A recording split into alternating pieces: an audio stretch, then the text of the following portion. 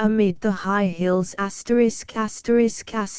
e-text prepared by Elinora, Susan Carr, and the online distributed proofreading team. http://www.pgdp.net, from page images generously made available by Internet Archive. https://archive.org. Note: images of the original pages are available through Internet Archive. See https://archive.org/details/miles00 Fraju oft amid the high hills Agents America The Macmillan Company 64 and 66 Fifth Avenue New York Australasia The Oxford University Press 205 Flinders Lane Melbourne Canada The Macmillan Company of Canada Limited St. Martin's House, 70 Bond Street Toronto India Macmillan and Company, Limited Macmillan Building, Bombay 309 Beaubazar Street Calcutta Indian Bank Buildings, Madras September Snow, Loch Carron, Rossshire. By Finlay Mackinnon. Amid the High Hills by Sir Hugh Fraser But on and up, where nature's heart beats strong amid the hills. Richard Monckton Milnes. A and C Black, Limited. 4, 5, and 6 Soho Square, London, W.1/1923 Printed in Great Britain by R&R Clark, Limited, Edinburgh. To all who love the high hills, and particularly to those, my dear kinsmen and friends, some of whom have passed to the great beyond, to whom I am indebted for many happy days on hill, loch, and river. Preface For many years past from time to time I have contributed articles on sport and natural history to various journals. It was recently suggested to me that I should publish these articles in book form, and I was fortunate enough to have friends who kindly offered to illustrate them. I have accordingly selected some of these articles, and have included others which have never been published before. Amongst the former are some which in the same or a slightly altered form have appeared in the Field, Country Life, the Scottish Field, the Salmon and Trout Magazine, and the Saturday Westminster Gazette. To the editors of these journals I tender my warmest thanks for their courtesy and kindness in allowing me to republish the articles in question. To my friends, Mr. Finlay Mackinnon, Mr. Vincent Balfour Brown, and Mr. Frank Wallace, I am greatly indebted for the pictures in color and black and white, and the pencil sketches which they have contributed.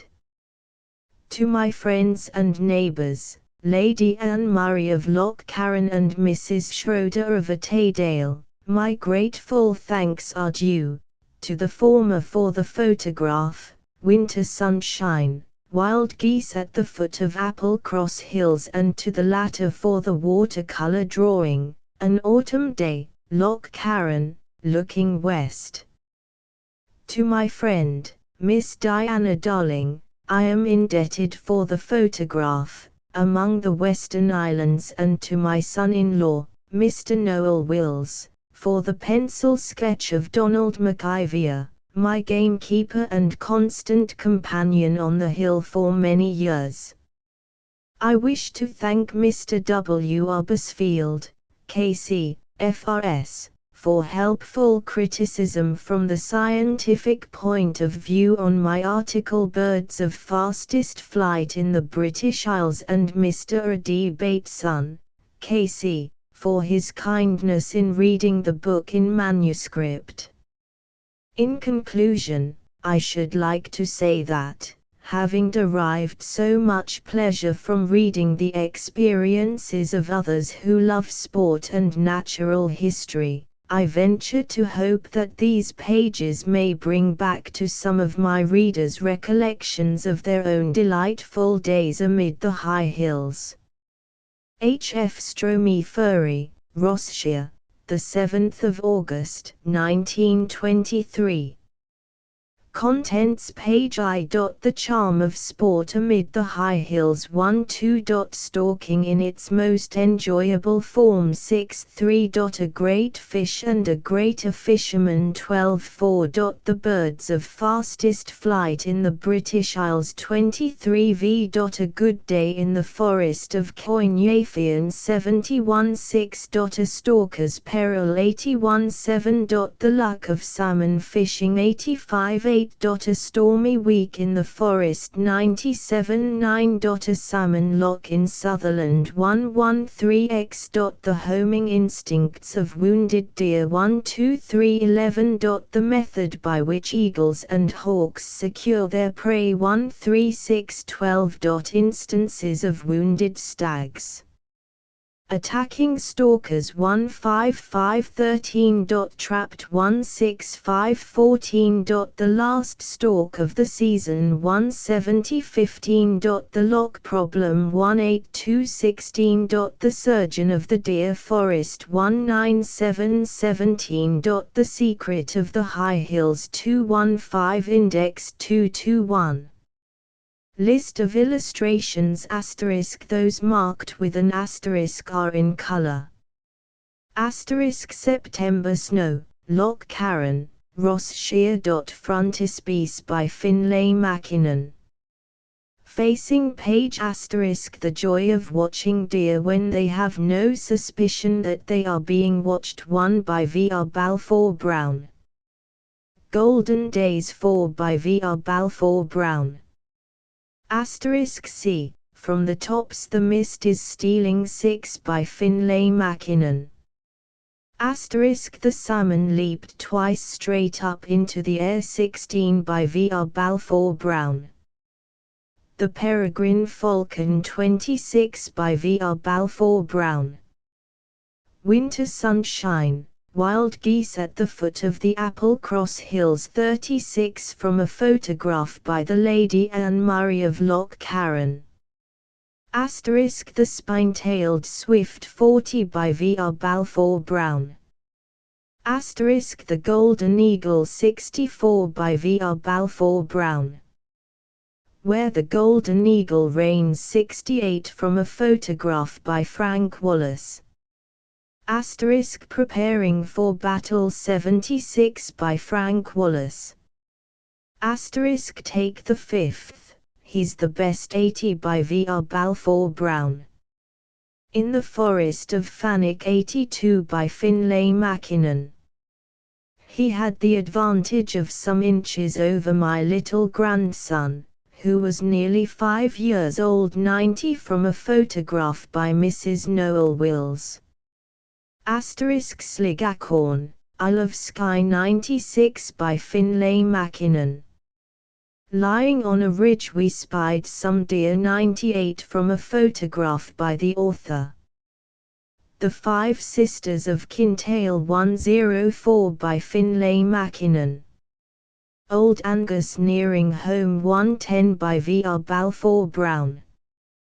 The Sanctuary, Kinlochew Forest 124 by Finlay Mackinnon.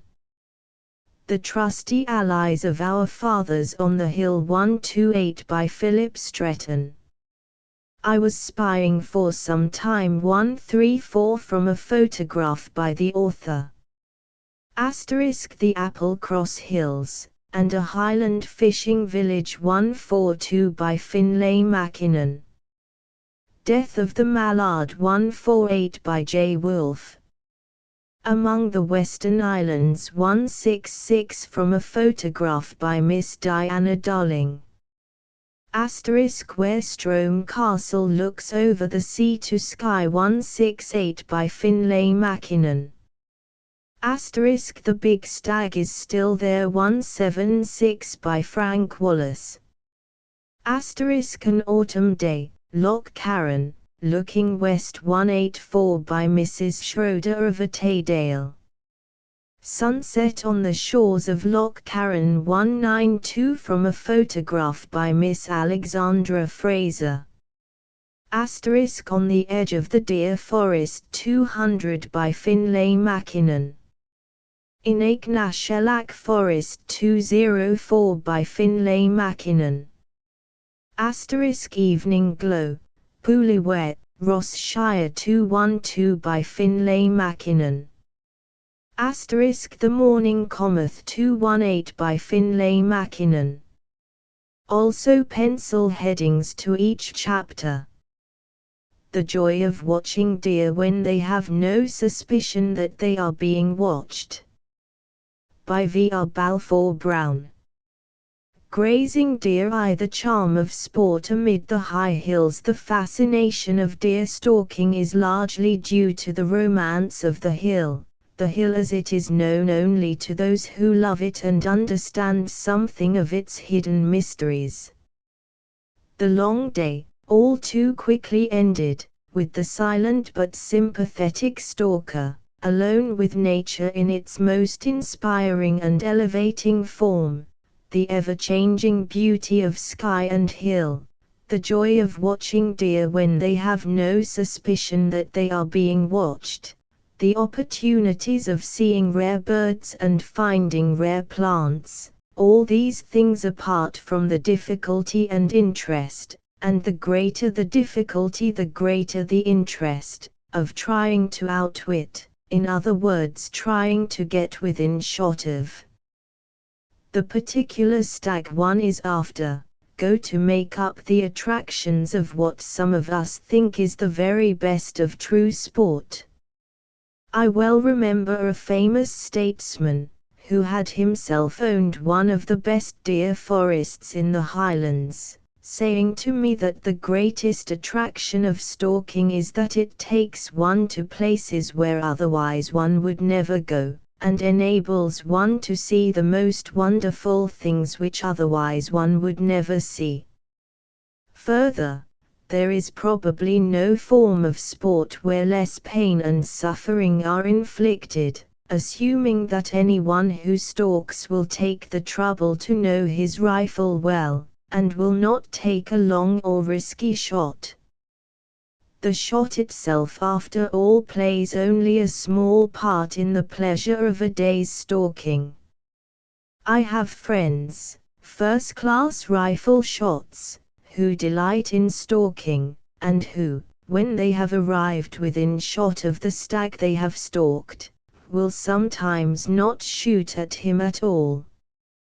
This would not always be easily accomplished by those who have strongly implanted within them the instincts of the hunter, or perhaps I should say the primitive man. Again, to pass from stalking, what is the real explanation of the intense enjoyment of ptarmigan shooting on the high tops after the close of the stalking season? I have more than once heard this described as the most enjoyable of all kinds of shooting. As is well known, on a still clear day the ptarmigan is the easiest of birds to shoot, but on a wild windy day one of the most difficult, twisting and turning with extraordinary rapidity. Neither this latter fact, however, nor the exhilarating and bracing air at the altitude where these birds are to be found wholly explains the enthusiasm of those who have had this sport. I have no doubt that the environment of the high hills and all that this means are largely the cause of this enthusiasm. The delights of grouse shooting, whether in the case of driven birds, or over dogs, are greatly increased by the same cause. Without entering upon the well-worn controversy as to the respective advantages and disadvantages of these two forms of sport, Is there anyone who has enjoyed both of them amid the hills, who has not ineffaceable memories of the vistas of marvelous beauty which he has reveled in again and again while waiting in his butt for the first birds of the drive, and, to change the scene, of the pleasures of many a glorious twelfth in the company of an old friend with whom he was in perfect sympathy?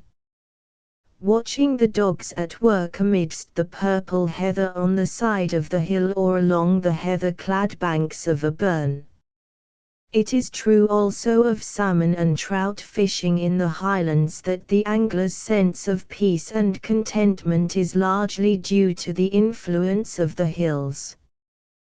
This is especially so in the golden days at the beginning of August, those glorious days before the serious fun begins, when the trout in the loch are more of an excuse than a serious ploy, when one discusses the growing antlers of the big heart on the home beat, when one basks in the sunshine of the high hills. Golden Days by V.R. Balfour Brown. Whilst writing what I have already said about stalking, I recollected the following verses, which I intend to keep and read for my encouragement in days to come, days which are, I hope, still very far off, northward bound. Once more, does your heart still beat with the old excitement as you wait where the Scotch expresses are? Does it answer still to the old indictment of a fond delight in the sleeping car, as it did when the rush through the autumn night meant the gate of desire ajar? Or has the enchanting task grown tougher, and has that arrow beyond you flown? For the hill that was rough enough is rougher, the steepest climb that was ever known, and the forest appalls a veteran duffer sorely beaten and blown. Oh! The years, they be rusty and mothy, oh! The flesh it is weak that once was strong, but the brown burn under the stone falls frothy, and the music it makes is a siren's song. Then the pony'll take you as far as the bothy, and that'll help you along. See!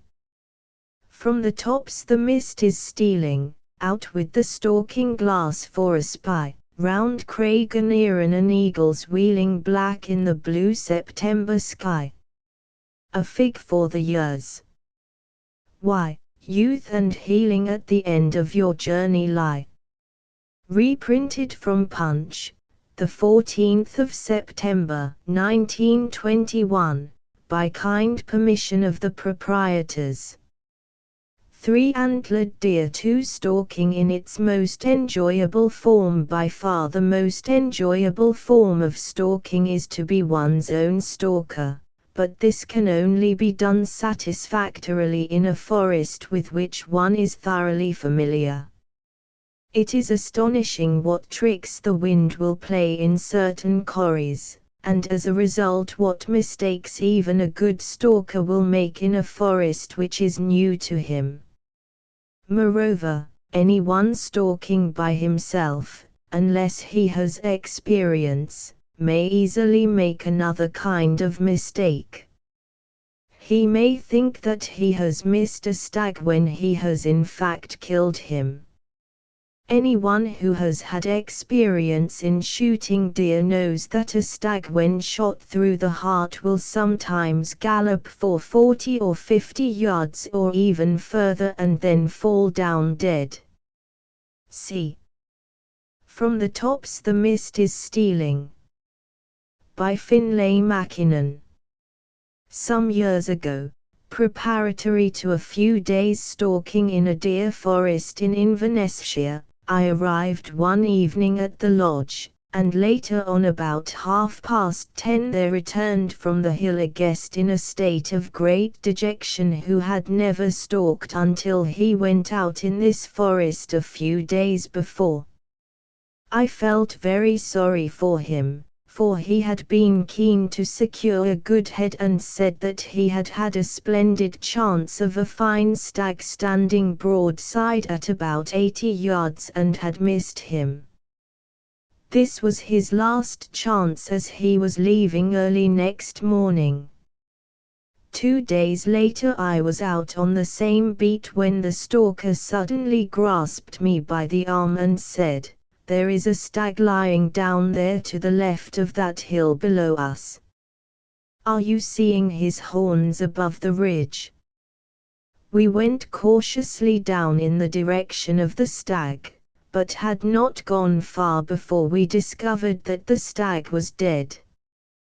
"That," said the stalker, "must be the stag Mr. X shot at 2 days ago." We examined the stag and found that he had been shot apparently through the heart from the knoll from which X had taken his shot. It was obviously the same stag. The stalker then told me that X wished to stalk the last 100 yards alone and had asked him to stay behind, that X had the shot and came back saying that he had missed the stag. Neither the stalker nor X had thought it worthwhile to look for the stag. In the case of X, who was a novice at stalking, I was not surprised, but I was amazed that the stalker had not done so, although he was young and not very experienced. So X secured a good head after all, and no doubt both he and the stalker learnt a lesson which neither is likely to forget, but at the cost to X of much unnecessary misery and humiliation and incidentally to his host of much good venison. It is sometimes difficult to be sure what is the result of one's shot, and it is a great assistance to have the opinion of an experienced stalker whether he has his glass on the beast at the moment the shot is fired or not. I was coming back one evening after a delightful day's stalking in Glen Carron, when the stalker McDonnell said, "One moment, sir, there is a stag down there just gone out of sight. If you can shoot off your knee downhill you will have a chance directly." I sat down and waited, and in a few minutes the stag appeared. I believed I was steady and on him in the right place. Directly I fired he galloped off. "I'm thinking you'd better shoot again," said McDonnell. "What's the use?" I replied, thinking I had shot the stag through the heart. However, as I spoke, I did shoot again out of respect to McDonnell, whom I knew to be a very experienced stalker, and the stag rolled over like a rabbit which has been shot in the right place. "Now we will see," I said, "where the 2 bullets went." "I'm thinking," said McDonnell, "you missed him the first time." "You may be right," I replied, "but I don't think so. One thing I know, and that is that if I did and had known it, I should probably have missed him with my second shot also." On examining the stag we could only find 1 bullet mark, and on skinning him we found that 1 bullet only had struck him, and that was through the heart. McDonnell no doubt thinks to this day that I missed the stag with my first shot, and killed him with my second when he was galloping, but I still have my doubts.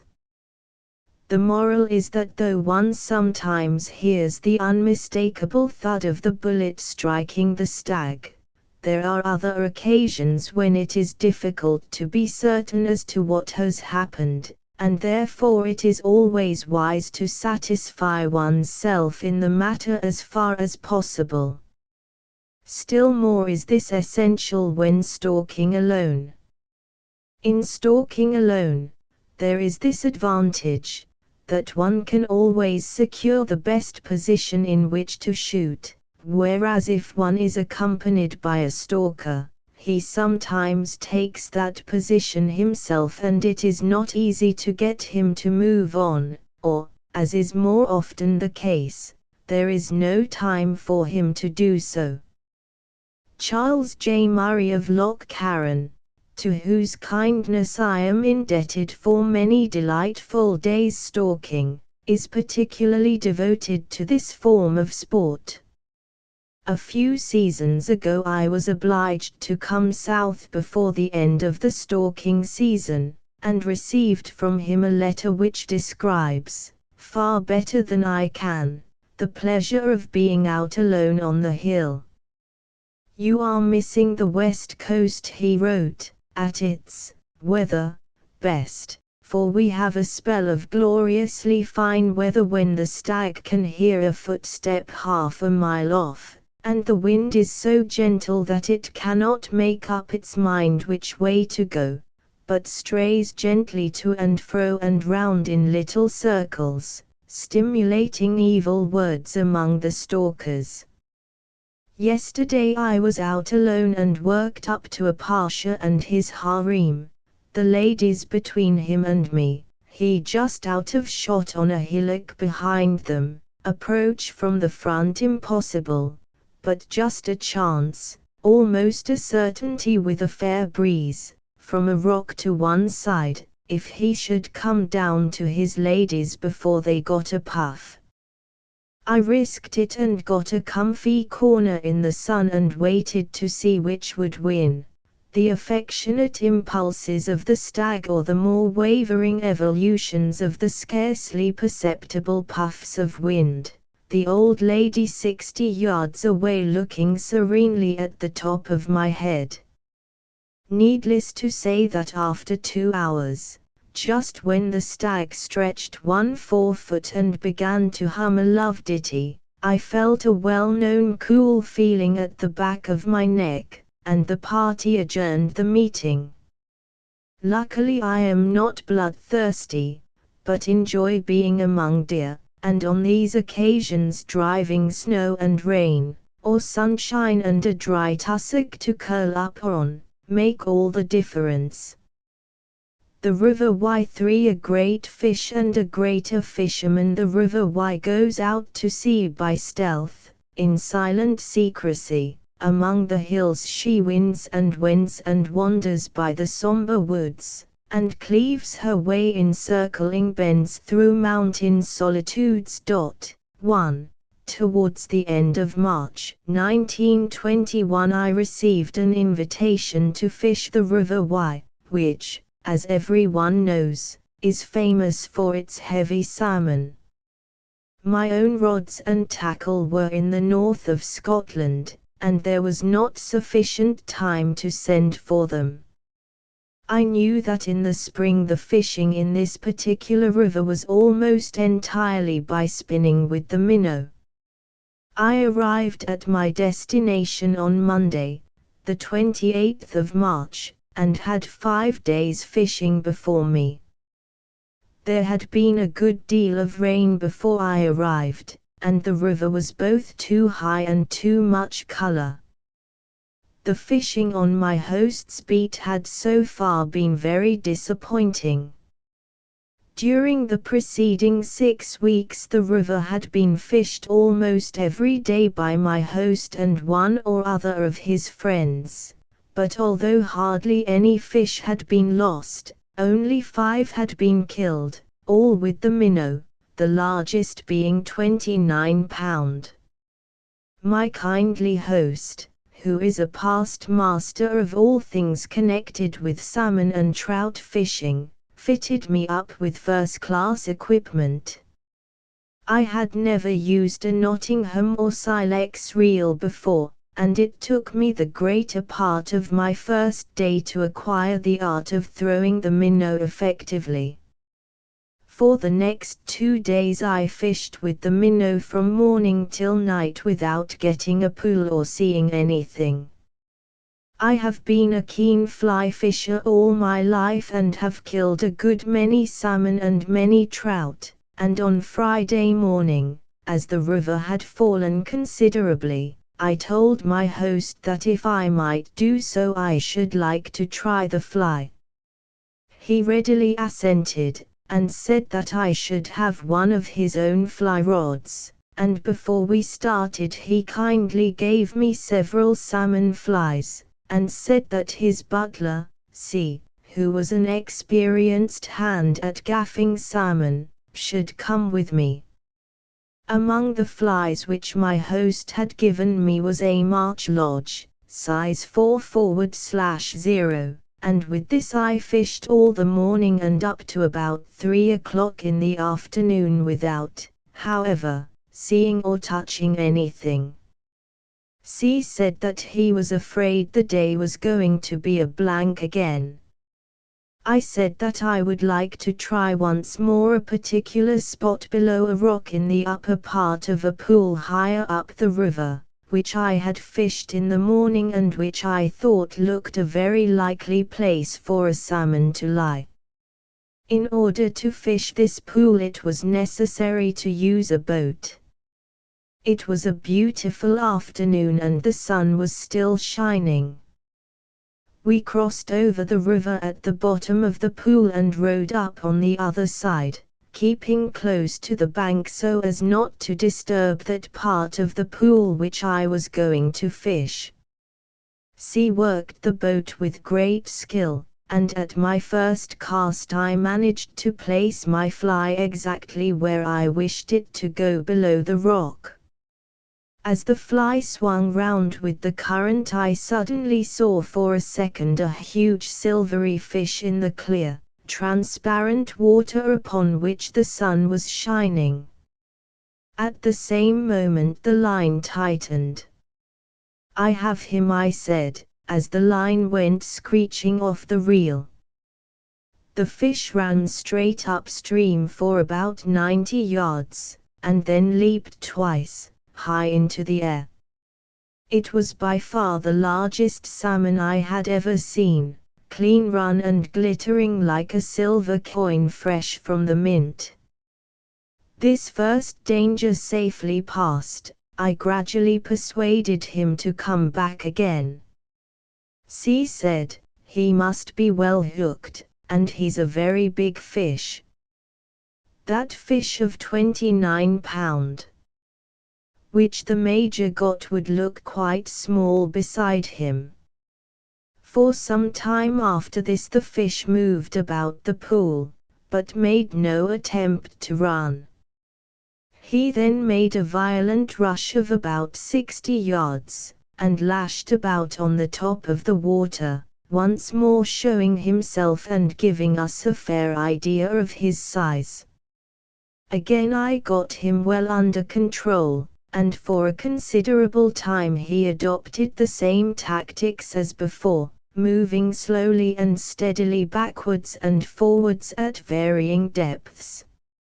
I had been thinking for some time that perhaps I had been rather too easy with him, and that I had not acted on the maxim with which, I suppose, almost every salmon fisher will agree, that one ought never to let a fish rest, and that a big fish may take hours to land if he is not worried enough.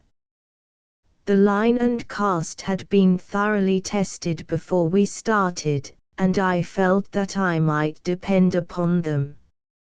C told me that as soon as I had hooked my fish he had looked at his watch, and that I had now had him on for an hour and 20 minutes. This greatly astonished me, as I had not realized how the time had gone. But it was nevertheless the fact, and I felt that we must do something to stir the fish. We accordingly decided to move a little way upstream. C had hardly begun to move the boat with this object in view when the salmon suddenly moved, and moved to some purpose. Neither I nor C had ever seen anything in the movements of any fish to compare with the strength and rapidity of that rush. The salmon went at a terrific pace, straight up the river as hard as he could go for about 110 yards, and then leaped twice, straight up into the air, about a couple of feet above the surface of the water, broadside on, showing that he was a tremendously thick fish. At the very moment he was in the air the reel fell off the rod, and at that moment I became conscious, although, of course, I had lowered the point of the rod when he leaped, that the great fish had parted company with me forever. "He has gone," I said, as with a sickening sense of disappointment I reeled in the slack line in the faint hope that he might still be on, having turned and come down the river again. But no, it was not to be, and the line soon came back to me, the cast having been broken about a foot from the end. C said not a word, nor did I for a time. No mere words are appropriate on such an occasion and cannot diminish the loss of a fresh-run spring salmon, so marvelously brilliant and beautiful, and in this particular instance probably half as large again, perhaps twice as large, as the biggest fish I have ever landed during the time, now more than 40 years, that I have been a salmon fisher. Within a short time I started fishing again, but the day was done and we saw nothing more. After the catastrophe I found that the reel had been loose, and that the wedges used to make it fit closely to the rod had shifted and finally fallen out in consequence of the rushes made by the fish.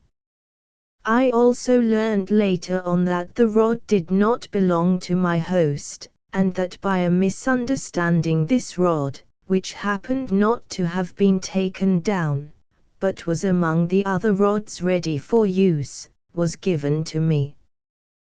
Probably, had I been warned about the reel, I could have prevented it from falling off, though whether this would have made any difference it is impossible to say, as many a good fish has broken the cast by falling back on it after jumping at the end of a long rush, and the more line there is out the more danger of losing the fish when he jumps. The salmon leaped twice straight up into the air. By V. R. Balfour Brown. In the words of one of the most experienced of fishermen, Mr. Horace G. Hutchinson, there is one antic that a fish may perform which may, if you are unlucky, defeat you, however quick and skillful you are, that is, if he jumps and falls back on the cast. If you do not drop the point of the rod so as to let the gut go slack when he jumps, you are nearly sure to be broken if he falls back on it. If you drop quickly enough, it is bad luck if you are broken, but it is bad luck which sometimes does befall. If much of the reel line is in water, the drop of the rod top does not communicate slackness to the cast quickly enough. The fish may come onto it when it is tolerably taut, result disaster. Being a Highlander and therefore of a superstitious race, need I emphasize the fact that the day of this, the greatest, tragedy of my life as a fisherman was a Friday, and that Friday the 1st of April. In this connection it is worth recalling that no references to April Fool's Day have been found in our earlier literature, and it seems that this country has derived the fashion from France, where April Fool's Day is a very ancient institution, and where the dupe is known as Poisson d'Avril. The April Fool in this story was the fisherman, not the fish. The following day, Saturday, I tried to make the most of my last chance and fished all day long, but without a sign of anything. Of course, there was a great discussion as to the probable weight of the fish, which had given both C and myself several opportunities of forming some estimate on the subject. We both agreed that it could not have been less than £35, and was more probably round about £40. But my story has an interesting sequel. On the following Monday I returned to London, and on the Tuesday, when fishing the pool which was the scene of the catastrophe, my host made a discovery which I can best relate by quoting from a letter which he wrote to me on the following day. Yesterday afternoon, he wrote, when fishing your famous pool I found what I feel pretty sure were the mortal remains of your big fish. He had fallen a prey to an otter, which after your long fight with him is easy to understand. He lay on a rock just above the place where you hooked him, and considerably below where you parted company. A large stake from the middle had been removed by his ultimate captor, but the head and tail portions were there. From examination of his head he had certainly been recently hooked firmly on the right side of the upper jaw. He was extremely thick, and must have been a most handsome fish of at least £35. I took home 2 or 3 scales, and his age appears to have been between 4 and 5 years. I subsequently learned that from its condition this fish had no doubt been killed some days before it was found, and as it seems highly likely it was the fish that had defeated me, it must somehow or other have got rid of the fly by rubbing it against the rocks, a feat which is generally believed to be by no means unusual and which in this instance would, no doubt, be rendered easier by the fact that the hook was a good-sized one, being about 2 inches long. C, who was with my host at the time, said that he also felt sure that it was the same fish. So it would appear that the victory of the great fish was after all short-lived, and that he was probably captured by a far greater fisherman than any mere mortal man, let alone my humble self. It is a very interesting fact that in the week before that in which I was fishing, among the salmon which were killed on the neighboring beats were 3, each of which weighed slightly over £41. It seems not unlikely, therefore, that my fish may have run up from the sea in the company of these splendid fish, and have been much the same weight as they were.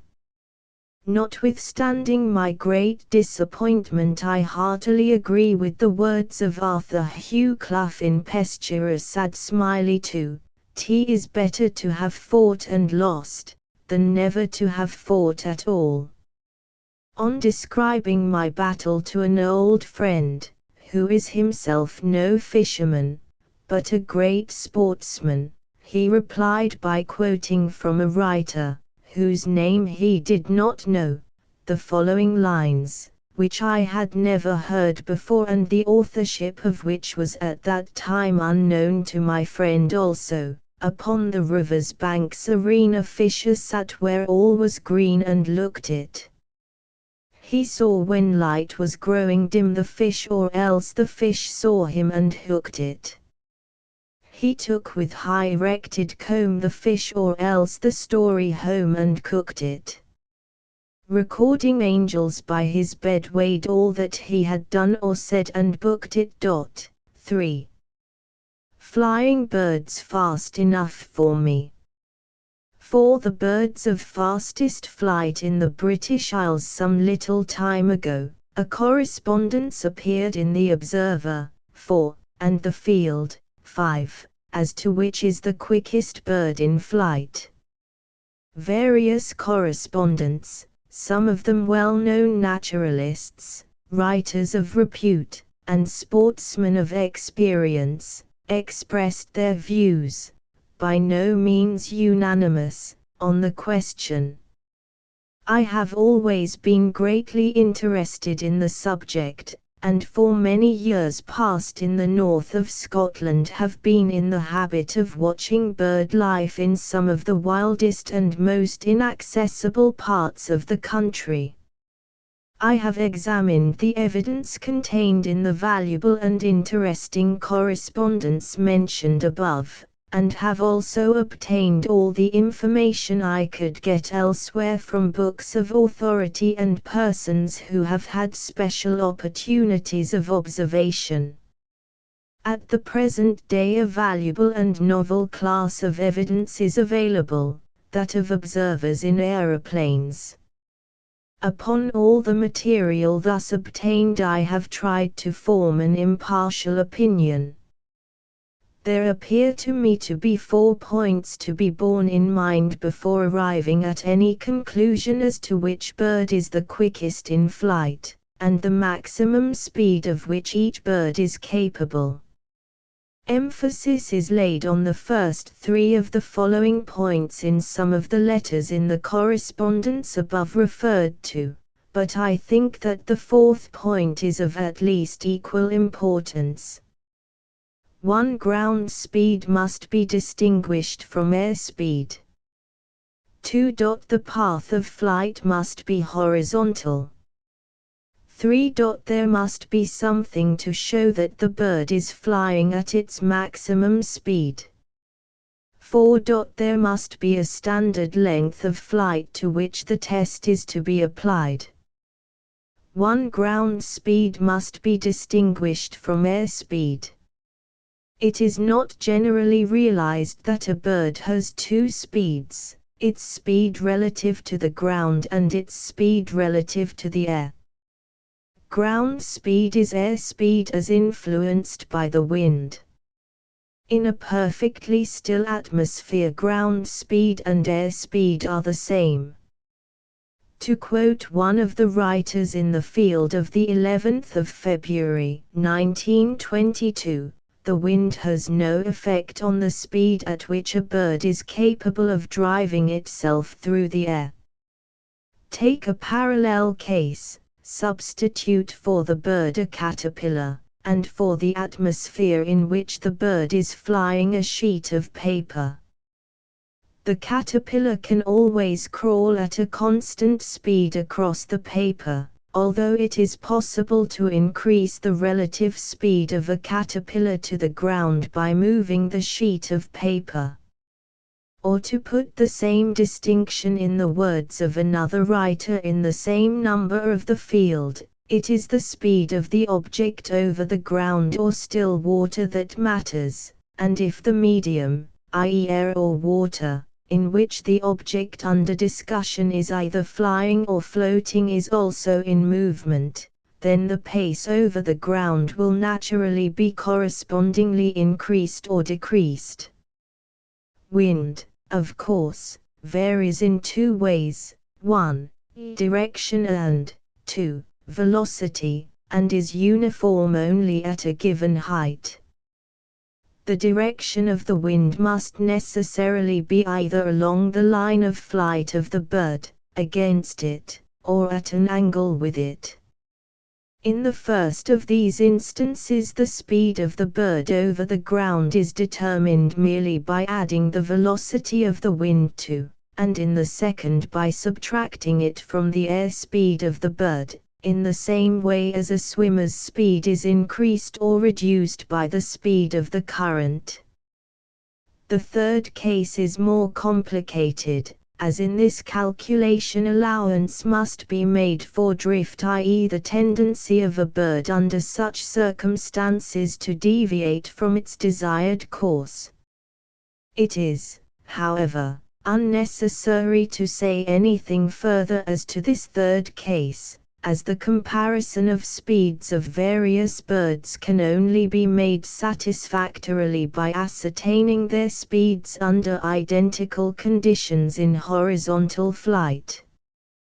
2. The path of flight must be horizontal.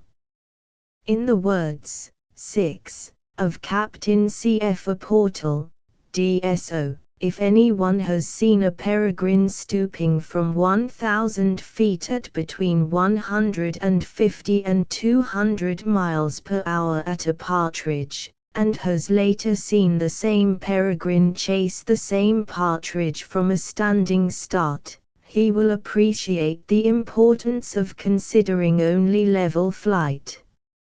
In the first instance, the hawk is nearly 100 miles per hour faster than the quarry. In the second, he can only just overtake it at all. There is no conceivable way of measuring the speed of these downward flights accurately, but no one who has done any hawking will deny that 120 miles per hour is within the power of a great many species. When we come to consider level flight, there is a very different story. The Peregrine Falcon, by V.R. Balfour Brown. 3. There must be some evidence to show whether the bird is flying at its maximum speed or not. As was recently pointed out in an interesting article, 7, by Colonel R. Maynard's Hazen, DSO, birds have two speeds, a normal rate, which is used for everyday purposes and also for migration, and an accelerated speed, which is used for protection, or pursuit, and which in some cases nearly doubles the rate of their normal speed. Some of the heavier birds can probably only accelerate to a slight extent. In this conclusion I am naturally accepting courtship flight, which is usually of an accelerated nature. To quote the words of Major C.R.E. Radcliffe Sad Smiley 8, the only possible test we can accept is where two birds are matched one against the other, and we are certain they are both trying their hardest. No better test than this is the case of a hawk pursuing its quarry, when it means to one of them its food and to the other its life.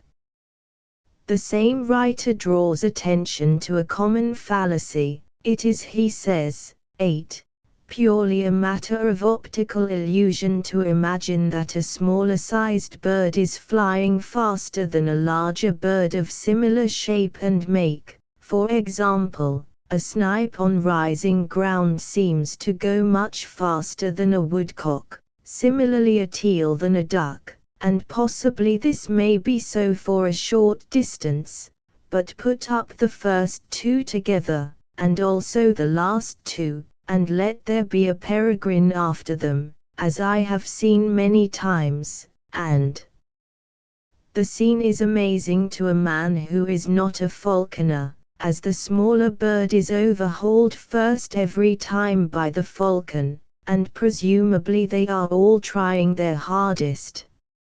I have dozens of times put up a peregrine over ponds and marshes where teal and ducks were sitting together, and then flushed the wildfowl all simultaneously. In every case without any exception the first bird overhauled and brought to the ground has been a teal, and in the case of a long flight, when every bird has been flying for its life, the further they go the further the teal lag behind the wild ducks. The same remarks apply to woodcock and snipe, to black game and grouse, to pheasants and partridges, all of which I have flushed simultaneously in front of hawks. In dealing with the same point in a letter written to me, Major Radcliffe makes the following interesting observations. Few people realize that a pheasant flies much faster than a partridge when they have both been going a short distance. If you flush an old cock pheasant and a covey of partridges together in a big field of turnips, you will see the partridges are quickest off the mark and away with a bit of a lead, but the pheasant will catch them, and be first over the fence if they have 200 or 300 yards to go. Again take as an example a woodcock and a snipe. I have several times flushed these two birds together, and in no time the woodcock has left the snipe far behind him, and yet I believe that 99 sportsmen out of 100 would say the snipe flies faster than the woodcock. I have seen woodcocks give my hawks some great long-distance flights before they are overtaken and turned, but a snipe has no show at all when trying to keep ahead of a peregrine or merlin in straight flight. In his letter to the field already referred to, Major Radcliffe further says, "There is no doubt whatever that the heavier bird of similar type is far the faster on the wing when once it gets going." It was suggested in one of the letters to the field that whilst this is no doubt the general rule, there is at least one exception to it. If asked, said the writer, to quote any instance when the smaller bird is faster than a larger one of similar type, I should say that the pochard, Fuligula fiorina, is faster on the wing than the common mallard, as I have seen the former pass mallards on the wing when both have been flying before a falcon.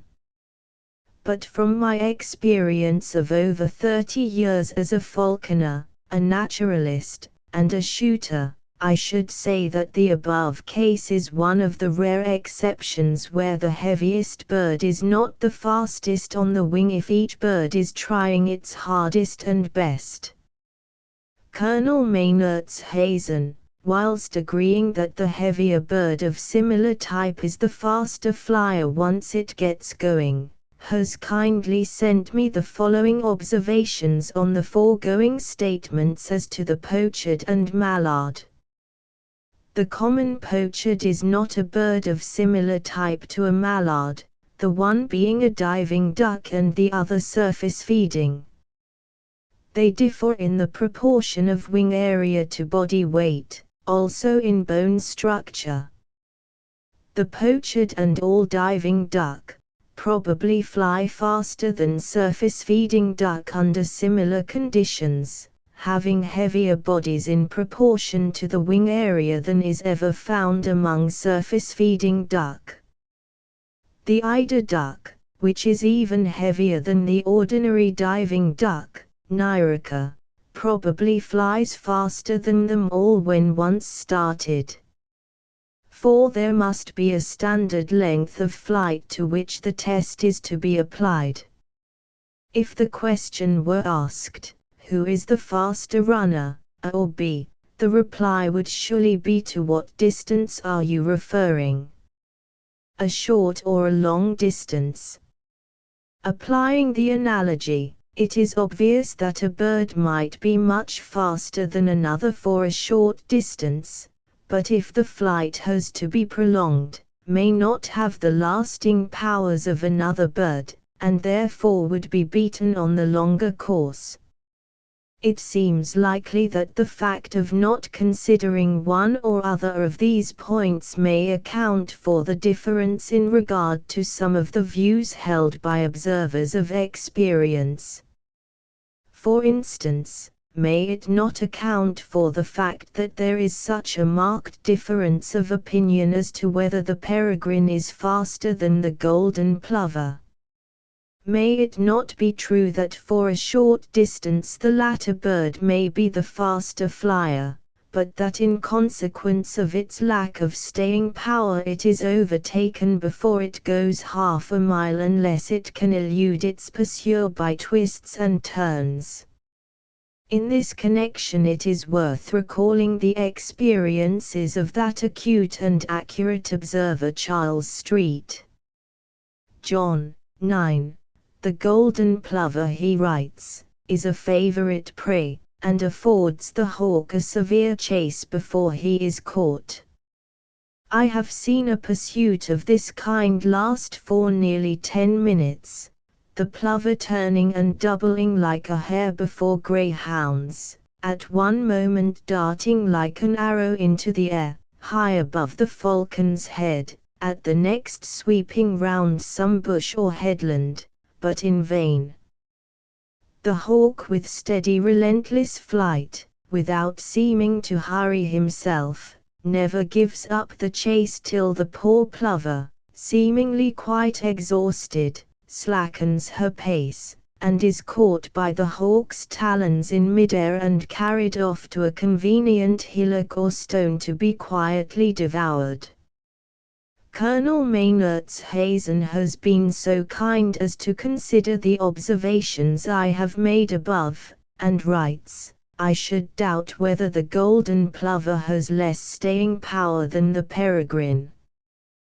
The former migrates long distances, thousands of miles, in the case of the American golden plover, a bird almost identical with ours, which goes from Labrador to Brazil by sea, whereas the peregrine is nowhere believed to be a regular or persistent migrant over long distances.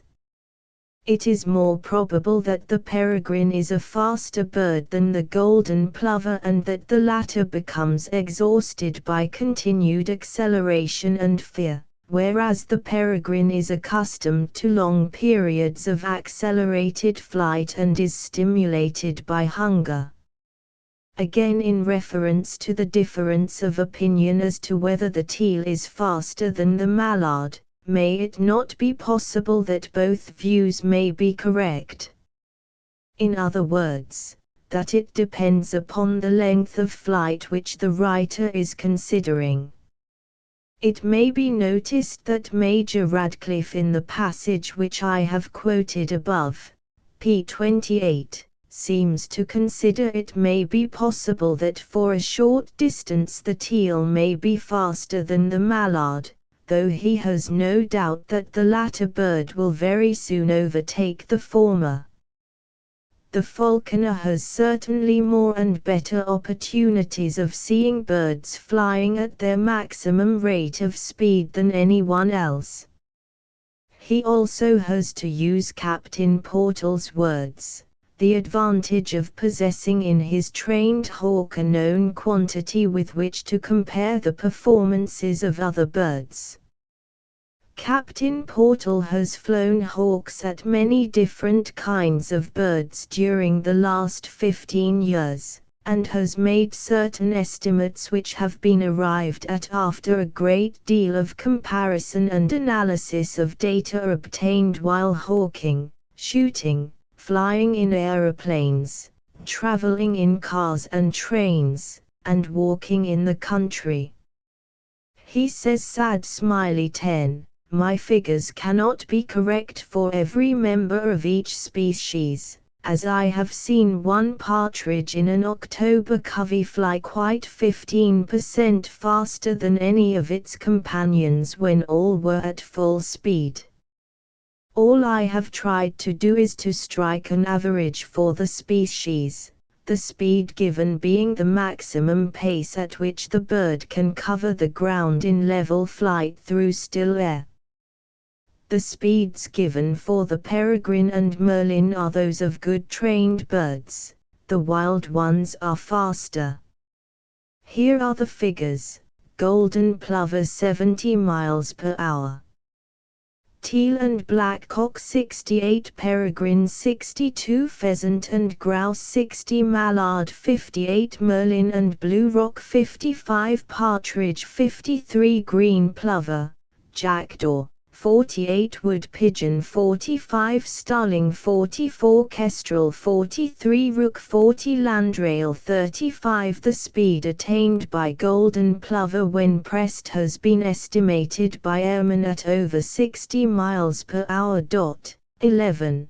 Colonel R. Maynard's-Hazen, from whom I have also quoted above, states that he finds, after eliminating abnormal conditions and observations based on meager evidence, that the normal and migratory flight in miles per hour, ground speed, is as follows: ducks 44 to 59, geese 42 to 55, waders 34 to 51, but mostly from 40 to 51, starlings 38 to 49, falcons 40 to 48, corvidae 31 to 45, tame pigeons 30 to 36, the smaller passers 20-37. Amongst the birds which are claimed by different high authorities to be the fastest British birds are the swift, the peregrine,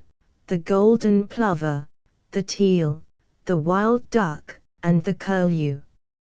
It is curious that in the various controversies on the subject no one appears to have contended that the golden eagle may possibly be the fastest flyer amongst British birds.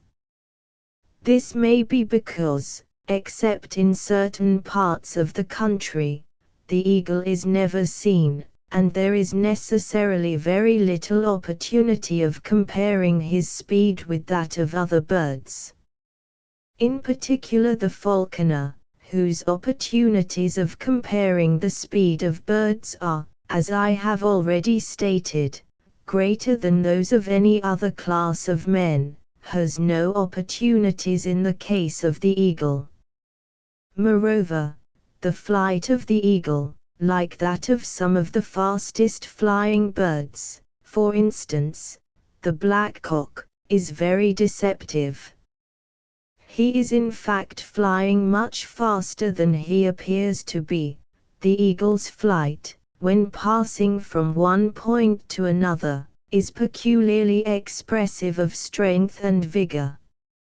He wends his way with deliberate strong strokes of his powerful wing, every stroke apparently drawing him on a considerable distance, and in this manner advancing through the air as rapidly as the pigeon or any other bird which may appear to fly much more quickly. 12. Winter sunshine, wild geese at the foot of the Applecross Hills. From a photograph by the Lady Anne Murray of Loch Carron. The answer to the question, which of the two birds, the eagle or the peregrine, is the faster flyer, must even on a horizontal flight be a matter of pure conjecture. On the one hand, the peregrine has the advantage of pointed wings which make for increased wing power and speed, whilst the eagle's wings are rounded. On the other hand, there is a great similarity between the general build and structure of the two birds, and there is the fact emphasized by Major Radcliffe in the letters from which I have quoted above, that, as between two birds of different size but of similar shape and make, the larger and heavier bird will almost invariably fly faster than the smaller and lighter one once the former really gets going. It is, of course, true that the peregrine is much quicker in its movements and more agile than the eagle. It is constantly under the necessity of flying at its fastest, which the eagle is not, in order to secure its food. In other words, to use the language of a stalker in discussing this question with me, the peregrine requires a warm diet, and lives on its prey. The eagle, on the other hand, will eat carrion. The peregrine is probably quicker off the mark than the eagle, but this does not necessarily mean that he flies more quickly than the eagle once the latter gets going.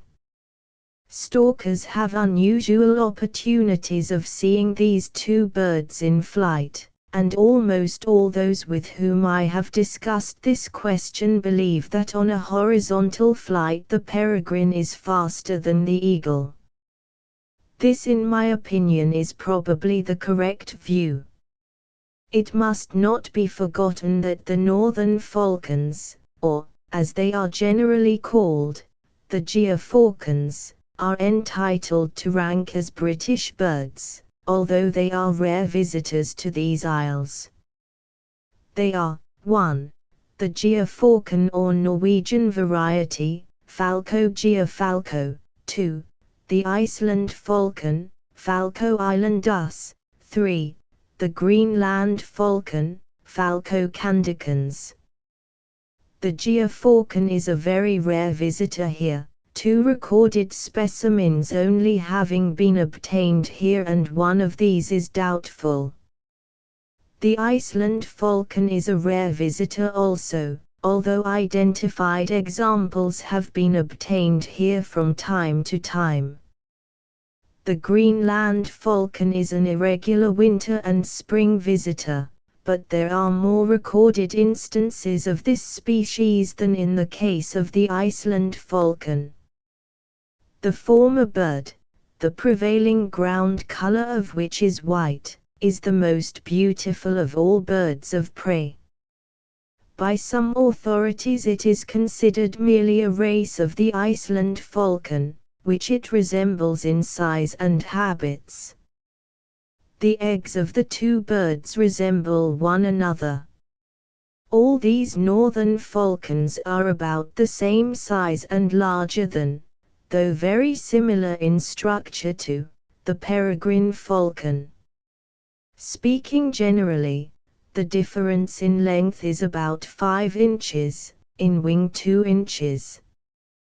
They have been very highly valued in Europe for hawking, and, as would be expected from their superior size and similar structure, are undoubtedly faster than peregrines. Writing in the Field for the 15th of March, 1923, Major Radcliffe says sad smiley 13, all the geofalcons are much faster on the wing than peregrines, and having trained and flown both species of these falcons for many years I have been enabled to prove this beyond doubt. The swift has still to be considered. There are 3 species of swifts which rank as British birds: the common swift, Cypselus apus, the alpine swift, Cypselus melba, and the spine-tailed or needle-tailed swift, Acanthylus caudacuta or Chaetura caudacuta caudacuta. The alpine swift is a rare visitor here, only about 30 having been satisfactorily identified at different times from April to October in different parts of these islands, but chiefly in the southern part of England. It breeds in mountains throughout Central Europe, and eastwards to India. The spine-tailed swift is even a rarer visitor here, only 2 recorded instances of specimens having been obtained, one in Essex in 1846 and one, said to have been in company with another, in Hampshire in 1879. It breeds in the mountains of northeastern Asia, and in winter goes as far south as Australia. The spine-tailed swift. By V. R. Balfour Brown. Swifts are perhaps the most powerfully winged, in proportion to their weight, of all British birds. Their form is that which has been found to make the fastest sailing vessel, full forwards and lengthened, and tapering backwards. The difficulty in regard to these birds, and particularly in regard to the alpine swift and the spine-tailed swift, is to obtain the necessary opportunities and conditions for comparing their maximum speed with that of other very fast birds. It is difficult to realize merely from a consideration of the description and measurements of these 3 swifts in the authoritative works of ornithologists how much larger the alpine swift and spine-tailed swift are than the common swift. I have had opportunities of handling and examining the stuffed specimens of these birds in the British Museum, Natural History, at South Kensington, and should like to acknowledge here the courtesy and assistance given to me at the museum by Mr. W. P. Pycraft, Dr. P. R. Lowe, and Mr. N. B. Kinnear. The actual measurements of the three birds are as follows: length, wing.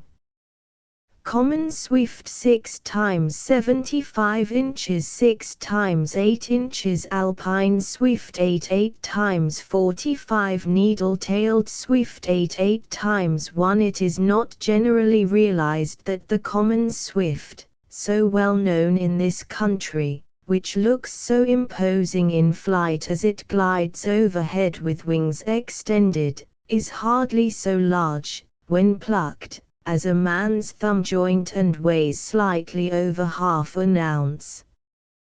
Bearing in mind that as between two birds of the same build and structure the larger will, when it gets going, fly faster than the smaller one, it would naturally be expected, as is the undoubted fact, that the alpine swift and spine-tailed swift are faster flyers than the common swift.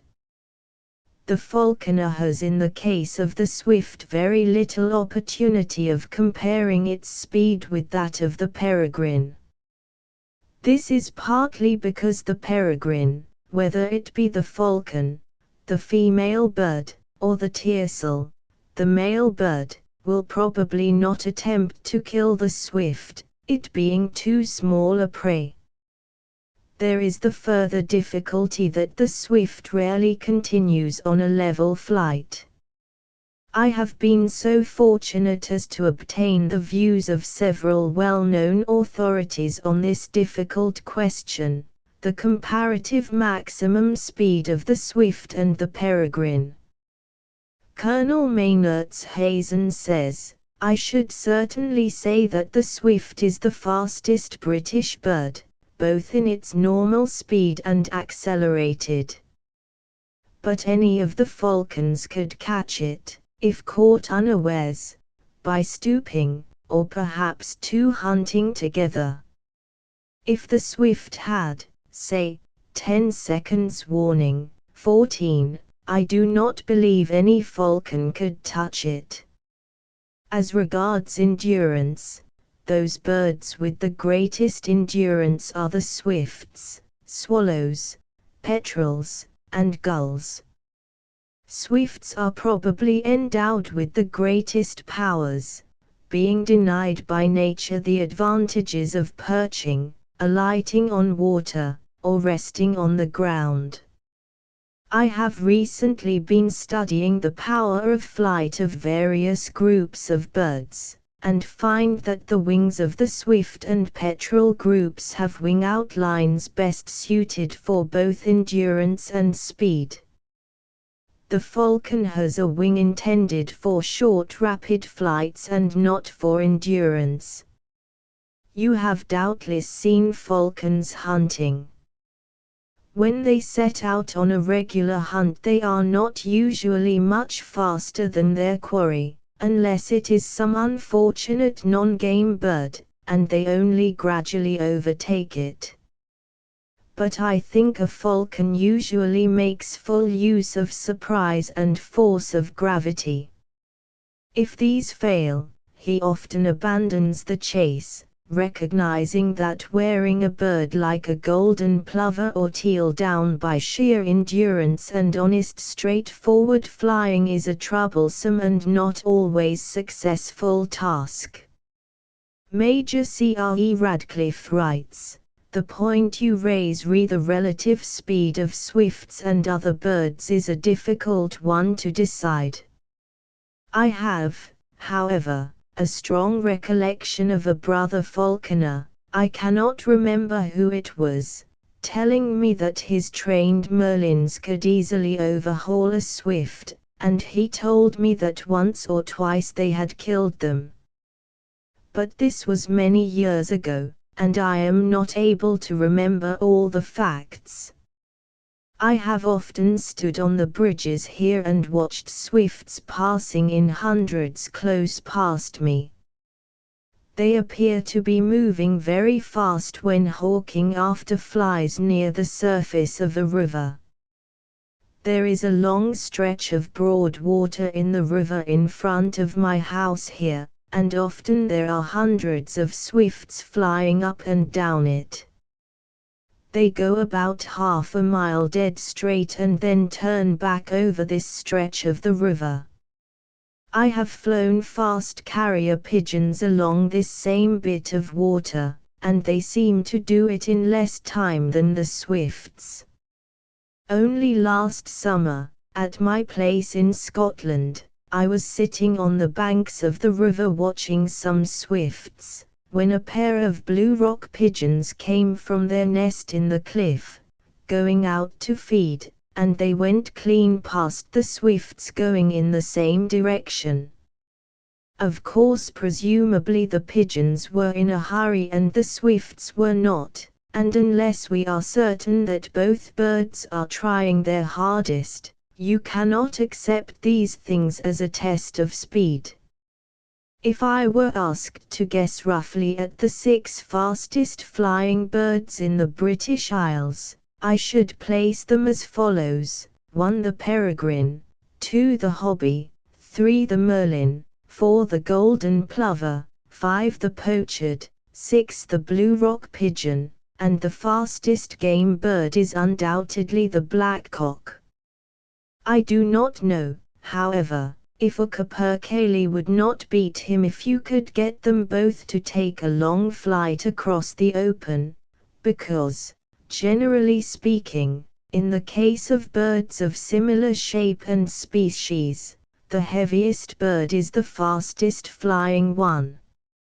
Captain G.S. Blaine, another falconer of long and varied experience, has also been so kind as to give me his opinion on this question. He writes, "I cannot say whether a peregrine falcon could overtake and kill a swift, but I do not think it would ever attempt the feat. Falcons do not, as a rule, attack small birds. The male or teasel will sometimes stoop at them, but more in play than in earnest. The female, I should think, would never attempt to catch anything smaller than a thrush or starling. It is very difficult to estimate the relative speed of different birds. To do so, one would have to judge correctly of the time taken in passing a measured distance on a straight course. Very few birds, especially swifts, fly absolutely straight ahead. A hobby has been known to catch swifts and swallows, and possibly a merlin would do the same. A peregrine can fly faster than a merlin, but it would not be so quick in turning and following a bird.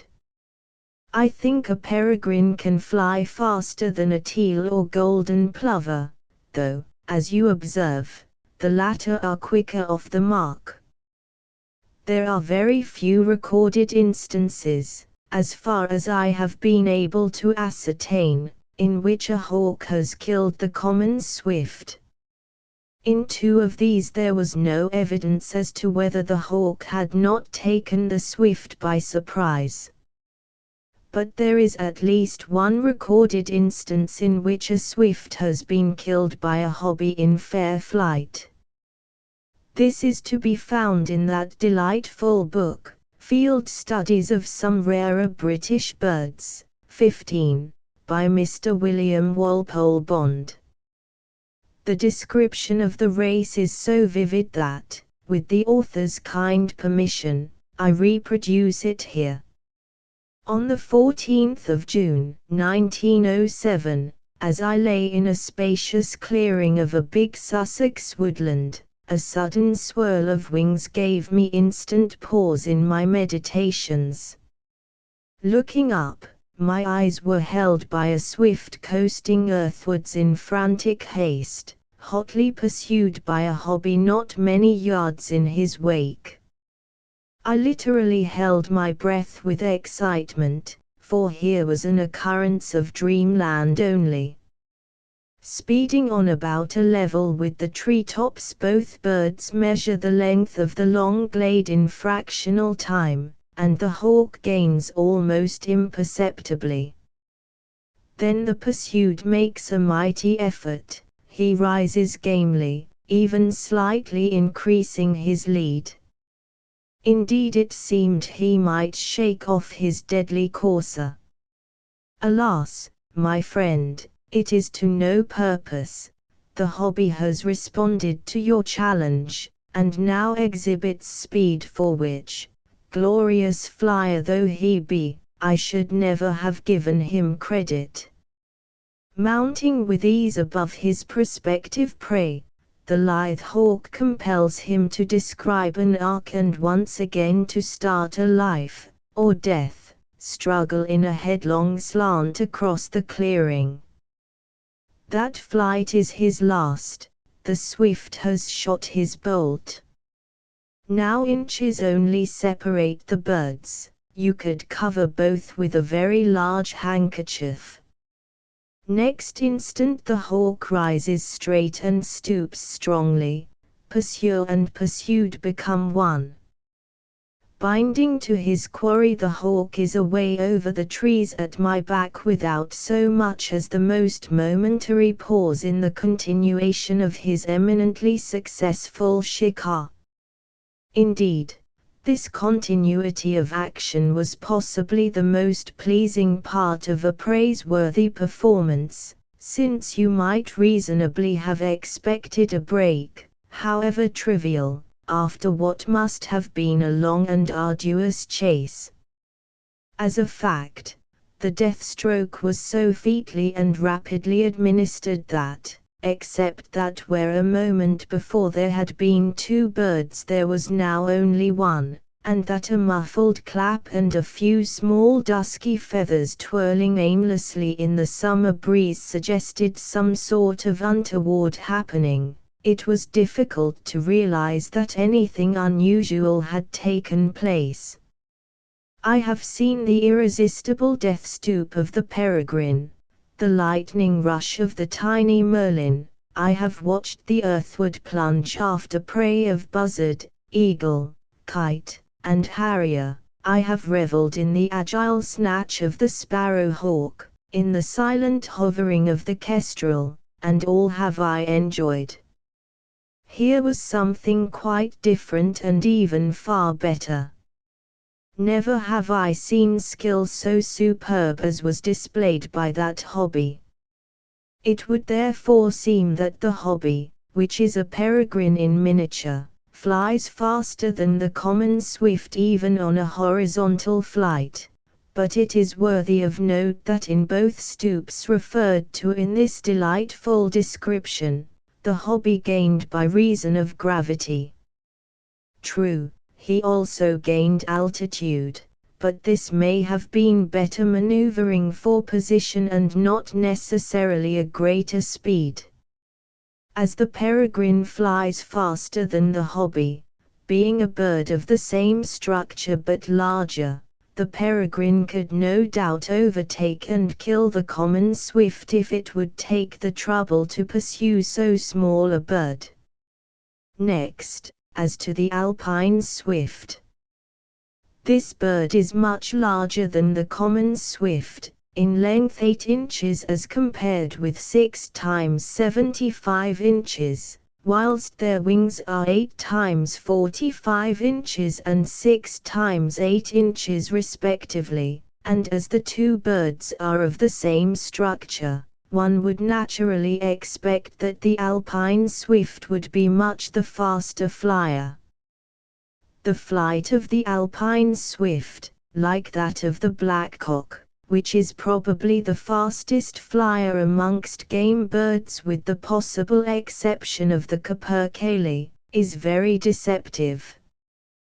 Colonel Maynard's Hazen, in the article already mentioned, describes some observations from an aeroplane in regard to the flight of a large flock of common swifts feeding at an altitude of 6,000 feet over Mosul in Mesopotamia.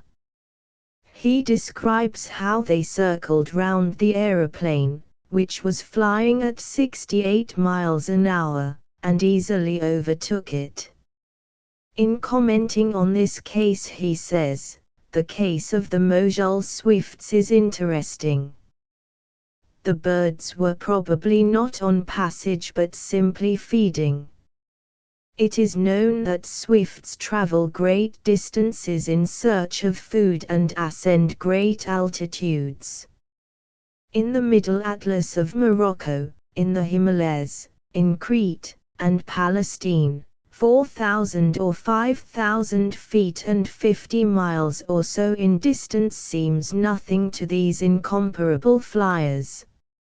I have had splendid opportunities of observing the alpine, common, and spine-tailed swifts, Chaitura, and it has been a great disappointment to me that I have never been able to get a satisfactory estimate of their rate of flight, as they never continue on a level course. On a small island on the coast of Crete I was recently given a good exhibition of what an alpine swift can do.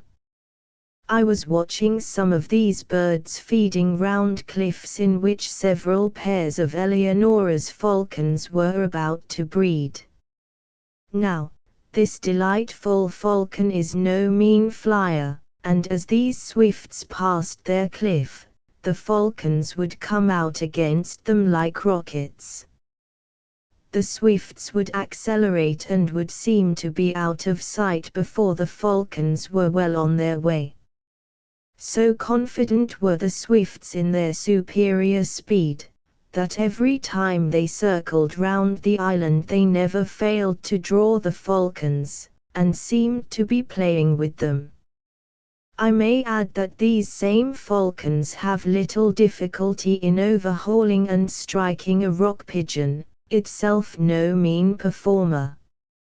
I have also seen on record the case of falcons and swifts somewhere in India, where the former failed time after time to come up with his quarry. I, unfortunately, cannot trace the reference. I hesitate even to guess at the speed to which a swift can attain when the necessity arises, but the main point is that this, the fastest of birds, can increase his feeding speed of, say, 70 miles per hour, to a velocity which must exceed 100 miles per hour.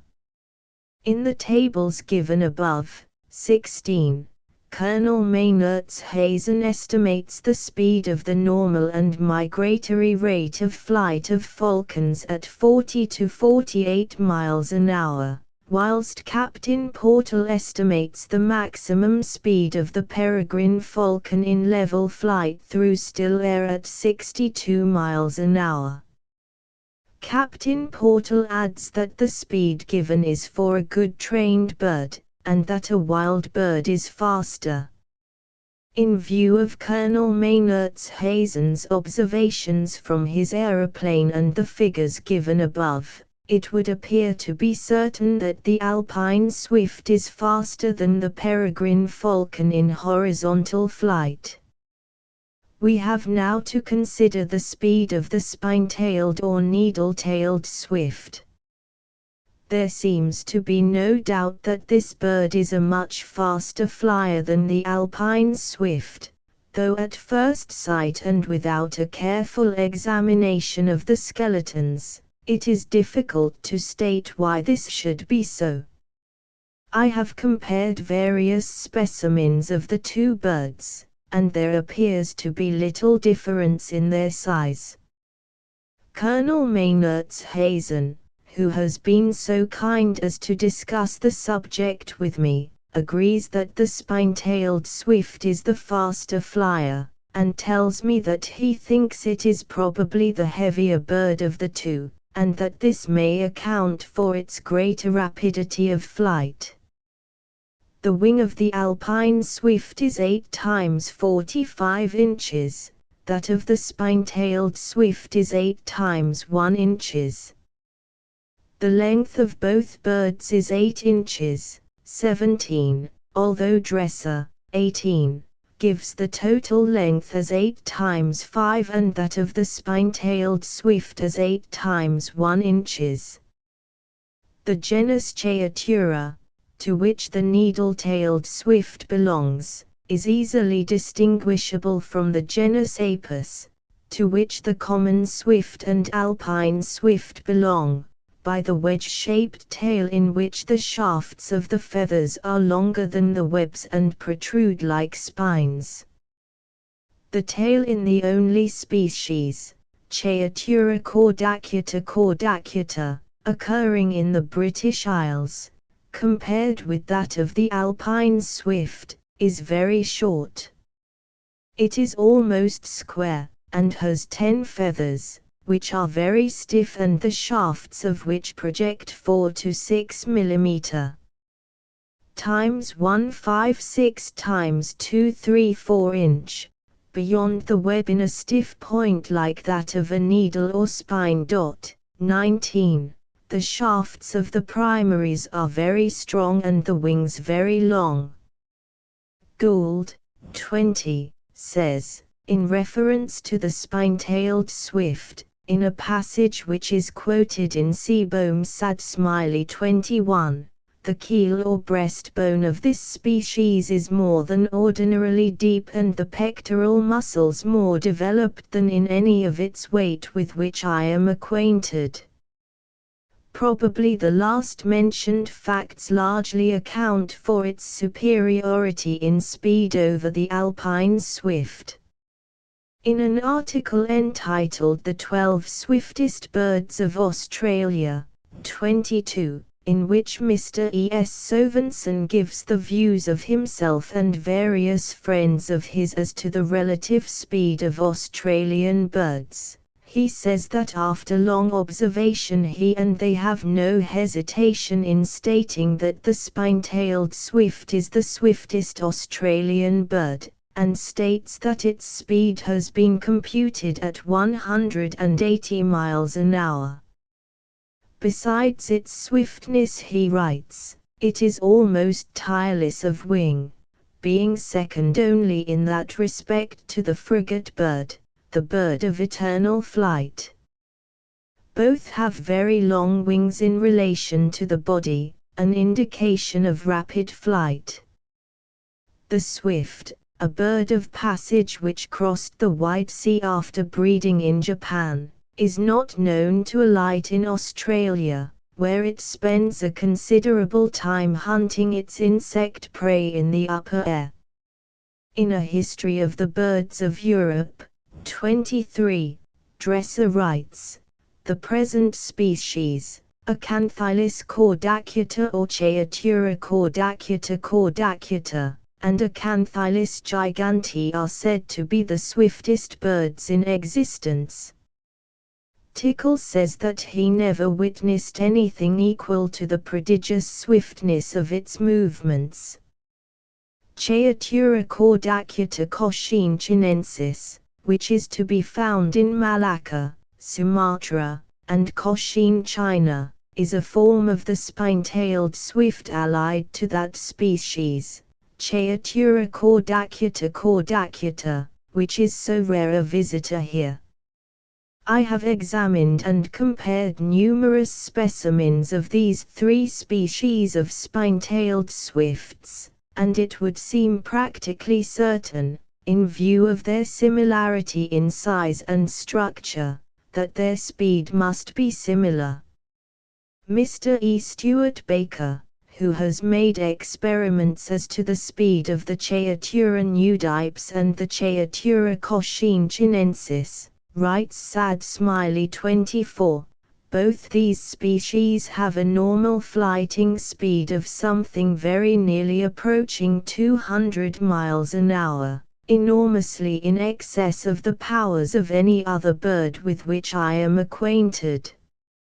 In North Kachar, Assam, these birds used to fly directly over my bungalow in Hafling, flying thence in a straight line to a ridge of hills exactly 2 miles away, and when over the ridge at once dipping out of sight. We constantly timed these swifts and found that stopwatches made them cover this distance in from 36 seconds to 42 seconds. i.e. at a rate of exactly 200 miles an hour to 171 times 4. Writing of the Chayaturan Udipes, Mr. W. T. Blamford, FRS, says Sad Smiley 25. This and the other large spine-tails are, I believe, absolutely the swiftest of living birds. Their flight far exceeds that of the alpine swift, and I doubt if any falcon can approach them in speed. They are generally seen in scattered flocks that play about for a time and disappear at a pace that must be seen to be appreciated. The same ornithologist refers, 26, to the Chayaturia indica or brown-necked spine-tailed swift, which is a larger species, length about 9 inches, tail 2 times 6, wing 8, tarsus 6 times 8, as being equal or possibly even superior in speed to Chayaturan Udipes. So wonderful is their flight that Mr. H. R. P. Carter remarked that a flock of alpine swifts, passing over immediately after some of the present species, seemed to fly like owls after the arrow-like speed of the spine-tails. I think, therefore, that if the speed in horizontal flight is alone to be considered, the spine-tailed swift is the fastest bird which flies in the British Isles, that the alpine swift comes next, then come the northern falcons, or as they are usually called, gyr falcons, and the peregrine falcon, in the order named, except in the case of a very short flight, in which case the golden plover and teal, being faster off the mark and better sprinters, will fly more quickly than the falcons, though they will, when the latter really get going, be gradually overtaken. There remains for consideration the speed of the golden eagle and falcon in their downward flight, when stooping at their prey. There is no certain method of comparing their respective speeds in this unique kind of flight either with one another or with the speed of other birds which never fly in this way. In considering the question of the relative speed of the two birds in this particular kind of flight, I will first deal with the matter on principle and then consider such evidence of eyewitnesses as I have been able to obtain. The falcon has of course one great advantage over the eagle as regards equipment for swift flight. He has the long pointed wings typical of the true falcon, whereas the eagle has rounded wings. As between birds of similar size and spread of wings, the bird with pointed wings is faster than the one with rounded wings. Thus a blackcock is undoubtedly faster than a pheasant although their bodies are about the same size. Or to be more accurate, the blackcock is rather smaller than the pheasant. A striking instance of this was recently given in the Field, 27, by Mr. G. Denho Mama, who wrote, "Some years ago a friend asked me to come to Argyllshire late in the autumn to shoot some black game which lived in the birch and fir woods hanging along the lower parts of the hills. Our method was to place ourselves in a break in the line of woods at the bottom of the hill, sending 2 or 3 men to drive the wood towards us. The result was usually very high birds flying downhill and very fast. On several occasions at the same time came a blackcock and a cock pheasant, of which there were a few in almost every drive. Incidentally, most of the pheasants we shot were old birds with long spurs, so were very strong on the wing.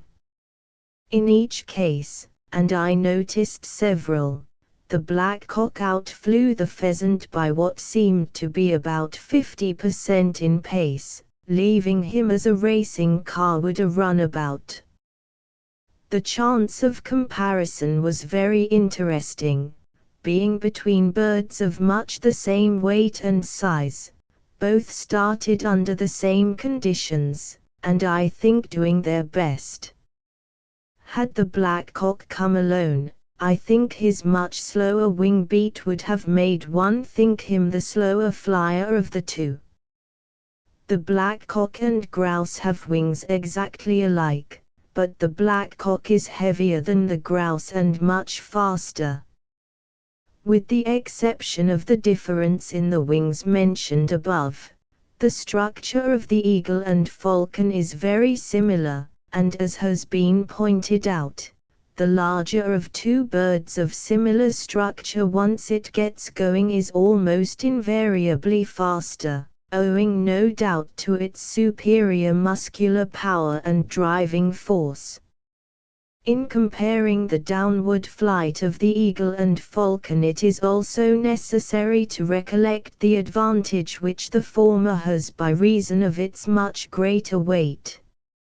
It is difficult to obtain thoroughly reliable records of the weights of the golden eagle and the different falcons, but so far as I can ascertain, the weight of the eagle varies from 8.5 to 12.5 pounds, that of the gyr falcon from 3 to 3.75 pounds, and that of the peregrine from 2 to 3 ounces under 2 pounds to 2.75 pounds, in each case of course the female bird being heavier than the male.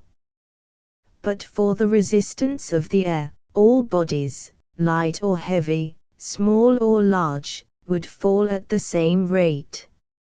In fact, however, as velocity increases, a notable air resistance is set up which increases rapidly. The velocity of a body falling freely in vacuo is over 40 miles per hour at the end of 2 seconds, over 60 at the end of 3 seconds, and so on. We all know by experience the great force exerted by a wind of a velocity even as low as 30 miles an hour, which most people would call a hurricane. But it is not perhaps so generally known that in proportion to its weight, other things such as shape and specific gravity being similar, a small body experiences much greater resistance than a large body. The resistance of the air to the fine particles of vapor which constitute a cloud is such that they only fall at the same rate of a few feet per hour. And in the case of two birds of similar shape and specific gravity, but one 8 times the weight of the other, the larger bird would ultimately attain a velocity roughly twice as great as the other, if both fell for a sufficient distance to attain their limiting velocities, i.e. the velocity at which the resistance offered by the air is equal to the attraction of gravity. Similarly, if the one bird were 4 times the weight of the other, the velocity ultimately attained under the conditions mentioned would be roughly 1.5 times as great as the other. In notes by an old stalker in the field for the 9th of September, 1922, p. 370, there appears the following interesting account of a duel between a golden eagle and a peregrine which the writer himself witnessed. Although by a long way our most powerful bird, the eagle is by no means a match for some much smaller combatants. Once I saw an eagle soaring placidly along when from a range of precipices immediately below him a falcon shot up into the air.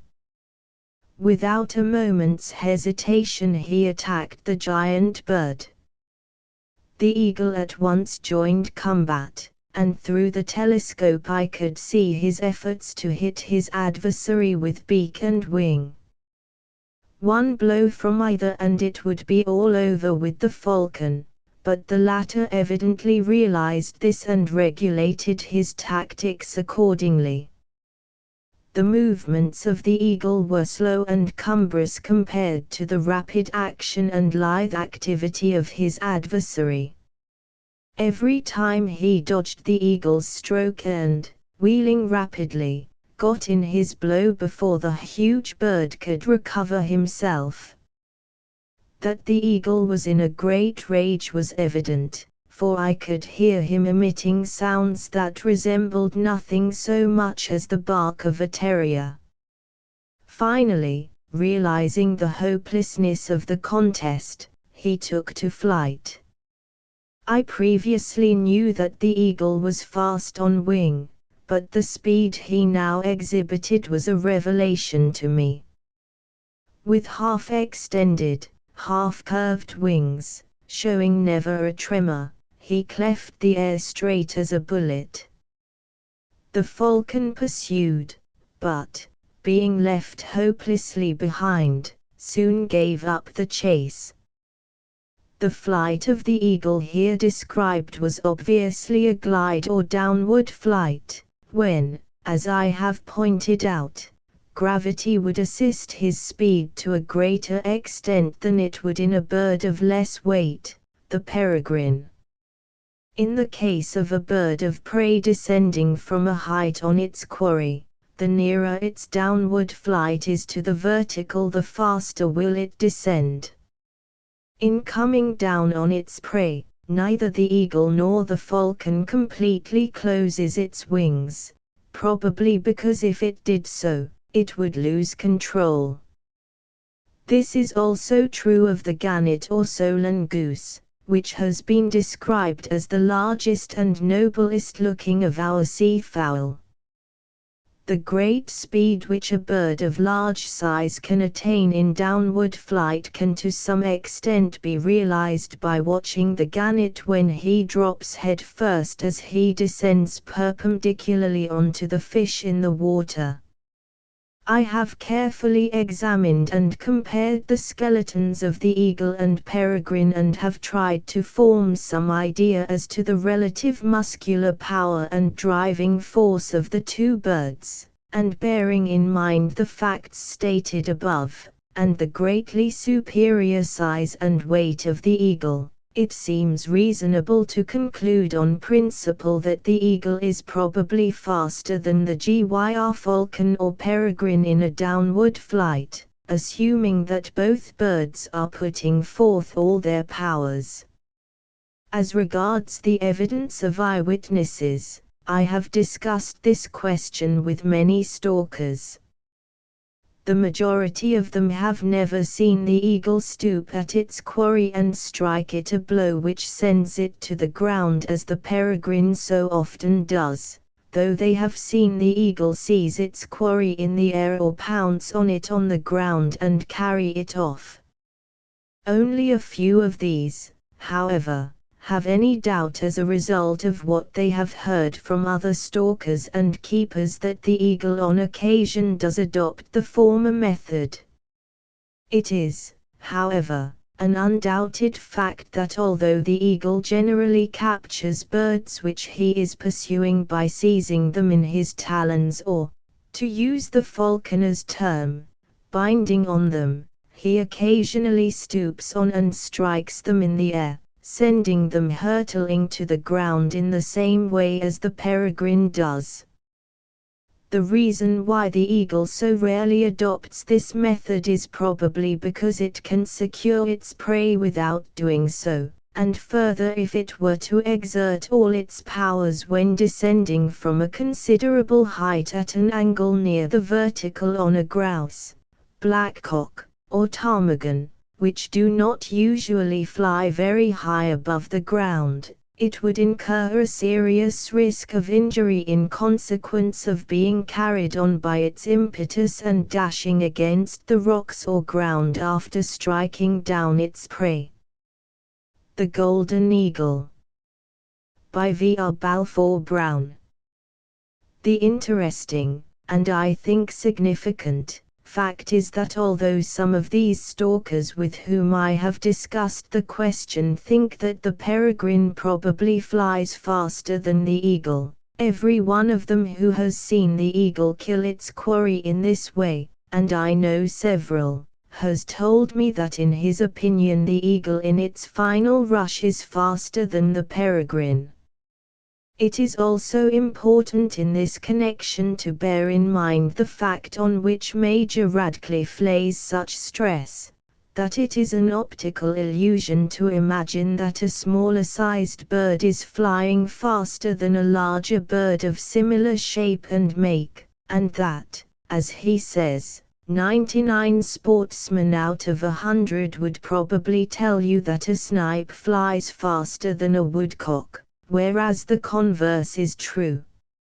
An old keeper in the north, whom I have known for many years, told me that he had seen the eagle stoop at and strike his quarry in this way on 2 occasions, and that it moved in its final downward flight with the same lightning-like rapidity as the peregrine. John Finlayson, the head stalker at Killearn, wrote to me last February as follows: I have once plainly seen the eagle driving after grouse and striking it down very similar like what the peregrine falcon does.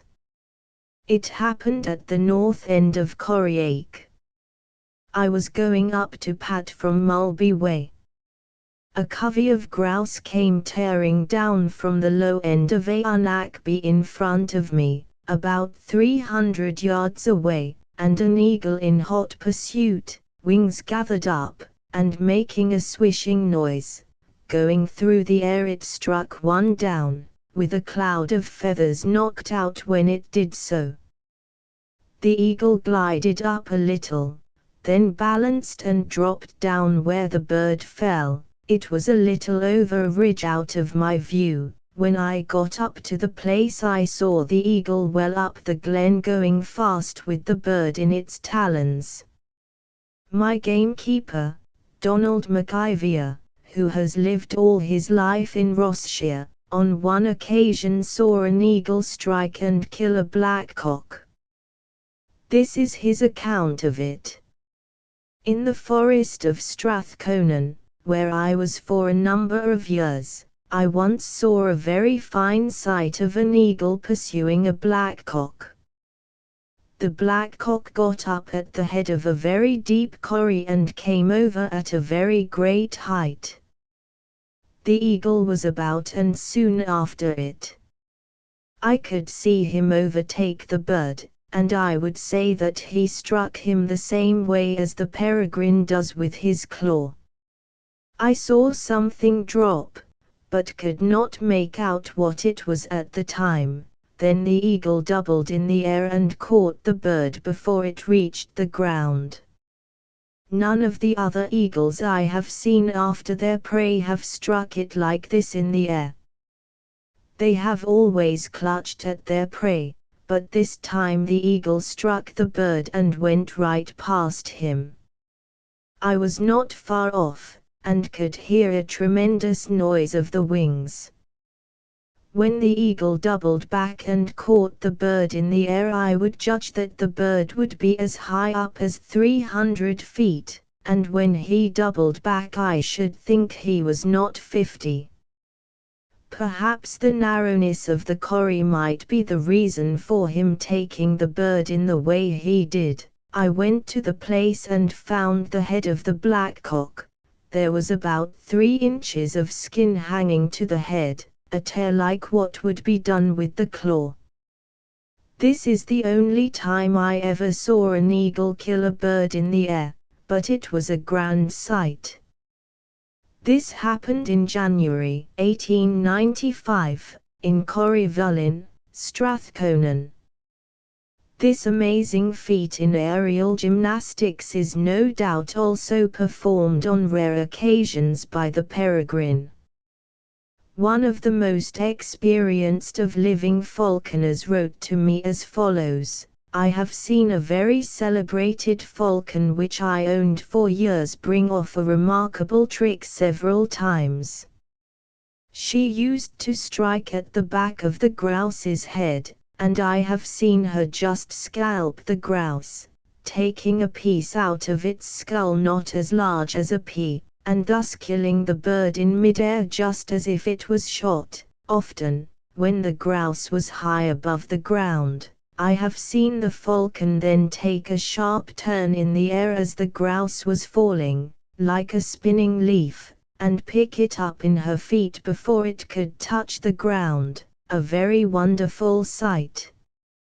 An old friend of mine, who is head stalker in one of our best-known deer forests and whose veracity I have every reason to accept, told me an interesting story which further illustrates what fine feats in the air the peregrine falcon can perform. He said that on one occasion he saw a falcon strike and carry off a crow. As the falcon was circling higher and higher up, carrying off this crow, it was mobbed by a considerable number of other crows. For some time it ignored them, continuing its steady upward circling flight until one crow, becoming rather bolder than the rest, provoked the falcon into retaliation. Dropping the crow it was carrying, the falcon stooped on the troublesome crow, struck and killed it and, turning with extraordinary rapidity, caught in the air the dead crow which it had been carrying, and then recommenced its upward flight without further trouble from the crows. Where the golden eagle reigns. From a photograph by Frank Wallace. The marvelous speed of the golden eagle and peregrine in their final rush, when stooping from a height at their quarry, must be seen to be believed. Few persons have been so fortunate as to have this opportunity in the case of the golden eagle, although this grand bird is often to be seen in some forests and has no doubt increased in numbers in recent years. On the other hand, there are of course many persons who have seen both the wild peregrine and the trained gyr falcon and peregrine strike down their quarry. The well-known ornithologist and wildfowler, Mr. W. H. Robinson of Lancaster, in a letter in the Field of the 28th of January, 1922, after stating from his own experience that the peregrine can overtake the golden plover and the curlew with the greatest ease, says, "To my mind one of the fastest things I have ever witnessed is the last effort of a peregrine in chase of a wild duck when, fast as is the accelerated speed of a mallard, it seems almost to be standing still in the air when the peregrine stoops over it." Anyone who has seen this, as I am glad to say I have, will assuredly echo these words. It is of course pure speculation whether, in the comparatively short flight of an eagle or falcon stooping in its final downward rush at its prey, its speed exceeds the maximum speed of the spine-tailed swift. Those, however, who have seen the last effort of the eagle or falcon in a flight of that unique kind will never believe, without scientific demonstration to the contrary, that any other bird in the British Isles can fly faster. Donald. Antlers v. Good day. In the forest of Coignafian towards the end of a September several years ago I was so fortunate as to be invited to stalk at Coignafian, which has always been famous for the size and weight of its deer. On reaching the lodge on a Saturday night, I heard that the head stalker had met with an accident, fortunately not a bad one, but possibly serious enough to prevent his going out with me on the following Monday. He had been out in the forest the day before I arrived, and on going up to a stag to bleed him, the stag had given a sudden unexpected plunge, which had caused the stalker to inflict on himself a nasty wound in his right leg with his knife, which was open in his hand, another instance that no one, not even the oldest and most experienced of stalkers, can be too careful on these occasions. On Monday morning he was much better but not fit to go with me. The season was well advanced, and my host was very anxious to kill the usual number of stags as soon as possible. It was therefore arranged that I should act as my own stalker, and take with me a watcher named McLennan. I had also 2 gillies with me and a couple of ponies, and my host told me that he would be only too glad, if I could manage it, if I would kill as many stags as could be brought in. McLennan had never acted as stalker, but as there is nothing I like better than to do the stalking myself, I was very pleased with this arrangement, for McLennan knew the ground thoroughly, and I felt sure that his assistance would be invaluable. Indeed, without him I could of course have done practically nothing, as the ground was strange to me. We were in the forest and spying by 10 a.m., and very soon we saw a good stag with some hinds. The stalk was unsuccessful, but it was not long before we spied another good stag, and without much difficulty I managed to get into a good position within about 150 yards, and shot him through the heart. He proved to be a good 8-pointer, and weighed 15 stone clean. Shortly after this we spied a large herd of deer which were very restless, continually on the move. There were several good stags in the herd, and these were roaring and fighting and driving the hinds about. 2 of them in particular, which looked like the heaviest, engaged in a battle which lasted for some time. But gradually one of them showed signs of being worsted and, watching his opportunity, suddenly turned tail and bolted. It is rarely that battles of this kind end fatally, only once have I met an eyewitness of such an occurrence. The battle was between a switch and a 10-pointer. The combatants were fighting on the side of a hill and were very evenly matched. My informant, the stalker at Taydale, said that after some time the switch, taking advantage of being on slightly higher ground, charged his adversary and, getting past his guard, pierced his side with his antlers. The 10-pointer immediately fell to the ground dead. The stalker ran up and found that the dead stag had been pierced through the heart by his conqueror. The stag with the best horns is generally not the best fighter and is frequently driven out by a switch horn or caberslack whose long skewer-like antlers are the most effective horns for fighting. The best fighter of all is, however, the hummel, a stag which has no horns at all, and which is in consequence a very heavy beast. It is astonishing how a stag will sometimes acknowledge himself beaten without any fight at all. I remember when stalking at Fila that I had been trying without success for nearly 2 hours to get a shot at a big black stag which was in pursuit of a large number of hinds and was constantly on the move, skirmishing with smaller stags and driving them away. Suddenly we heard the sound of great roaring and saw coming from the direction of March Forest a huge red stag which evidently had for its objective the hinds who were in charge of the black stag.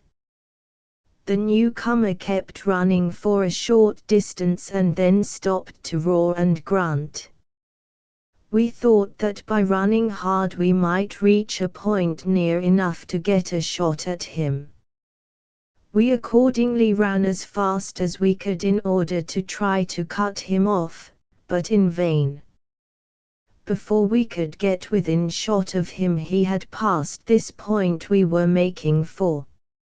As soon as he got within 60 to 70 yards of the black stag, who was waiting and every now and then roaring defiantly in answer to his challenge, the latter seemed suddenly to realize that the contest would be hopeless and turned tail and bolted ignominiously, being pursued only for a short distance by his adversary, who then rounded up the hinds and drove them off. But to return to my story. We tried to stalk the victorious stag, which seemed to be the best beast in the herd, but found it extraordinarily difficult to get within shot of him. There always seemed to be several hinds in the way, and, as it was now getting towards 2 o'clock, we decided to have luncheon, in the hope that in the meantime the deer would settle down, and that we should then have a chance at the stag we were after. We did not waste any time over lunch and very soon again had the deer in view. They were still on the move and we followed them for some time. The stag which we were after, which we made out to be a 9-pointer, was evidently much troubled by 2 other stags only a little smaller than himself, and presently, after chasing away first one and then the other, these 3 stags were between us and the herd. Now at last it seemed there was some chance of getting a shot at the 9-pointer, but before we could get up to him he began again to chase off the other stags, and then turned, and at a good pace followed the herd which was moving away from us. The other stags then also turned and followed in the same direction, though at a respectful distance from the 9-pointer. McLennan and I, by running and crawling quickly, gradually diminished the distance between ourselves and the deer, and at last, after a quick run when out of their sight, crawled up a small hill and saw the 3 stags, the 9-pointer watching the other 2. The 9-pointer was nearly 200 yards from us when he suddenly stopped and turned, standing for a moment about 3/4 on. I saw that this was my only chance, as the stags were just on the brow of the hill, and in a few moments would almost certainly be out of sight. I therefore decided to take the chance and fired. "You have him, sir," said McLennan, as the stag, evidently hard hit, disappeared over the brow of the hill. We made our way as fast as we could over the hill, but saw no sign of the stag. Preparing for Battle. By Frank Wallace. The ground was rocky and very broken, and I felt sure that he could not have gone far, and was lying down hiding himself. We began to search, when suddenly the stag jumped up from under a rock about some 80 yards from us, and after running for about 500 yards farther lay down behind a rock, showing only the point of his horns.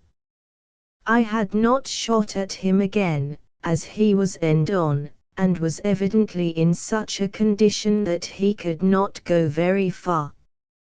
We followed up, keeping well out of sight, but found it impossible to get a chance of shooting, so cleverly had he concealed himself.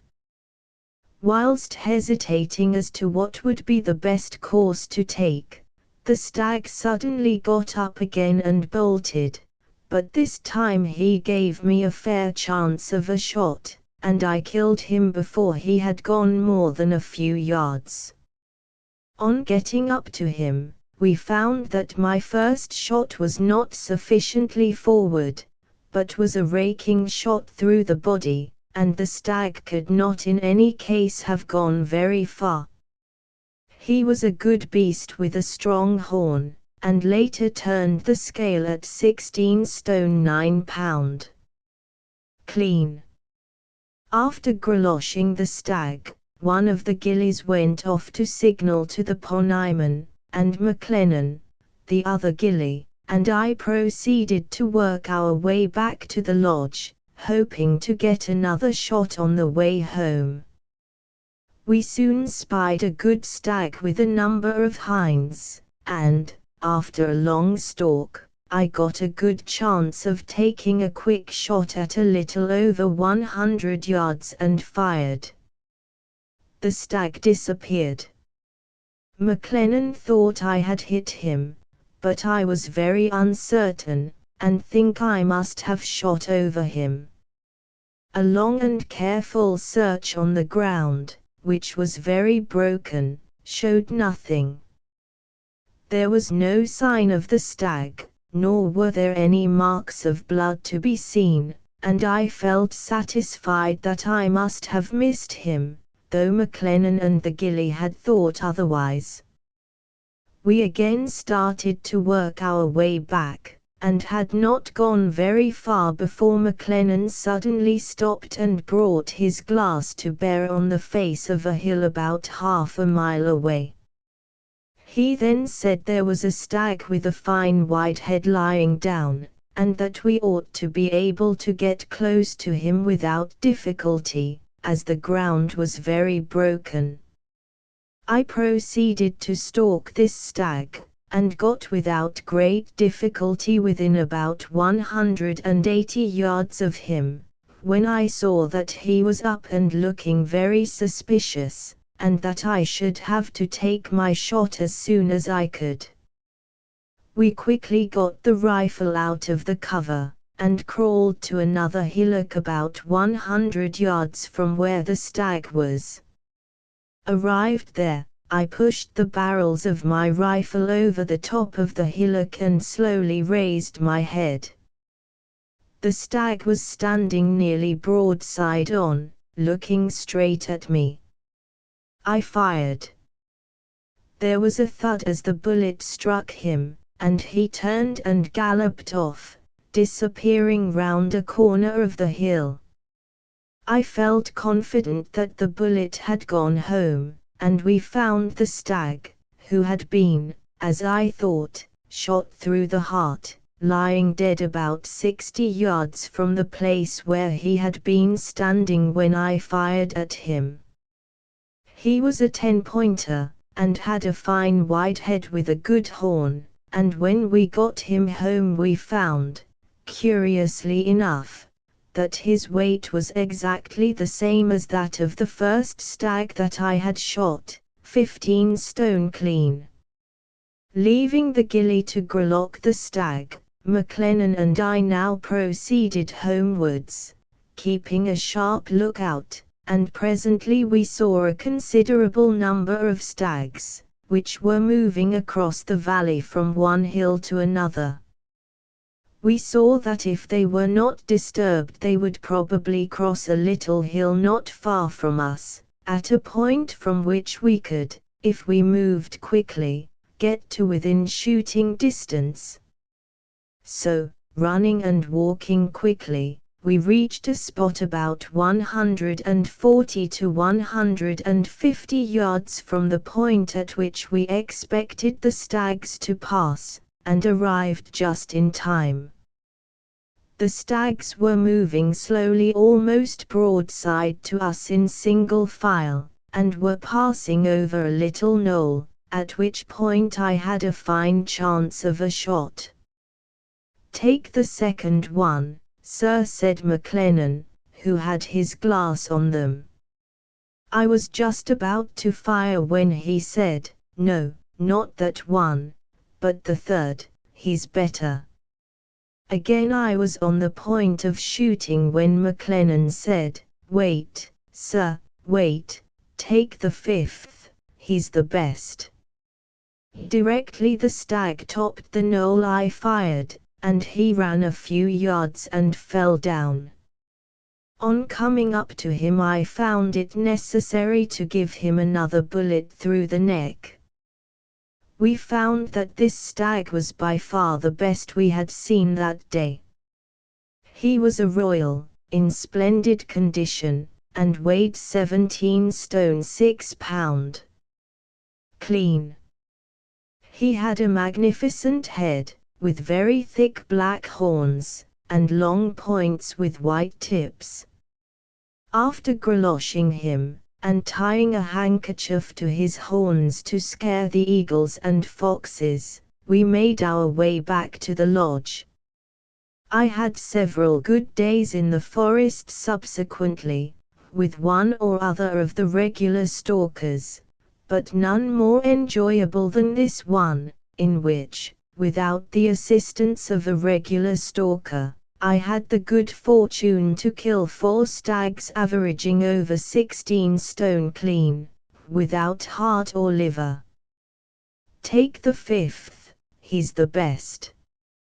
By V.R. Balfour Brown.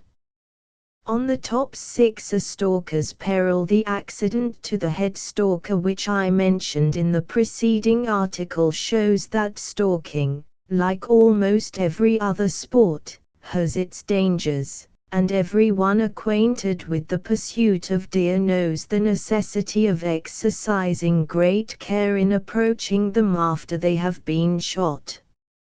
A serious accident is, however, very rare, but sometimes even the most experienced stalkers, as in the instance referred to above, incur risks which they ought not to take.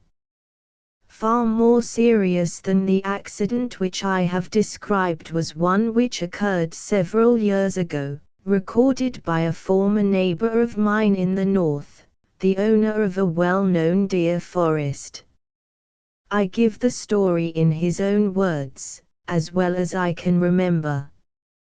It was late one day in the forest of Fannick, where I was stalking as the guest of one of my relatives who was at that time a tenant of the forest. After a long and difficult stalk, I had succeeded in getting up to the stag and shot it. The stalker, Duncan, an excellent man of long experience, approached the animal to give it the coup de grace, and, with his open knife in his right hand, seized one of the stag's forelegs with his left. Instantly the stag gave a tremendous plunge and threw Duncan back. The knife went into Duncan's thigh, and he bled profusely. Both of us made frantic efforts to stop the bleeding, but without avail. The ghillie, who was behind, came up, and we did all we could, but having no medical training, or even a knowledge of first aid, were unable to render useful assistance. Duncan got weaker and fainter, and was apparently bleeding to death. He was, however, perfectly cool and collected, said there was no one to blame but himself, that he was awfully careless, and ought never to have taken hold of the stag in the way he did. In the Forest of Fannick. By Finlay Mackinnon. He appeared to be rapidly getting weaker, and said quite quietly that he thought he was dying, and asked me to take some messages for him to his wife and children, and then seemed to be losing consciousness. It was getting dusk, and the ghillie urged me not to wait any longer, as I could do no good, and unless I started for the lodge at once I should not be able to find my way. So with a heavy heart I said goodbye to poor Duncan and started homewards. From time to time I turned to look back at the 2 men, and at last, when I reached the top of the last hill I had to cross before losing sight of them, I turned to take one final glance, When I looked round, however, I was startled to see, close to the place where Duncan had been lying, the figures of two men walking slowly. There was no mistake about it, they were Duncan and the gilly.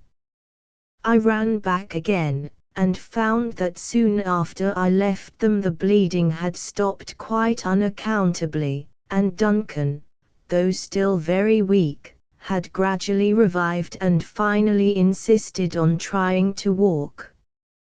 We persuaded him to rest, and, leaving the gilly beside him, I went back to the lodge as quickly as I could and sent up a pony.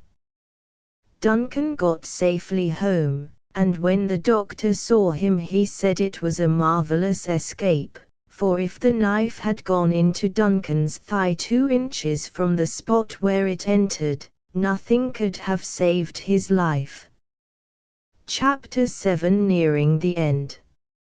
7. The luck of salmon fishing. I have always sympathized with the author of the lines known as the angler's prayer lines, which are not so well known as they deserve to be. Lord, suffer me to catch a fish, so large that even I when talking of it afterwards may have no need to lie.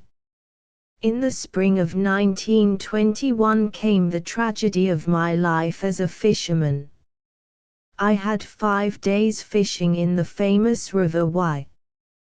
The river was dead low and my chances of success very small, but I kept steadily at work during the time at my disposal, and on the 4th day had the good fortune, by means of the attractions of a March lodge, size 4/0, to hook a salmon which was not only the largest salmon I had ever seen, but also the largest seen in that year on the beat I was fishing, a most exciting struggle of over an hour terminating in a wild rush of over 100 yards, the wildest rush I, or the keen fisherman I had with me, have ever seen. A grand leap high up into the air of this splendid clean-run fish, and the line came slowly back, the cast having broken a foot from the end. Elsewhere, pp. 12-22, Supra, I have told of how this splendid fish, no doubt exhausted by the struggle, was shortly afterwards killed by a far greater fisherman than any mere mortal man, an otter. Its estimated weight, as far as could be judged from its remains, was about 40 pounds. The day was Friday, April the 1st, an appropriate day and date for such a catastrophe. In the early part of the following year I received an invitation from the same kindly host to try my luck again in April on the same river, but on another and more famous beat. I gratefully accepted the invitation, and set forth in high hopes and, curiously enough, with a strong sense of expectation, I might almost say the assurance, of great events. For several days after my arrival the river was so high that fishing was hopeless, but on the morning of the 18th of April, though still high and colored, it had run down to such an extent as to be in fair condition. My host was most kind in wishing to give me every possible chance of getting a good fish, and had arranged that I should take with me his butler, C., a first-rate hand at gaffing salmon, who had been with me in the preceding year when I was so unfortunate, and was very keen to help me to kill a big fish. My host sent me to try, first of all, a pool which had a great reputation. This pool is about a mile long, and has to be fished from a boat, trees and bushes running throughout its entire length along both sides of the bank. My host had the fishing on one side of the river only, and on reaching the head of the pool we found someone fishing from the other side. After waiting until this rod had fished some way down the pool, we began operations. I fished the whole morning with the fly, but with no success, and about 1:30, as the river was still so high, we decided to try the minnow, a much more favorite lure than the fly on this particular river in the spring. At my third cast I got a pool, and was fast in what was obviously a heavy salmon. I never had a more lively fish to deal with. It jumped 14 times clean out of the water, and, making a constant series of wild rushes, took me at a great pace down the river. Some ladies of our party arrived at the head of the pool about half an hour after I had hooked the fish, and inquired of the fisherman on the other bank whether he had seen anything of me. The reply was, "I saw him fast in a big fish about half an hour ago going round the bend of the river on his way to Hereford."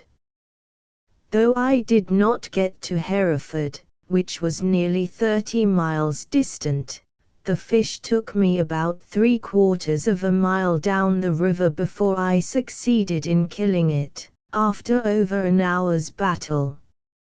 It was a beautiful clean-run henfish of 21½ pound. By this time it was nearly 3 o'clock, and after a hasty luncheon we decided to fish down the lower part of the pool. On our way we had to pass a point where C had seen a fish rising as we came up in the morning.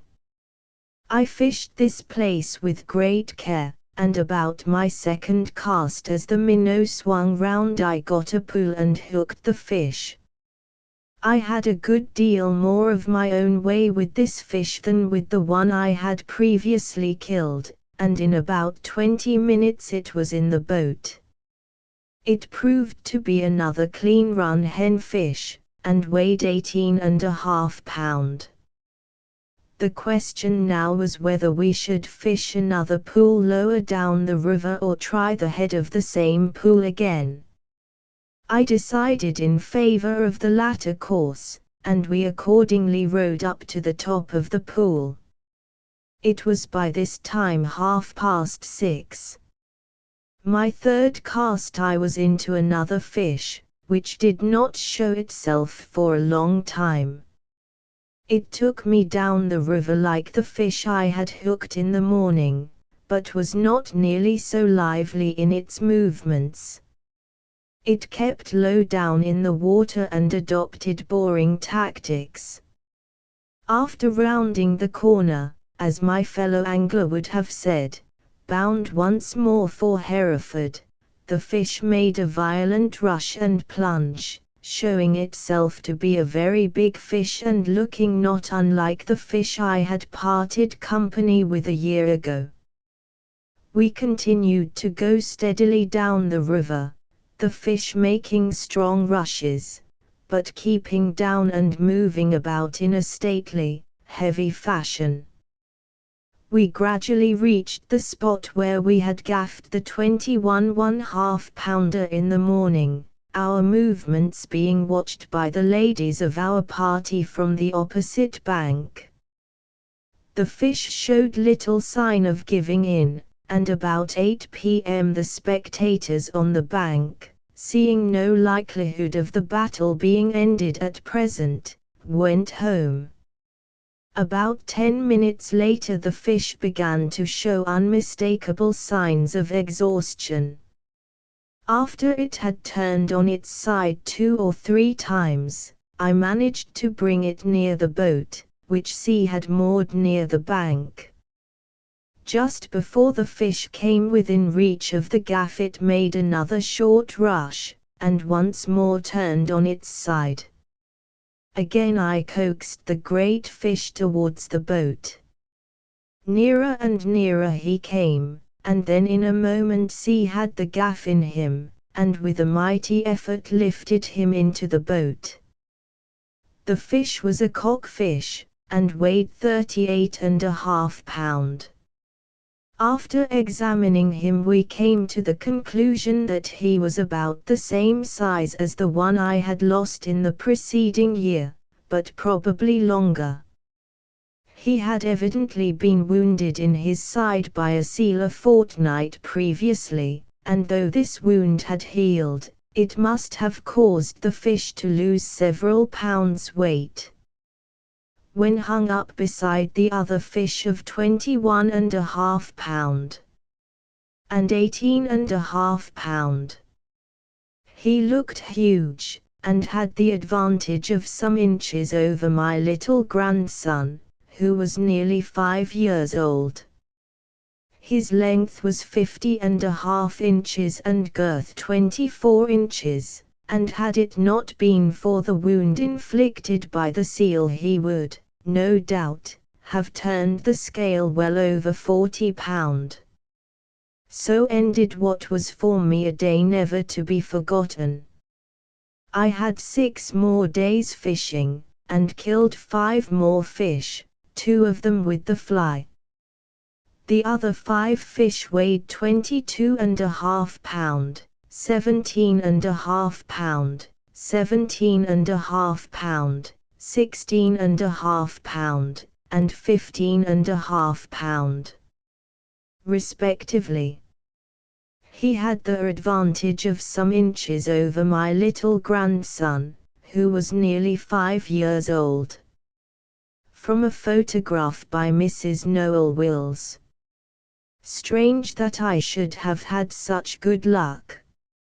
Strange, surely, that though others far more skillful and experienced than I am should have fished the same beats in that river and fished many more days than I did in each year, such a great fish should have come my way in 2 successive Aprils, on each occasion by far the largest seen or heard of in the season on the beat in question.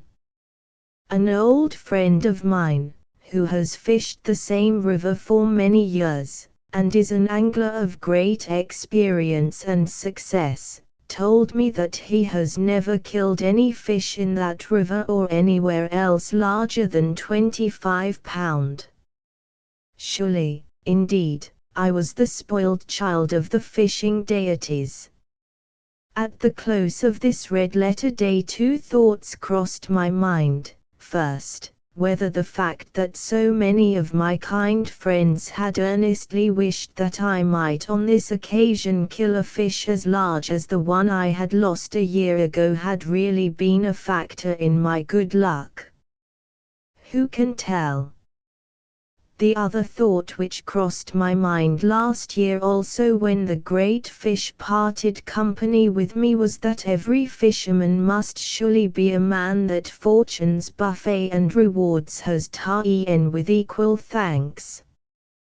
Yet, as one of the keenest fishermen and gillies I have ever known, and who has now gone to his long home, used to say, it's easy talking and no easy doing. A few days later my host added still more to my indebtedness to him by giving one of my daughters, who had never killed a salmon, though a very successful angler for big trout, the chance of trying the river. On her first and second days she drew a blank, but on the third day killed 3 fish weighing 20 pounds, 19 pounds, and 15 pounds. All on the same fly, a silver doctor. Who says there is nothing in luck? The day I killed my big fish was the 3rd day in the 3rd week of the 3rd month of the fishing season. He was the 3rd fish killed on that day, and I hooked him at my 3rd cast. My daughter killed her 3 fish on the 3rd day she was fishing. Well might Falstaff, Merry Wives of Windsor, Act v. Sc. 1, say, this is the 3rd time, I hope luck lies in odd numbers. My daughter's performance was far more satisfactory in every way than mine, for fishing with the fly is, of course, incomparably superior to fishing with the minnow. At least, nearly every angler I have met says so. I venture to think, however, that my friend, Arthur Chater, K.C., one of the most accomplished and skillful of salmon fishers, in his delightful book, Letters to a Salmon Fisher's Sons, is altogether too severe in his castigation of minnow fishing. Avoid minnow fishing for salmon, he says, page 89, as a canker that will eat into some of the very best days of your fly fishing. But need it do so? It is a dangerous thing for you to begin its use. Then in a most entertaining passage he describes how the river has cleared and has become perfect for the fly. It ought to be a tip-top day, but you are tempted of the devil to try just for an hour the phantom minnow, and then you go on with the minnow all the day long, dragging out the fish, and at the end of the day feeling that you have been rather a butcher than a fisherman and that you might almost as well have used a net. This means, of course, that success in minnow fishing is simply a matter of luck, and does not depend on the fisherman's skill. In a later passage he describes in most forcible and amusing language the relapse to minnow, when after a good day minnowing you find next morning that the water is right for the fly and you resolve to make it a day of fly only. You put on your best fly and you begin, full of hope. For an hour or two you cover much water without a single rise, and you begin to doubt whether the fish mean to take at all today. Soon, just to see whether they will move at all, you put up the spinning rod just merely to have one try down the pool. A fish takes the accursed thing and you are lost. Abandoning all sense of decency, you pursue the horrible craft, and at dusk you stagger back to the fishing hut with half a dozen great fish upon your back and with your conscience hanging about the neck of your heart, which keeps on protesting in vain that this was really no day for the fly. Even Chater, however, admits that in a cold, wet season, when the river is in flood for weeks together, with only odd days when fishing is possible, the minnow can be really and legitimately useful. On the other hand, in contrast to the above warnings and diatribes, Mr. J. Arthur Hutton, who is so well known, particularly in connection with the Y, and is, of course, a most experienced and successful salmon fisher, as well as one of the most learned in the life history of the salmon, describes spinning for salmon as a form of fishing requiring a very large amount of skill and experience which may provide one with sport on those many occasions when the fly is useless, a fine art which requires much practice and long experience, far more so than fly fishing. For every good hand with the spinning rod, he says, you may find 20 who are excellent fly fishermen. I remember a friend of mine in the north, whose old keeper had been with the family for many years and known him since his boyhood, telling me that he knew so well the old man's contempt for and abhorrence of minnow fishing that he did not dare to use the minnow when the old man was out with him, and never allowed him to know that he did use it. This old keeper would have applied Chater's epithets to minnow fishing on every occasion, but would never have agreed with him for a moment that even on rare occasions it can be legitimately used. Those like the old keeper, and I doubt if in these days there are many such, might, to use Mr. Hutton's words, seriously consider whether they might not add largely to their sport and also to their opportunities of fishing by learning to spin for salmon. The river is not always in fly order. There are many occasions on which the water is too high or too much colored for the fly when salmon might be caught with a minnow or other bait. In the same way, in deep sluggish pools, when it is almost impossible to work a fly effectively, a bait properly used may effect wonders. What, then, is the conclusion of the whole matter? It is this, paraphrasing the words of the famous authority on all things piscatorial, Mr. H. T. Sheringham, it is certain that good luck is the most vital part of the equipment of him who would seek to slay the big salmon. For some men I admit the usefulness of skill and pertinacity, for myself I take my stand entirely on luck. Sligacorn, Isle of Skye. By Finlay Mackinnon. The dying stag ate a stormy week in the forest. Amongst my stalking experiences I shall always remember a week which I once had early one season in a famous forest on the west coast, through the kindness of my friend the proprietor, to whom I have been indebted for many excellent days' sport. I have had long experience in stalking, but have never known worse weather than we had in this particular week. The rifles consisted of my host, Stuart a fellow guest, and myself. I was out stalking 6 days. On Thursday, our first day, we killed 5 stags between us. My host and Stuart each got 2, while I got 1. So far as my experiences on that day were concerned, I had no opportunity of a shot until near the end of the day, when we came upon 2 stags, one of which I shot. As it was late in the day and I had only 1 pony, I did not shoot at the second stag. The following Friday, Saturday, and Monday were terrible days of mist and storm. The mist never left the tops of the mountains all day long, although there was a strong wind blowing. It appeared to come up from the sea in great banks, and although we waited on each day for it to clear off, we did so in vain. On Friday and Saturday I never had a shot. Lying on a ridge we spied some deer. From a photograph by the author.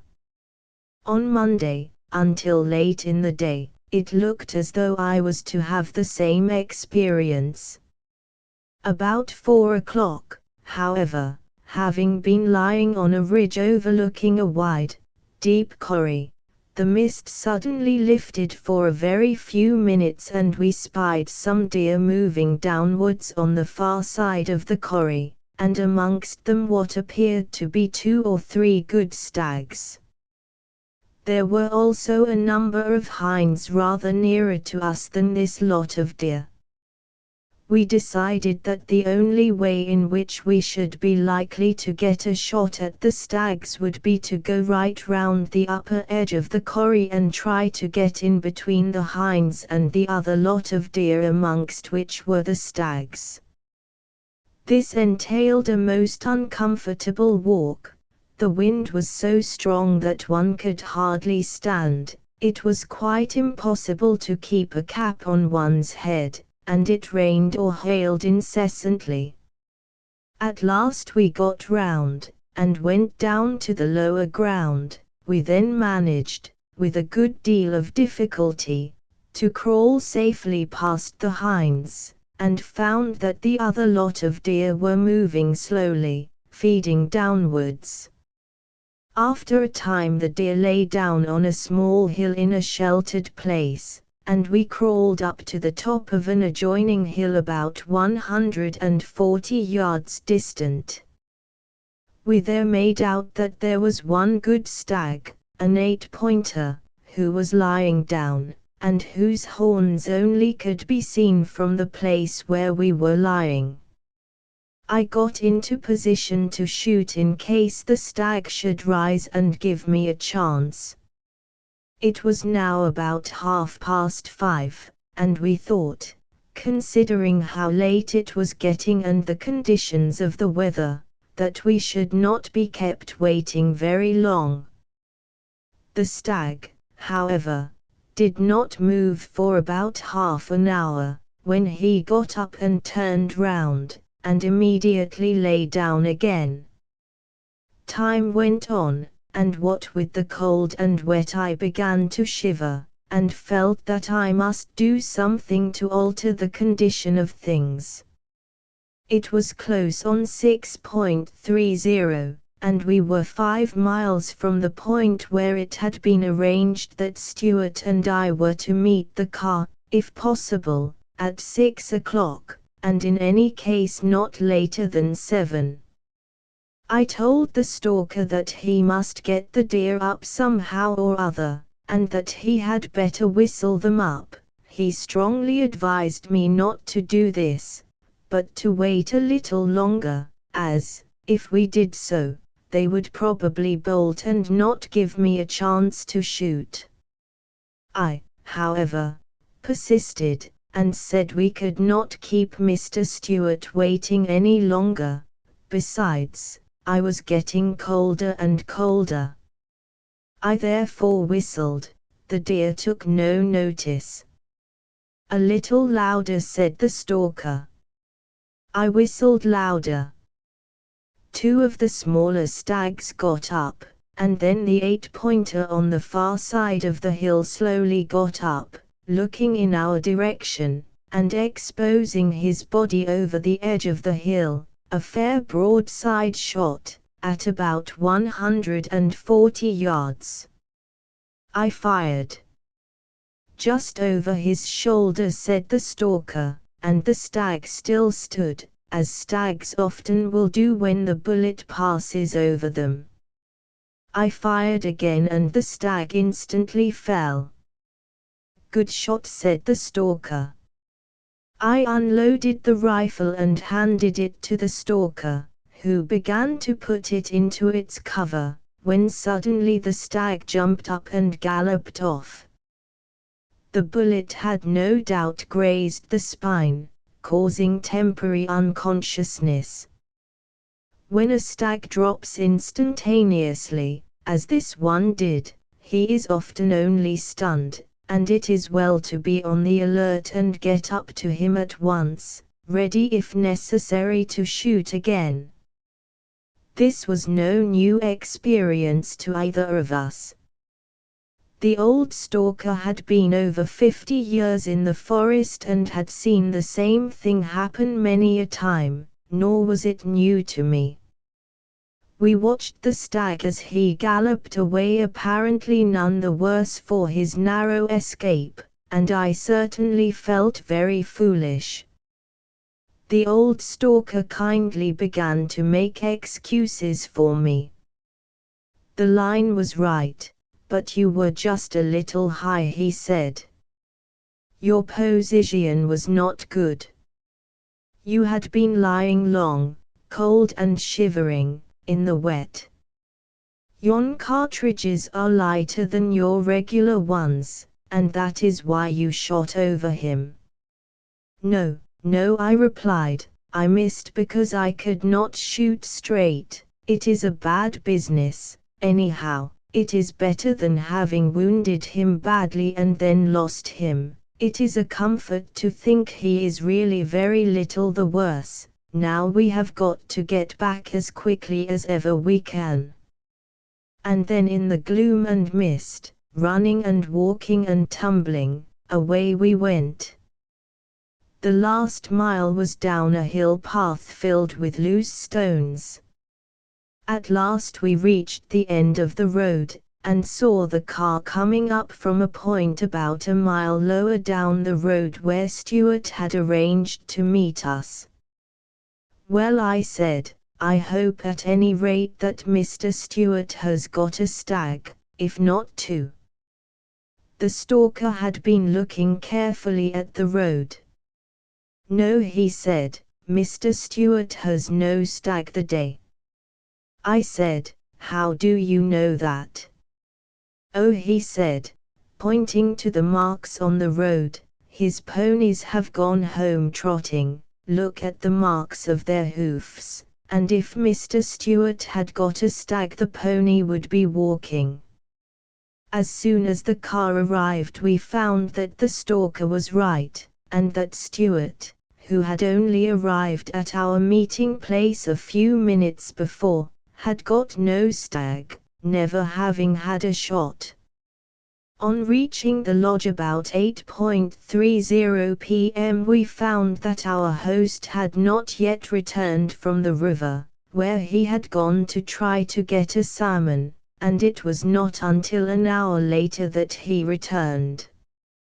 He too had had bad luck, having hooked a large fish which it was impossible to follow, and which had taken out in its first rush at a terrific pace some 50 yards of line, and then, a strain being put on, broke the casting line, which, it subsequently turned out, had been used in the spring fishing and had not been properly tested before being used again. Thus closed the third chapter in a day which illustrated the truth of the proverb that misfortunes never come singly. The following day, Tuesday, showed no signs of improvement in the weather. Thick mist on the tops, steady rain, and a wind, as usual, in the wrong direction. Stewart was obliged to drive some miles off to see a friend, but I determined once more to try the hill. This time I was sent out on the home beat. I started off with the stalker and an old gilly named Angus, who had had so much experience that he would have made an admirable stalker, and who is always very keen. I also had 2 ponies and a pony boy. The pony path goes straight up the mountainside for 2.5 miles. By the time we reached the point where the path stopped we were close to the edge of the mist, and the outlook seemed hopeless. We decided to cross over the opposite hill and go down on the other side, hoping that by that time the mist might have lifted. We left instructions with the pony boy to wait for 2 hours, and then if he heard nothing from us to go back right round to a point on the other side of the hill and wait there. On our way up the hill I found some beautiful little bastard pimpernel in flower, not very common in this part of the country. As we worked our way up the mountainside the wind became stronger and the rain heavier. It was intensely cold, and very difficult to see what was in front of us.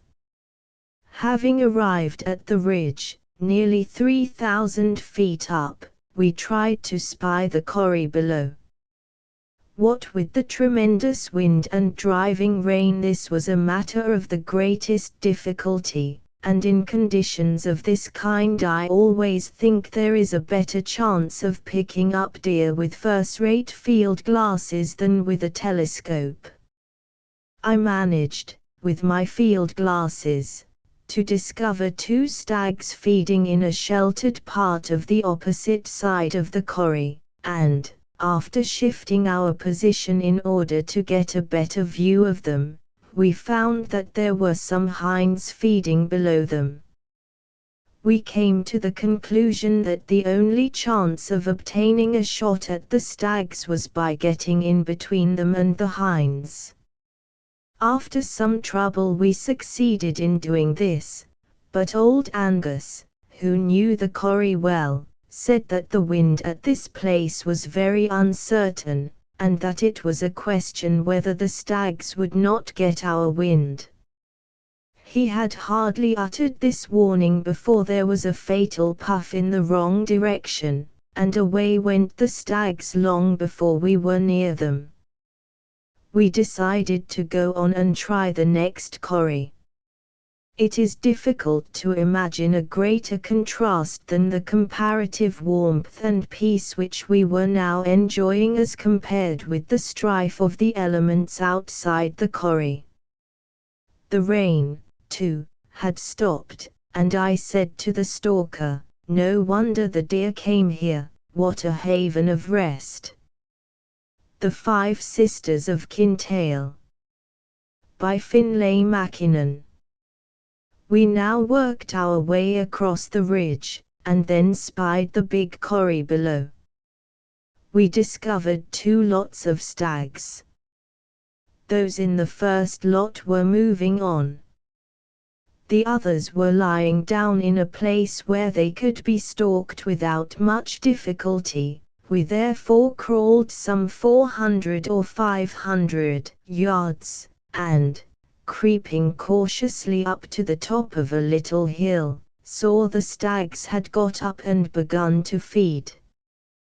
There was one quite clean about 90 yards below us, and another also clean about 130 yards from where we were lying.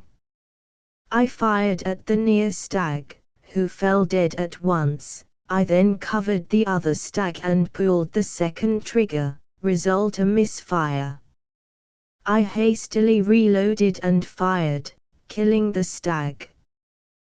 We then went down to the stags which I had shot. The first was a 6-pointer, whose horns and teeth showed him to be an old warrior. The second, a 9-pointer, was a younger beast, rather heavier. Both stags were in good condition, and weighed 13 st 9 pound, and 14 st 3 pound. Clean. After greloshing the stags, we dragged them down the hill to a point from which we could signal to the pony boy. The ponies had long been used for carrying stags, and stood quietly whilst the stags were put on them. We soon reached the pony path, and after a walk of 5 miles reached the lodge. The following day, Wednesday, it rained and blew all day, and the mists hung low on the mountains, so that it was quite useless to attempt any stalking. The next day, Thursday, was the last day of my visit and that of Stuart. Stuart was particularly anxious to kill one more stag in the company of the second stalker, because he had killed his first stag in his company 16 years ago in this forest, and had since then killed 48 stags in various forests. The day looked anything but propitious. There was mist and rain, and the wind was again in the wrong quarter. My host said he would go fishing up the glen. Stuart was sent to try one of the far beats in the company of his old friend the second stalker, whilst I was left to try the home beat again. As we went up the hill the mist gradually lifted, and we saw 2 huge golden eagles circling round and round. We saw no deer up to 2 o'clock. But whilst taking lunch we suddenly saw several stags coming round the side of a distant hill. We hastily finished our lunch and set out on what proved to be a long and exciting stalk. From time to time we had to remain lying perfectly flat, not daring to move a muscle. Once we thought every chance of success was gone, for an old cock grouse rose with his go back as we were nearing the rock from which we hoped to get a shot. The sun, of which we had seen nothing for so long, kept coming out and going in again. On a long stalk of this kind it is extraordinary what one sees and how ineffaceable is the memory of these sights. The eagle circling over the high tops not far distant, the blue hare leisurely making off, then stopping, sitting up and looking back, the ptarmigan, so beautiful in its mottled plumage, running in front of us, stopping now and again and peering around, the old cock grouse rising with his warning described above, which too often brings the stalk to an untimely end, the many insects, some of them so strange and weird, that we see as we lie flat gazing into a clump of grass and moss, the granite boulders sparkling in the sunlight as if studded with many diamonds. Most, if not all, of these things I saw in this particular stalk. Everything, however, comes to an end, and so at last I succeeded in getting a shot at the heaviest of the stags, who was standing on the side of a very rocky and precipitous hill. He ran a few yards and fell down dead. It was, indeed, fortunate that he fell where he did, caught between two rocks, for immediately below these rocks nothing could have stopped him from rolling down a precipice of several 100 feet, and, as old Angus said, the venison would not have been worth taking home and the horns would have been smashed to atoms. The stag, an old one in good condition, was dragged down to a place where the pony could come up, and, leaving Angus to find and help the pony boy, the stalker and I started to work our way homewards across the hill. We had been moving slowly onwards, spying from time to time, when we discovered a large number of stags feeding below us.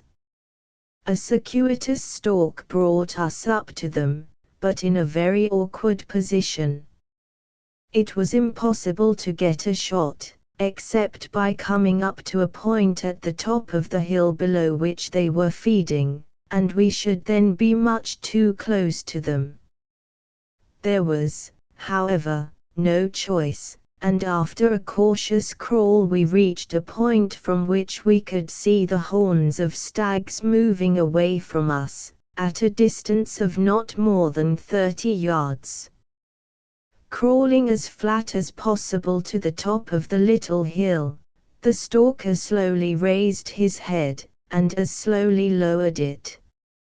He then whispered to me, "There's a fine stag there, but he won't wait long, and you'd better shoot over my back." I cautiously raised the rifle over the stalker's back in the direction indicated, and, slowly raising my head, saw a fine stag, with a good head, standing broadside on, about 70 yards away, looking straight at me. As quickly as possible I covered the stag's heart and pulled the trigger. There was the unmistakable thud as the bullet struck the stag, who instantly turned and disappeared. "He'll be all right," said the stalker. "You don't often hear a bullet strike more distinctly than that one did," and on reaching the point where the stag had been standing we saw him about 80 yards below, lying dead. He turned out to be a royal, with very regular points and a good head, although he was going back and had evidently been better. Like two of the 4 stags I had previously shot, he was an ancient warrior. The mist, which had temporarily lifted, now came down again thicker than ever, and the stalker said that we should have an awful job to get the stag down, as it was a heavy one, and the ground was very awkward. We greloshed the stag, and took out the heart and liver in order to make him as light as possible, and then set to work to get the stag down. This was a very heavy job, and I could not help thinking, as I had often thought before, what an excellent thing it would be if everyone who is going to stalk, whether proprietor, tenant, or guest, were obliged some time or other to take part in dragging a stag to the place where he is to be put on the pony, and help in putting him on the pony. We succeeded at last in getting the stag down, and the stalker then arranged to wait on the pony path lower down, in order to meet old Angus and the pony boy, who would be bringing the first stag I had shot and the ponies. I took my rifle, the luncheon bag, and the sticks and glasses, and struck across the hill for the lodge. On my way down I began to speculate as to the age of the 2 old stags I had shot that day, and came to the conclusion that they were probably not less than 14 or 15 years old.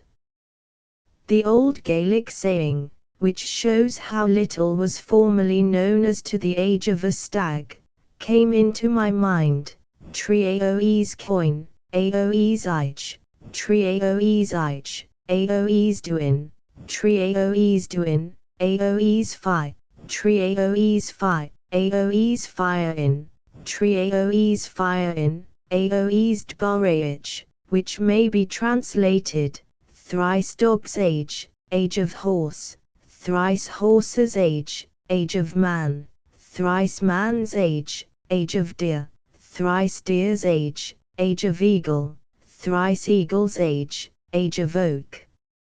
It is probably true to say that a stag in its wild state rarely lives beyond 16 or 17 years of age. In those forests which are on islands, for example Jura, stalkers have unusual opportunities of observing and learning the history of particular stags, and I recollect when stalking in North Jura 2 years ago discussing this subject with John Mackay, the head stalker. He told me that he had several times been familiar with a stag all through its life, and in more than one instance had seen a stag with a fine head gradually lose its points, until at last it had only comparatively short upright narrow horns with 2 short brow points, the stag itself losing steadily both in size and weight and becoming very light in color. Old Angus nearing home. By V.R. Balfour Brown. I reached the lodge about 6.30. The stags weighed very nearly the same weight, 16 st 2 pound, and 16 st 5 pound. Clean, the royal being slightly heavier than the other. Our host returned about 8 o'clock, having waited an hour past the time at which he had arranged to meet Stuart. The car was sent back for Stuart, who, however, did not reach the lodge until 10:30, after a very long and strenuous day. He had, however, secured his 50th stag after a most troublesome stalk. He was not able to get his shot till past 7 o'clock, at which time he was about 7 miles from the lodge. So ended a most delightful week's sport, notwithstanding the awful weather which we had had. A salmon loch in Sutherland fishermen's stories are said to be proverbially untrustworthy, and the great majority of people, at any rate of those who are not themselves fishermen, never seem to suppose that in the case of a fisherman, as in the case of everyone else, truth may sometimes be stranger than fiction.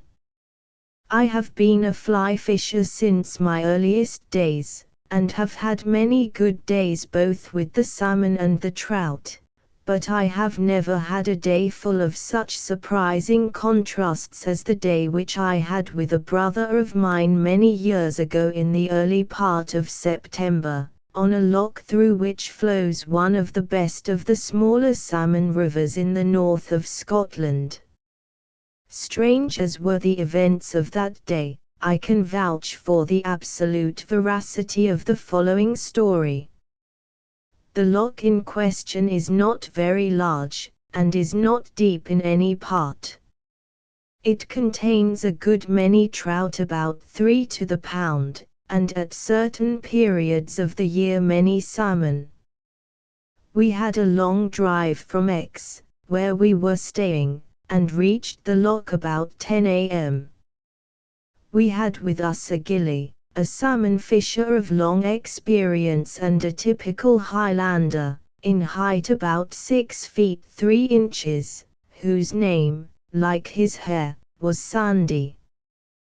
We had not expected to have any salmon fishing while we were at X, but fortunately I happened to have with me my salmon rod as well as a trout rod, and we arranged on this day that we would fish with the 2 rods alternately, and that as soon as one of us caught a salmon the other would take the salmon rod.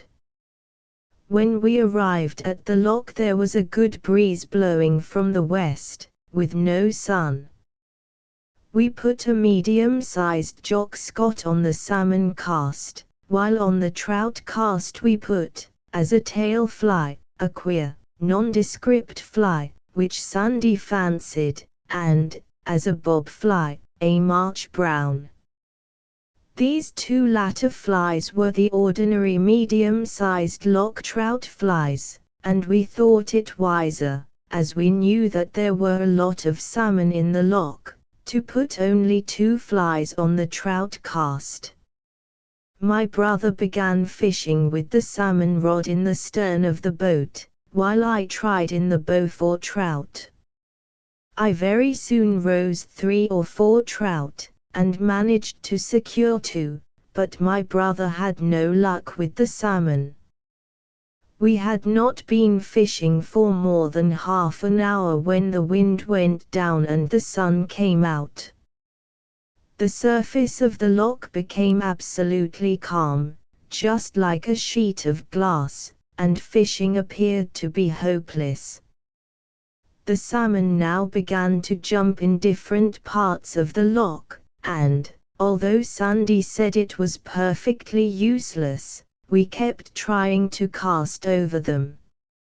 At length, however, we gave it up, and sat waiting for the breeze. Suddenly a salmon rose about 20 yards from the boat. I said, "Come on, Sandy, put me over that," and, taking up the salmon rod, proceeded to cast over the place where the salmon had risen. With great difficulty I got the line out, as it was dead calm. I cast once, twice, and for a 3rd time, and just as I was getting to the end of my cast on the 3rd attempt, up came the salmon, rising apparently not with the intention of taking the fly, but with the intention of drowning it. I struck at him and hooked him, as we discovered later, by the tail, and a very lively time he gave me. He played for about 25 minutes, during which time he never showed himself, and we all thought he was much larger than he turned out to be. He was a nice clean fish about 9¼ pound. By the time we got him in the wind had risen, and we began to fish again, my brother taking the salmon rod, whilst I fished with the trout rod from the bow. I had not been fishing for more than a few minutes before I rose something which did not show itself. I struck, and exclaimed, "I've hooked him." Away went the line off my reel for about 30 yards, and at the end of this run the fish, a salmon which looked considerably larger than the one we had already caught, jumped right out of the water, high into the air. Then began the longest and most exciting struggle I have ever had with any fish. The rod with which I was fishing was a light 11-feet trout rod. The cast was a medium-sized trout cast, and I had on my reel about 40 to 50 yards of medium-sized trout line.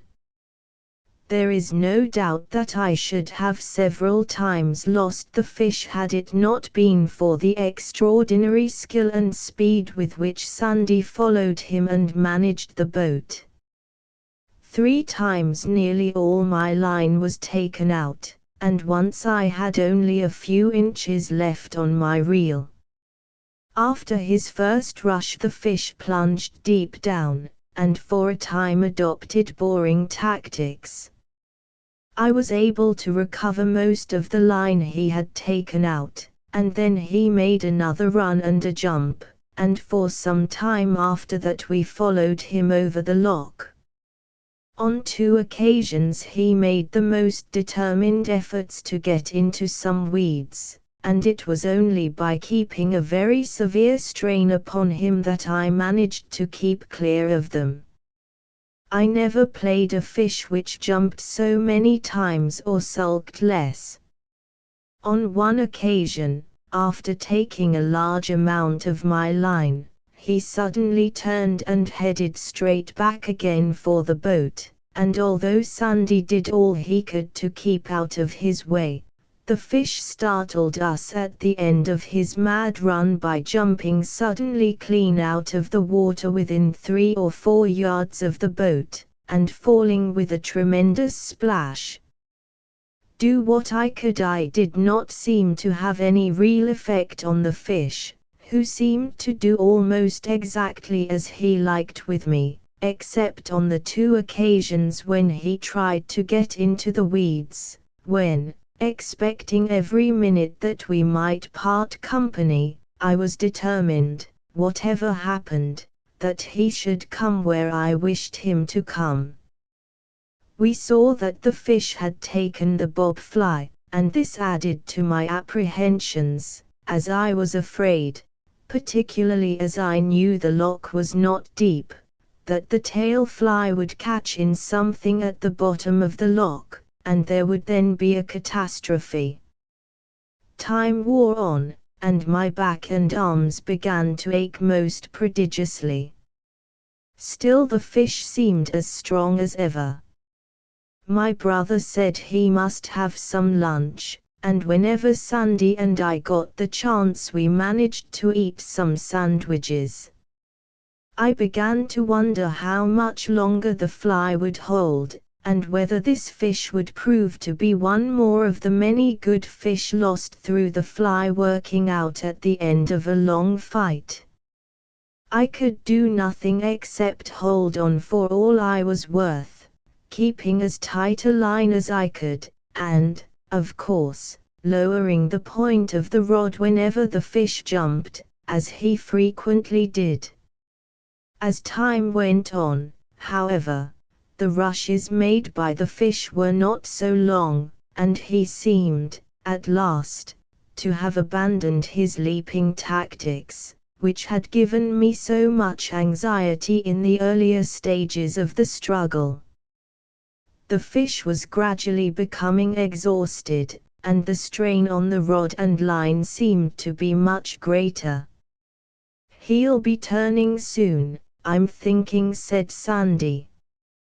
The end, one way or the other, could surely not be far off now, and we discussed the question whether or not we should try to land, but, on the whole, we thought we had better not run the risk of getting into very shallow water.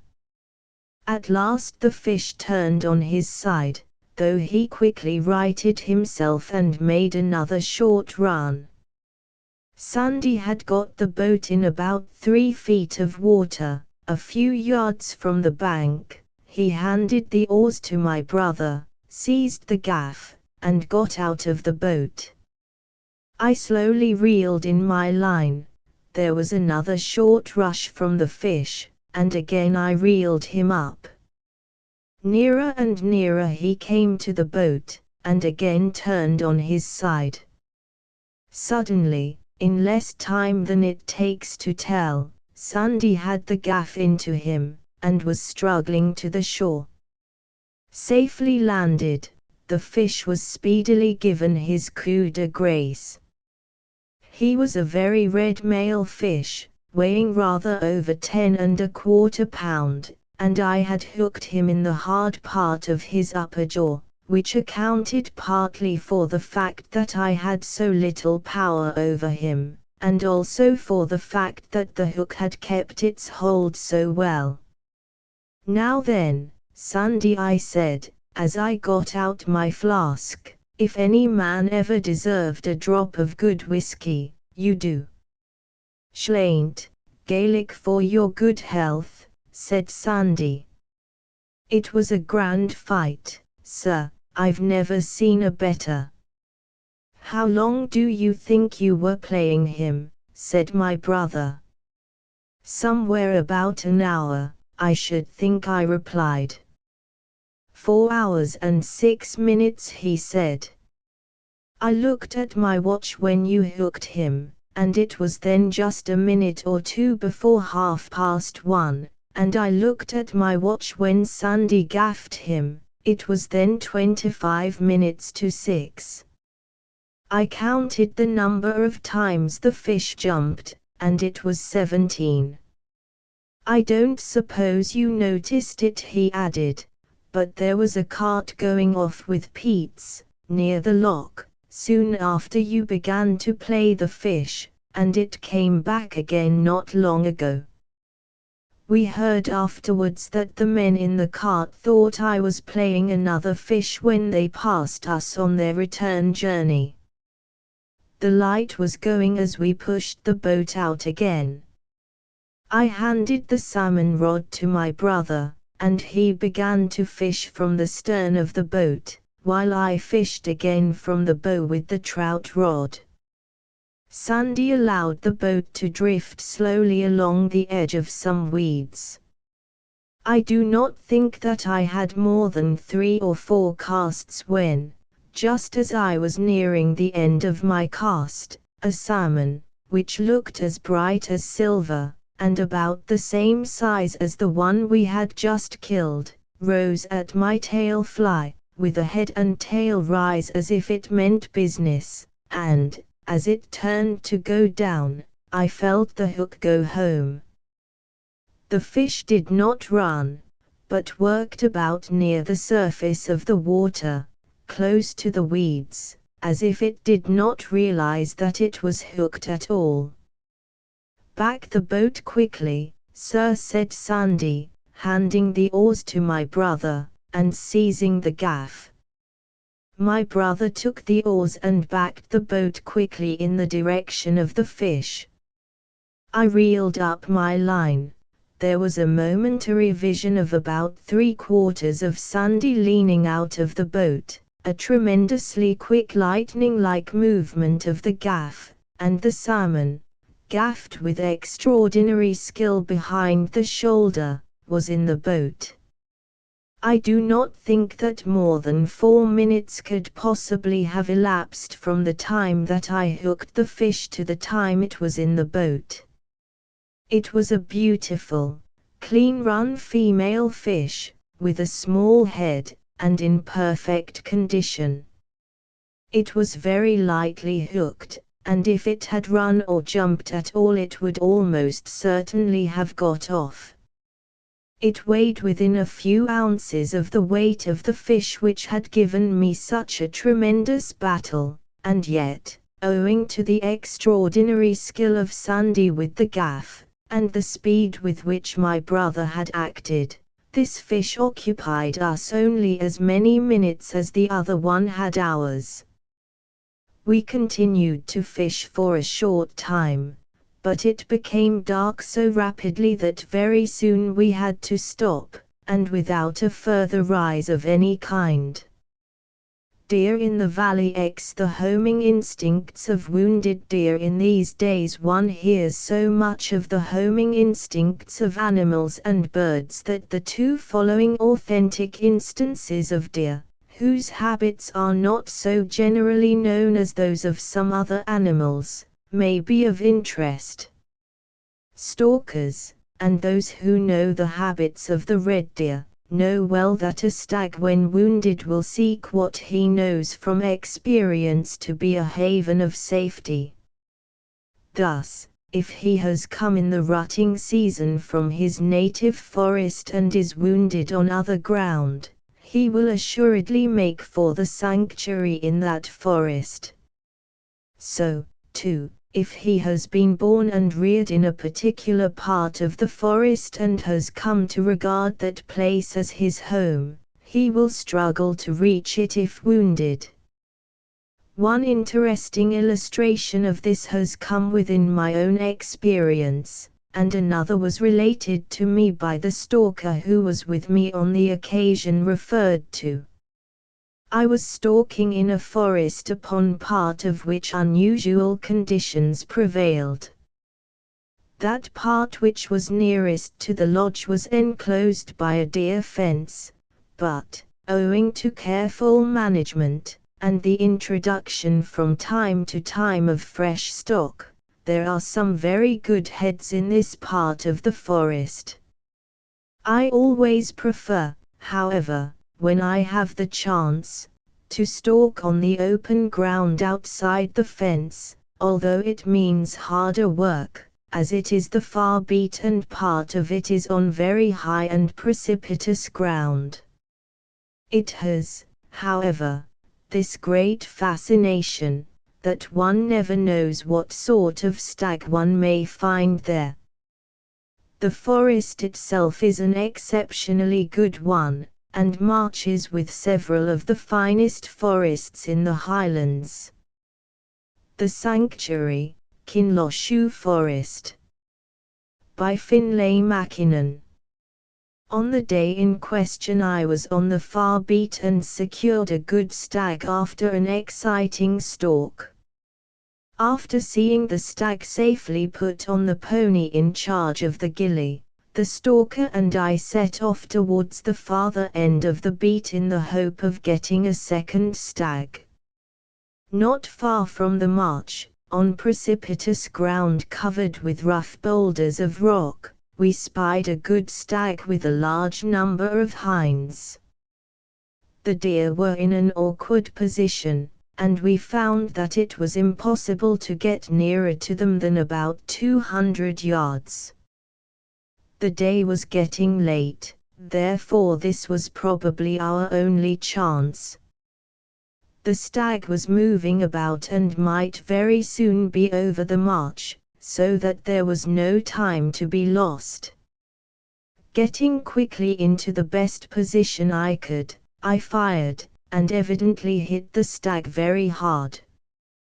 Directly I fired, the deer disappeared as if by magic. The stalker said he was quite certain the stag could not go far.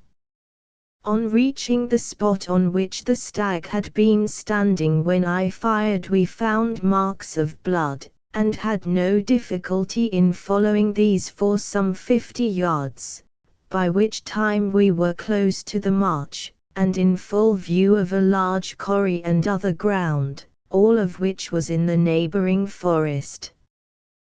We saw what were evidently some of the hinds making off across the march, but the stag and the rest of the hinds were nowhere to be seen. We moved a little farther on where we could get a view of other ground, when suddenly there was a tremendous clatter of loose stones, and we saw the stag and some 20 hinds about 120 yards from us. The deer stopped for a few seconds, the stag looking straight at us, and then away they went. We ran quickly to the point where they had disappeared, and saw the hinds we had last seen with the stag going in the direction which the other hinds had previously taken, but the stag was not with them, "He cannot go far," said the stalker. The ground was very much broken up by large stones and boulders, and we both thought that the stag must be lying hidden not far from us. We were quite certain from the position we were in that we could not have failed to see him unless he had turned back below the hill and gone into the forest from which we had come. We noticed the hinds stopping every now and then and looking back, as they so often do when one of their number has been wounded and is behind them. By following the marks of blood on the stones we traced the course the stag had taken for about 200 yards, but after that we lost the tracks. We made the most careful search, and the stalker went some distance into the adjoining forest, but all in vain. The light was beginning to go, and at last we decided to give up the search, for that day at any rate. The stalker, who had had his glass on the stag when I had fired at him, said he was quite sure from what he saw then and from the way that the stag was bleeding that he had been mortally wounded and could not live long. I felt very much depressed, for if there is one thing that distresses me more than another it is to leave a wounded stag on the ground, and though I thought that the stalker with his experience was right in thinking that the stag could not live long, particularly as I knew my rifle and felt sure that I must have hit the stag somewhere not far from the heart, the fact remained that one could not be quite sure what had really happened. This was the last day of the season, and I was leaving on the following morning. The stalker promised me that he would search the ground on the following day, and that he would also tell the stalkers in the neighboring forest, and that if he heard anything of the stag he would let me know.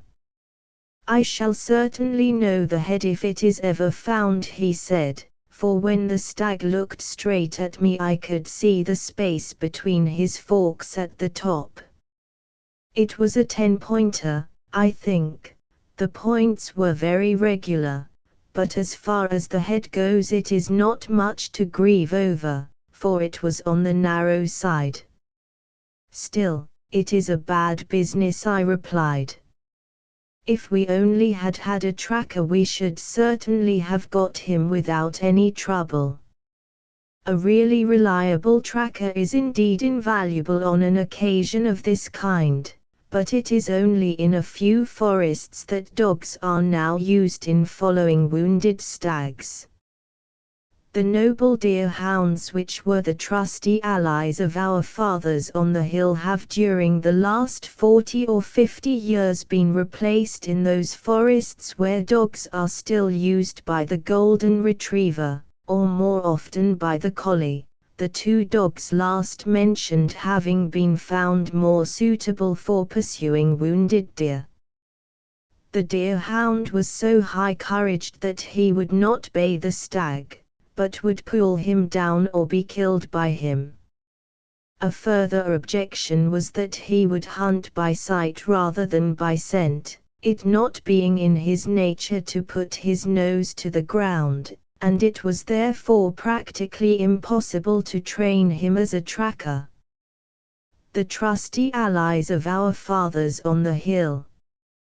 From the picture After a Hard Day by Philip Stretton. By permission of Messrs. Landiker and Brown, Limited, London, E.C.2, publishers of the large engraving. I heard no more of the wounded stag until the following season, when I once more found myself in the same forest. I asked the stalker whether he had any news of the stag. He said, "That is a question. The stalkers in the other forest never found any stag, but a very curious thing has happened. About 20 yards inside the fence, at the nearest point in that part of the forest which is fenced in from where you shot the stag. That would be about a distance of 3 miles. The skeleton of a stag was found last April.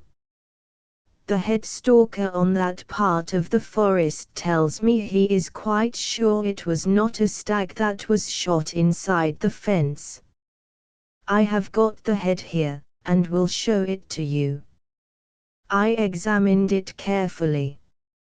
It was a good regular head of 10 points, with remarkably long forks at the top, and I thought it looked a better head than that of the stag I had shot, and said so to the stalker.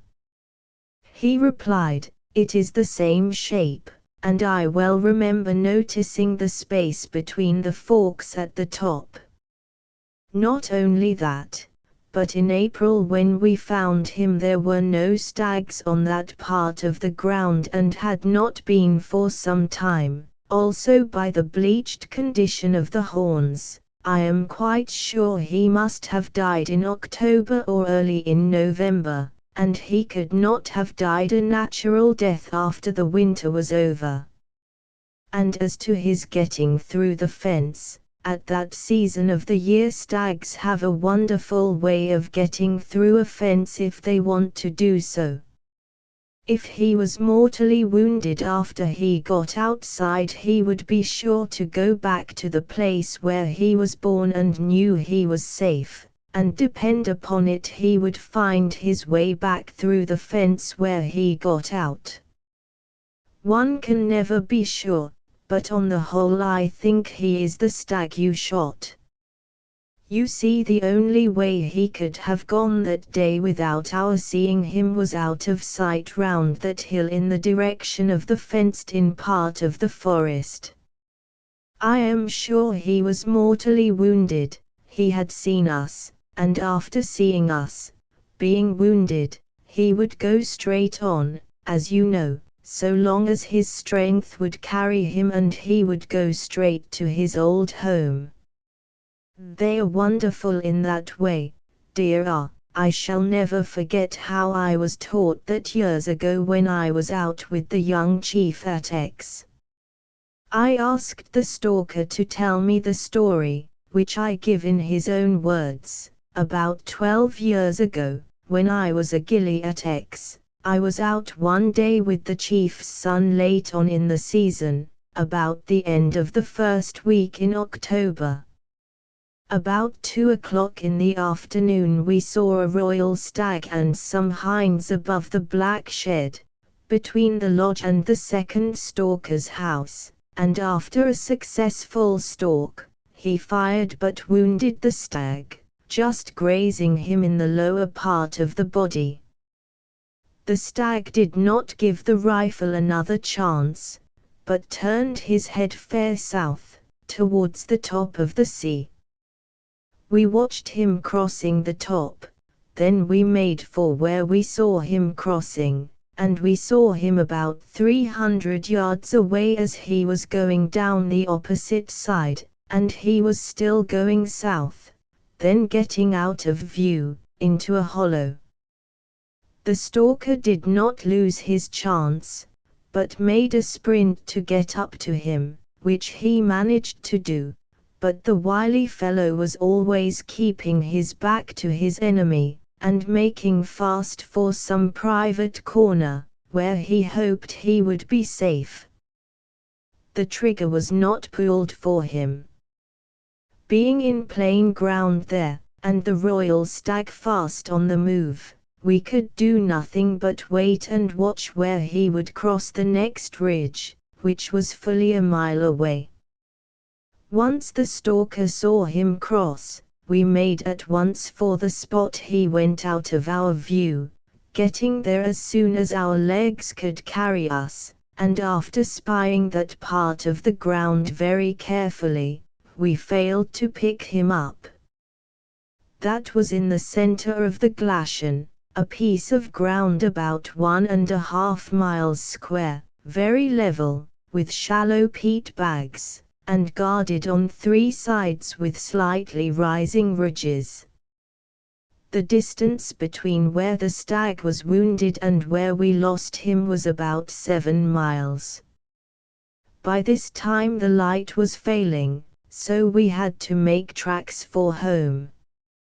One evening, a few days later, when it was beginning to get dark, the head stalker was out about the larder, and noticing a stag with some hinds above the lodge, and putting his glass on him, at once knew the stag he had the run after a few days before. I was just after getting home from the hill, and he ordered me to go and shoot him. The rifle I never fired before, and the sight, although marked for 100 yards, I afterwards found to be a 70-yard sight. I got to about 100 yards from the stag, but having the evening light, and being among juniper bushes, I had to shoot off my hand, and missed him. There was no other chance that evening, as the light was getting bad. 2 or 3 days after, about 10 o'clock in the morning, I was going along to the bothy, about a mile from the lodge, when I saw about 20 hinds and a stag amongst them, and after putting the glass on him, I knew it was the same stag. I at once went back to tell the head stalker, but finding him not at home, I took the rifle. I got to about 120 yards of the stag, but shooting too low, I grazed his foreleg below the heart. He did not give me another chance then, but left the hinds and turned to the south across the top. When I got to the top, I noticed him about half a mile from me. Keeping him in view, he went for about 2 miles south. Then turning southwest, I kept him in view for 3 miles, then lost sight of him, but I could understand by the movements of some hinds the line he was taking. I made for the place where I lost sight of him, but having got there I could see nothing. I followed up the burn that rises at Cairness, and after getting halfway up the burn, I came out to the open to spy. I was spying for some time, and was putting my glass in its case when I noticed a black object about half a mile away, about the size of a blackcock. I used my glass, and who was this but the royal lying in the center of the glacier, on quite level ground. He was lying down licking the scratch where I wounded him earlier in the day. With great difficulty and after a long crawl I got to about 70 yards of him, and shot him through the neck. That was a lucky range, as the rifle was sighted for 70 yards. I was in an awful mess through crawling in burns and gutters after him, but I was very keen on getting him, and as an old chap once said to me, when you have a difficult thing to do you must not be minding your clothes. Well, I was pleased I got him, as I was sure he could not live very long. I considered what to do. My first idea was to put him in some safe place, and come for him next day, so I took him to a burnside into a hollow and hid him, but before doing so I put a small track with my knife above his brow antler, to know him if ever I saw him again, as I did not know who might be looking at me. I was in doubt whether I would take his head off or leave it there all night. I at once changed my mind, as it was so good a head I did not like leaving him out there all night. I cut his head off, giving him a long neck for being stuffed.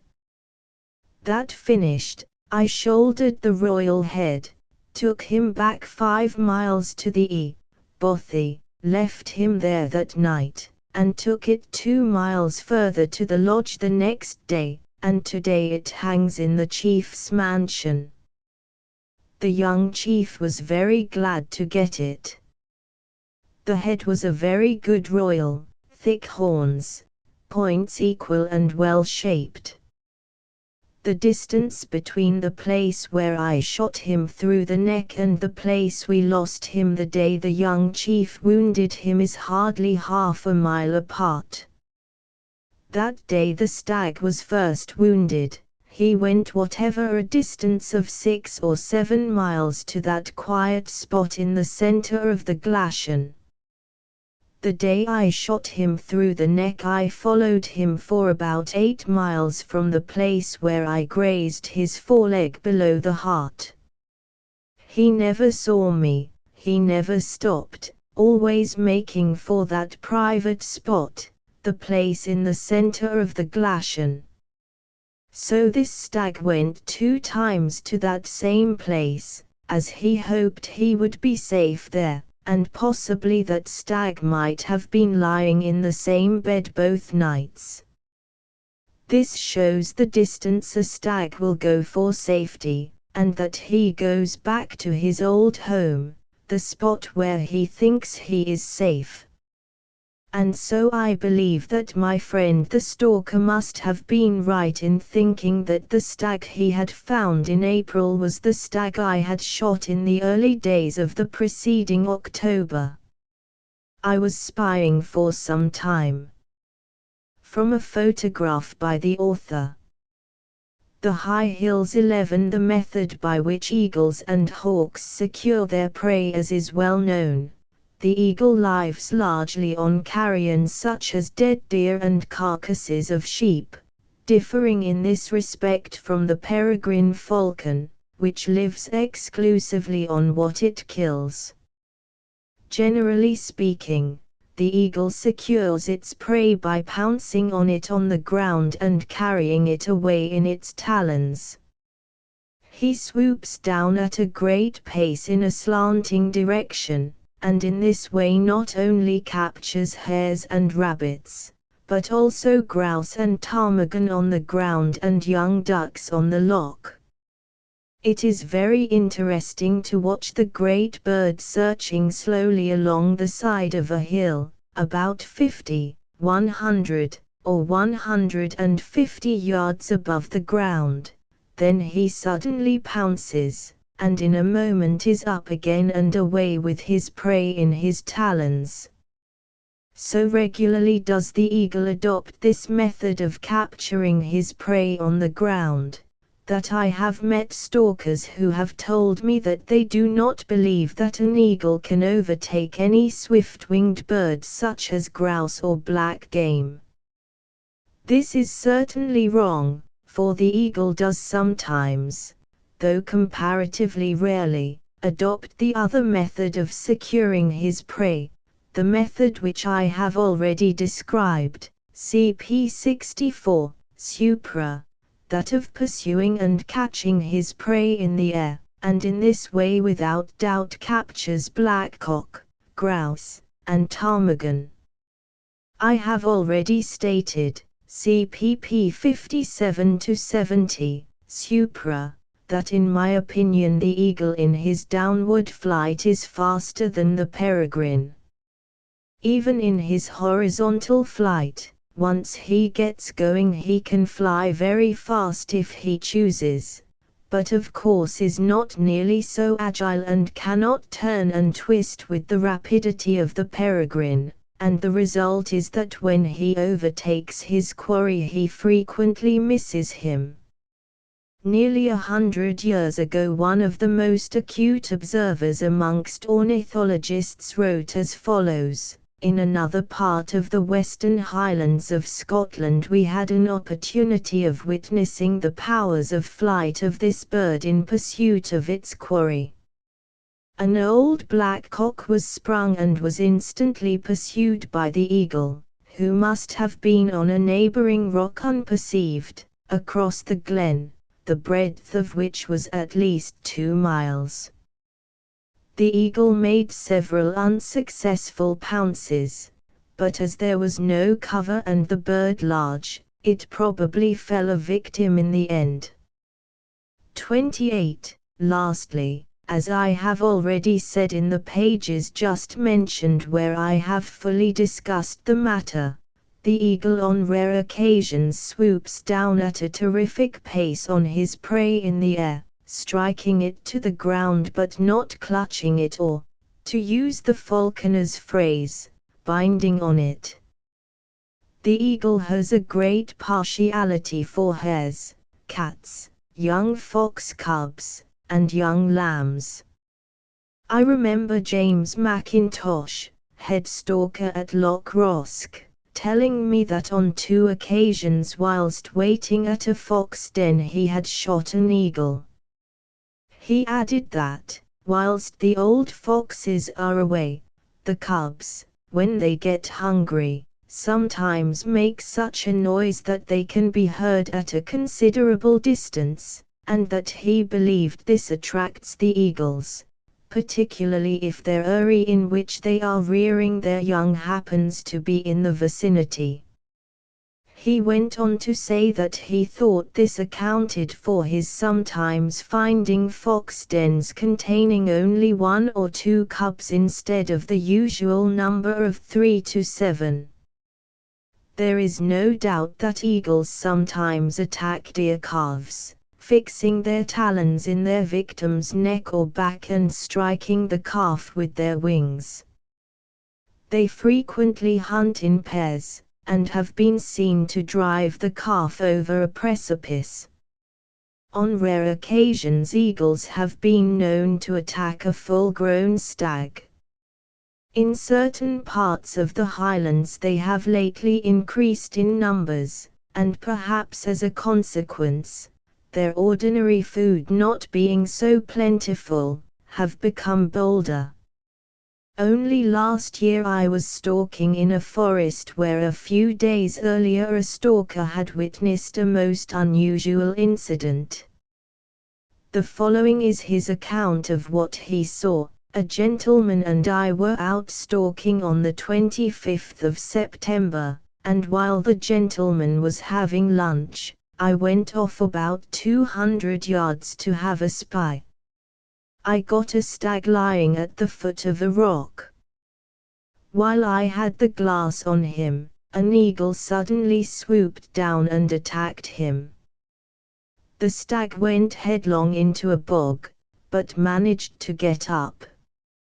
I then ran back for the gentleman thinking we would have a shot, but by the time we got back the stag and eagle were over the skyline and the eagle still following while going over the skyline, but after that we don't know what happened, as both eagle and stag went out of sight.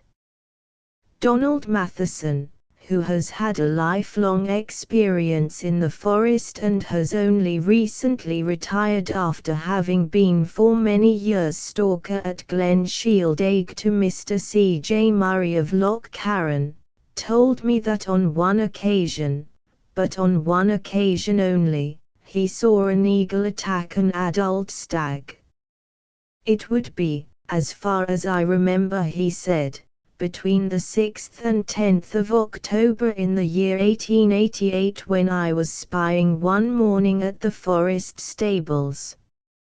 I picked up a stag on the top of Glen Shieldaig, quietly feeding on the Glashnock side, and while having my glass still on the stag an eagle swooped down on his head. The stag fell on his hind quarters, but was soon on his feet again and ran for his life while the eagle was fixed on him.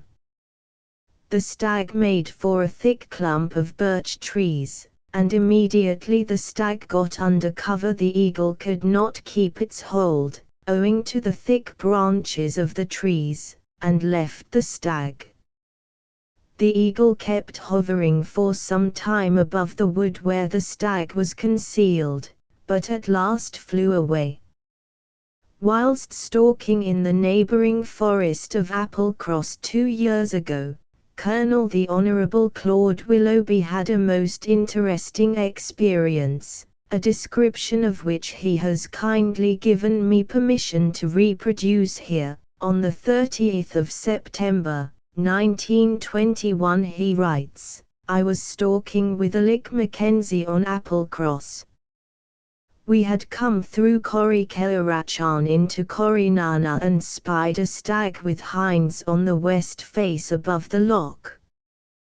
The wind was west, and after a difficult and exceedingly good stalk across the corrie and above these deer, avoiding hinds, also another stag with hinds, we arrived at a point within 150 yards of the stag we were after and found him lying down. Owing to the light and the distance, I determined to wait for him to rise before shooting. After waiting half an hour, hinds which we had seen beyond the place where he was lying came galloping past him. He rose and I shot him. He fell dead. We at once saw that the reason of these hinds galloping was that an eagle was after a calf which had separated from the herd. We saw the eagle land on the calf's back twice, but the calf escaped. The eagle then attacked a hind in the herd. A kestrel hawk now joined in, and mobbed the eagle. This attack lasted only a short time. The eagle then circled round my dead stag, the kestrel soon after disappearing. The eagle settled on a rock about 5 yards from the dead stag, and remained there until we showed ourselves. All this took place within 200 yards of us. On the Tuesday following, Lord Derwent was also stalking on Applecross, near Corrie.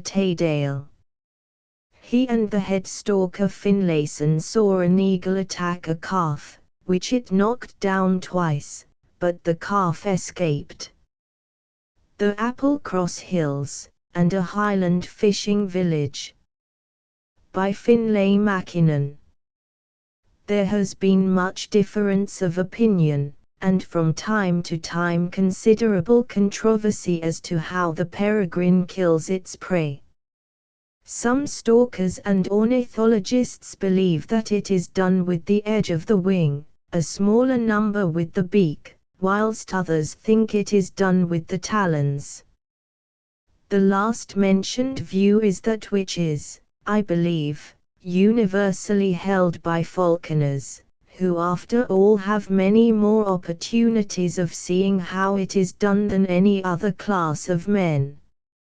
I have frequently discussed this question with naturalists and stalkers, keepers and others interested in this subject, and have listened to all they could tell me. I have also had the great advantage of hearing at first hand from falconers of experience their views and their reasons for them. Further, I have myself been so fortunate as to see the wild peregrine pursue and stoop at its quarry. I have seen it strike and kill it and on occasion miss it. In addition to this, I have read everything I could find on this subject, both in the older and more modern books of authority. I am satisfied myself that the view held by the falconers is the true one, and I cannot state their conclusions better than, or indeed so well as, by quoting from 3 letters that I have received. The writers of these 3 letters have kindly given me permission to quote their views. Major C. E. Radcliffe, who has had almost unrivaled experience as a falconer, writes as follows: all forms of falcons and short-winged hawks, such as sparrowhawks and goshawks, always strike their quarry with their feet, and never with anything else. The killers are those which bind to their quarry in the air, that is, pick up a bird in their feet, and never let go of it until they come to the ground. A really experienced old trained falcon does this 9 times out of 10. Sometimes, however, when stooping from a great height, the impetus of the falcon is so terrific that she seems to know if she binds to her quarry, the impact will be so great as nearly to tear her legs from her body. Thus, when stooping at a heavy bird like a grouse, or a pheasant, at great speed, the falcon slightly throws upwards on her impact with the quarry, and delivers a raking blow with her single long back talon. By this means, her back talon being sharp as a razor, I have seen a grouse ripped open from its tail to its neck. I have seen its wing broken and I have seen its head cut off. All falcons are very careful not to risk touching anything with their wings, hence a falcon will never really stoop at a bird on the ground with an idea of catching it, but they will keep stooping just over a bird they can see on the ground in the hope of flushing it, and then they will catch it in a minute. I have seen falcons and hawks break their wings by striking the smallest twig on the branch of a tree when misjudging a stoop at a bird. Therefore, you can imagine how easily a hawk would smash its wing if it attempted this, to hit a heavy bird like a grouse or pheasant going at terrific speed. If you threw a lawn tennis ball against a falcon's wing coming at you at the rate of over 100 miles per hour, and hit its wing bone, that hawk would never fly again. I have many times in my life, when casting lightly with a very small trout rod, just touched the wing of a swift or swallow with the tip of the rod. I never broke a rod thus, but nearly always broke the bird's wing. I think, when you come to consider these things, you will see that a hawk dare not strike the smallest bird with its wing. It uses its beak only to finish off a bird on the ground, and this she does by breaking the bird's neck with its beak. I have lived amongst wild and trained hawks all my life, and I can assure you the above facts are true. The reference in the above letter to the peregrine killing a grouse by striking it with its talon reminds me of the following interesting note in Birds of Great Britain, 5 volumes, published by the author, John Gould, FRS, in 1873. Evidence forwarded to Mr. James Burdett, keeper to the Earl of Craven. On dissecting a coot I saw taken and dropped by a peregrine falcon, I found the neck dislocated at the third joint from the head and an appearance as if the sharp point of the hind claw had penetrated the brain at the occiput. Captain C.F. Portal, D.S.O., writes as follows: I have seen many dozens of game birds struck down by trained peregrines within 50 yards of me, and I can definitely state that the hawk invariably aims a blow with the talons at his quarry. So true is a peregrine's aim that he generally gets home with both his hind talons somewhere near the middle of the quarry's back, but often he hits a wing and breaks it, and occasionally he breaks the neck in the same way. I have examined hundreds of birds, partridges, killed by hawks, and I have always found the mark of 2 hind talons or one of them.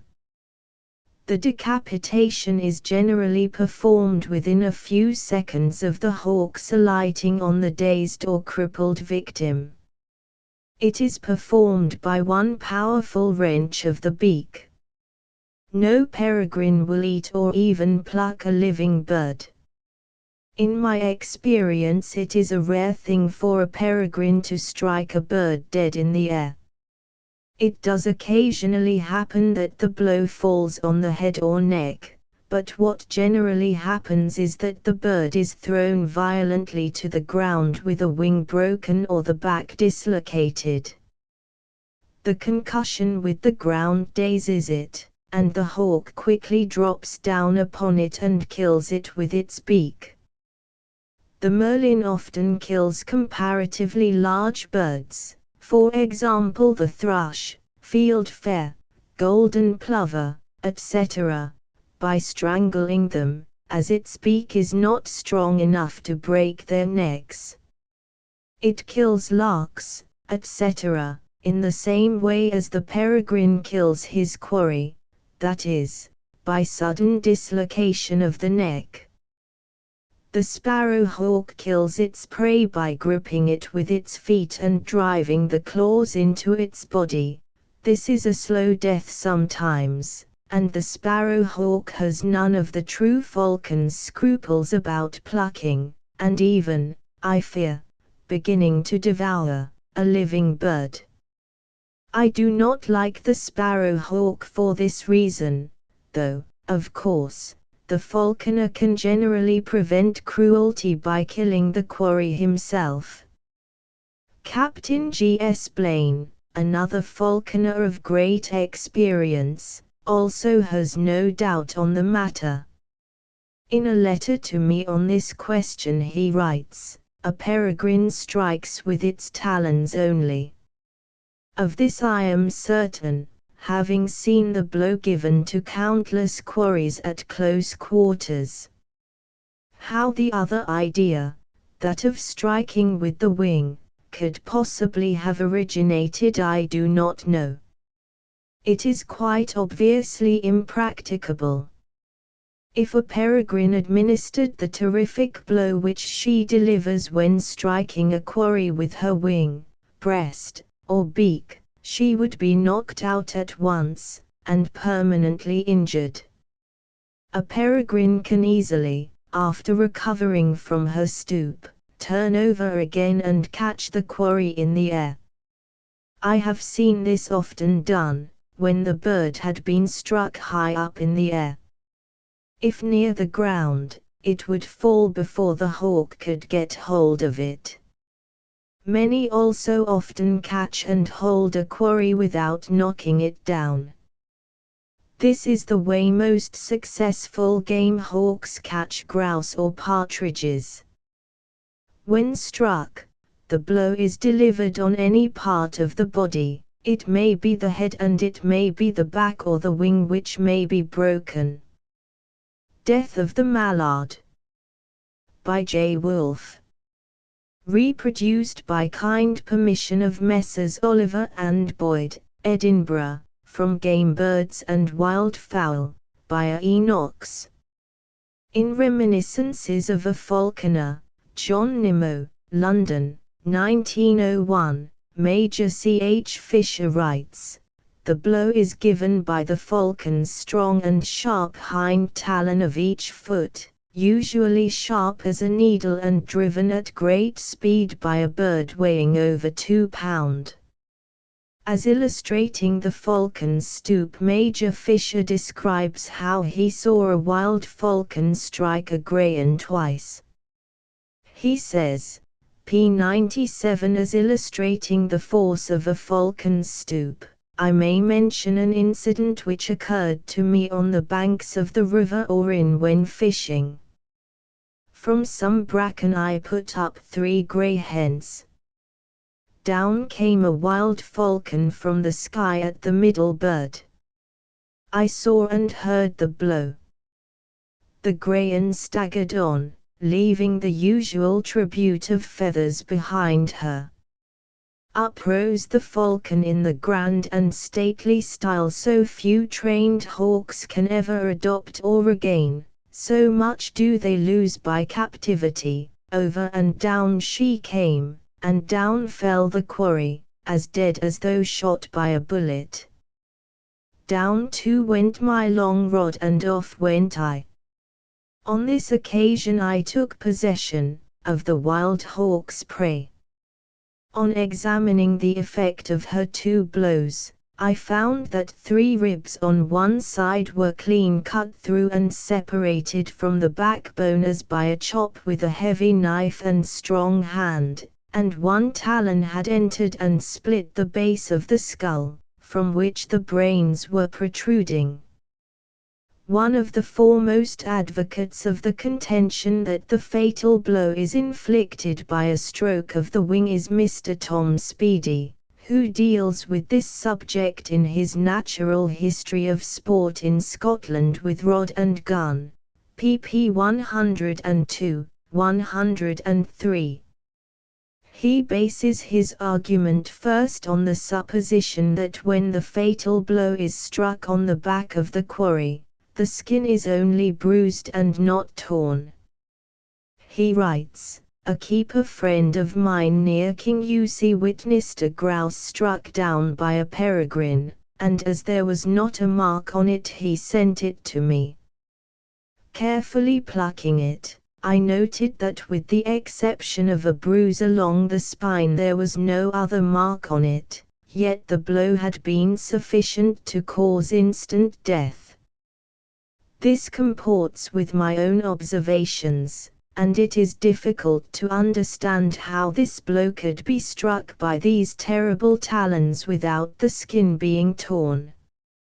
As the heads of grouse are frequently cut off when struck by a peregrine, it is the opinion of foresters who have watched them with their glasses that it is done by the wing. Falconers deny this and maintain that it is done by the hind talon.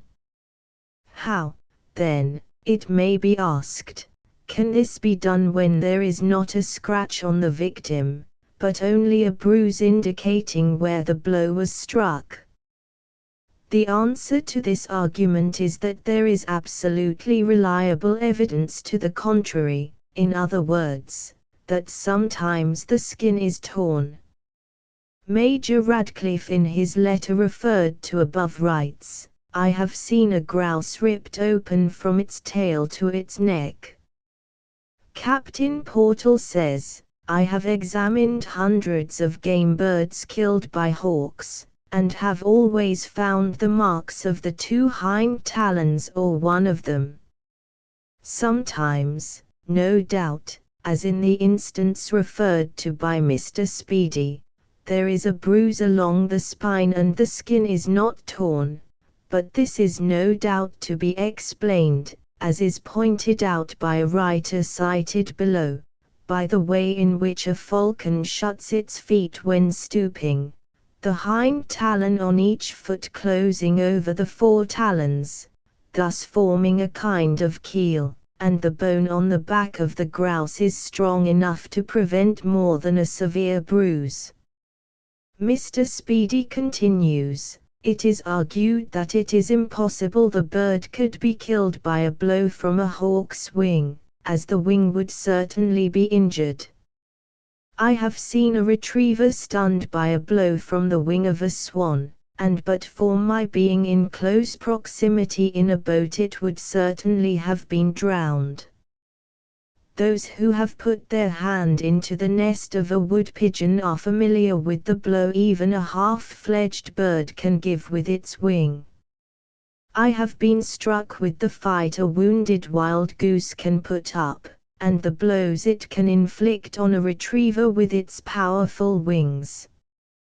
But, with all respect, surely the blow of a large powerful bird like a swan or a goose delivered in this way is a very different thing to the blow which is delivered by a peregrine when stooping at its quarry at the terrific speed with which it then flies, and, in my opinion, the view taken by experienced falconers, such as those quoted above, that the wing would most certainly be broken or badly injured, is the correct one." Finally, Mr. Speedy says, "When a falcon strikes a bird in the air there is a loud clap which I have heard several hundred yards away. This would not be the case if struck by the talons. I venture to think, however, that the argument based on the sound caused by the impact carries Mr. Speedy's contention no further. Would not this loud clap naturally be expected if the peregrine struck its quarry in the manner described? In conclusion, then, what is the correct view of the matter? In the words of a recent writer, Sad Smiley 29, the truth seems to be that the falcon shuts its feet when stooping, the hind talon on each foot closing over the fore talons, thus forming a kind of keel. When the falcon strikes a grouse, the latter may be partially or wholly decapitated, or it may be severely bruised on the back. The neck of a grouse is soft, and the keel of a peregrine's hind talon is sufficiently sharp to cut it, whereas on the back of a grouse the bone is strong enough to prevent more than a severe bruise. The shock of impact must, however, be tremendous, for a bird so struck hurtles to the ground at once. When the peregrine strikes, one hears a loud clap audible at a considerable distance, and it is this noise that has given rise to the theory that the falcon strikes with its wing. If the peregrine used the latter, however, in all probability the wing would be seriously damaged or broken, because the pace at which a falcon stoops must be seen to be believed. There is another interesting fact in regard to this fine bird which is not generally known. There seems little doubt that he deserves the description which has more than once been applied to him, that of a wanton murderer. Thus Charles Street John, in his classic work, Wild Sports and Natural History of the Highlands, says, Chap X. The peregrine seems often to strike down birds for his amusement, and I have seen one knock down and kill 2 rooks, who were unlucky enough to cross his flight, without taking the trouble to look at them after they fell. A wounded stag rage. 12 instances of wounded stags attacking stalkers. It must often have occurred to everyone who has had experience in stalking what a very different sport stalking would be if stags realized their power and had no fear of man. It is, of course, well known to everyone who is interested in the habits of deer that a tame stag in the rutting season is one of the most dangerous animals, and some years ago a tragedy occurred in Rossshire, when a stalker was attacked and killed by a stag which he had himself brought down from the forest as a calf and which knew him well. I have often asked experienced stalkers whether they have ever known an unwounded stag attack a man, but with one exception I have never heard of any such case. The one instance to the contrary is that given by Mr. Frank Wallace in his delightful book, Stalks Abroad.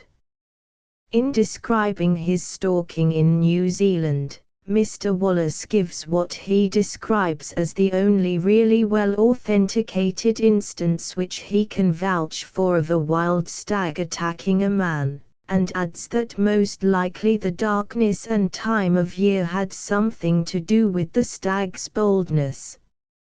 He thus describes the incident: it was dark by the time B and his guide reached the riverbed, which at the point they struck it is very wide.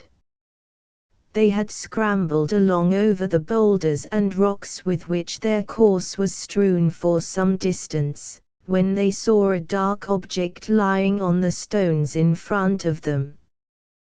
This presently resolved itself into a sleeping stag, who, hearing them approach, jumped up and disappeared.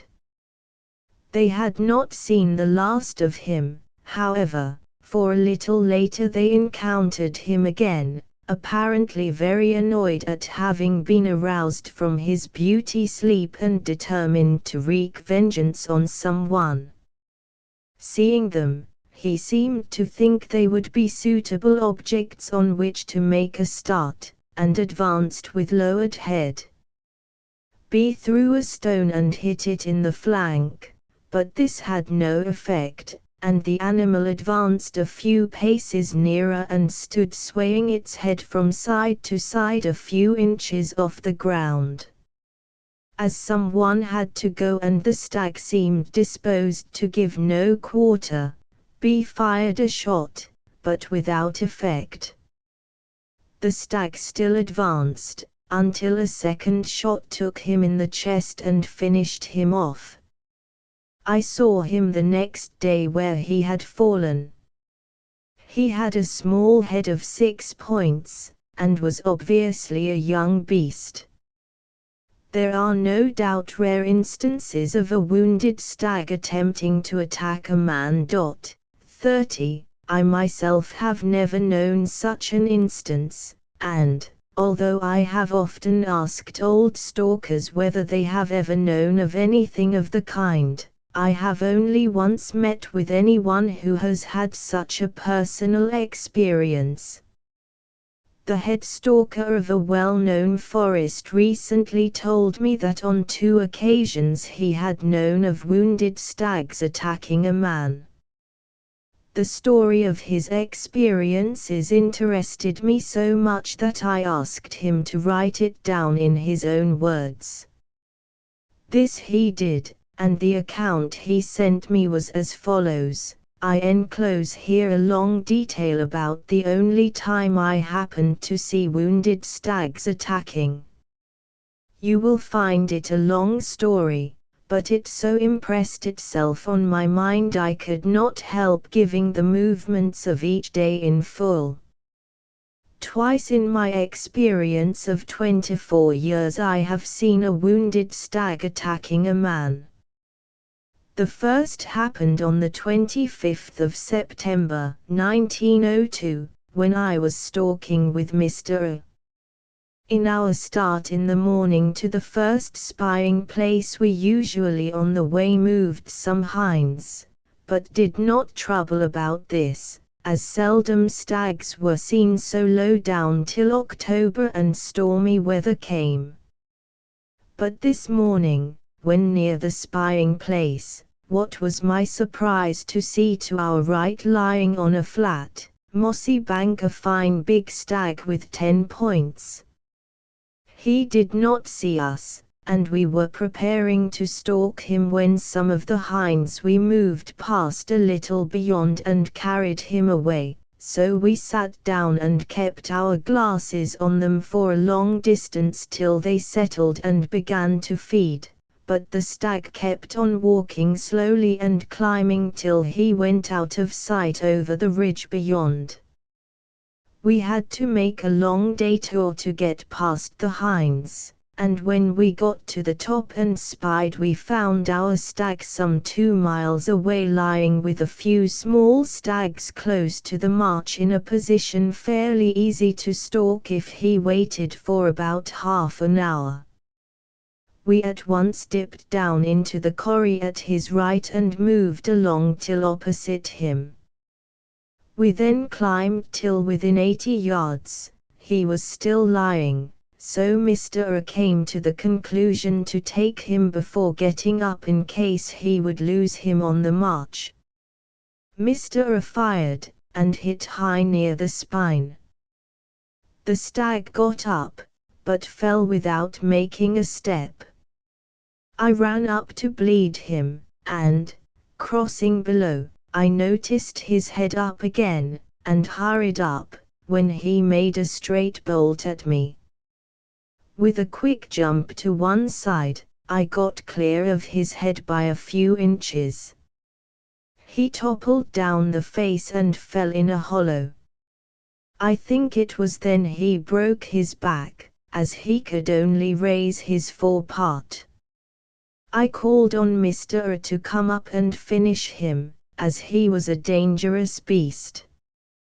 When he came in sight to one side and raised the rifle, the stag half turned towards him and gave a loud, defiant roar, which was cut short by a bullet through the neck. He weighed 18 st 2 pound. The head had a wide span and long, but the horn was rather thin and smooth, which showed he was past his prime.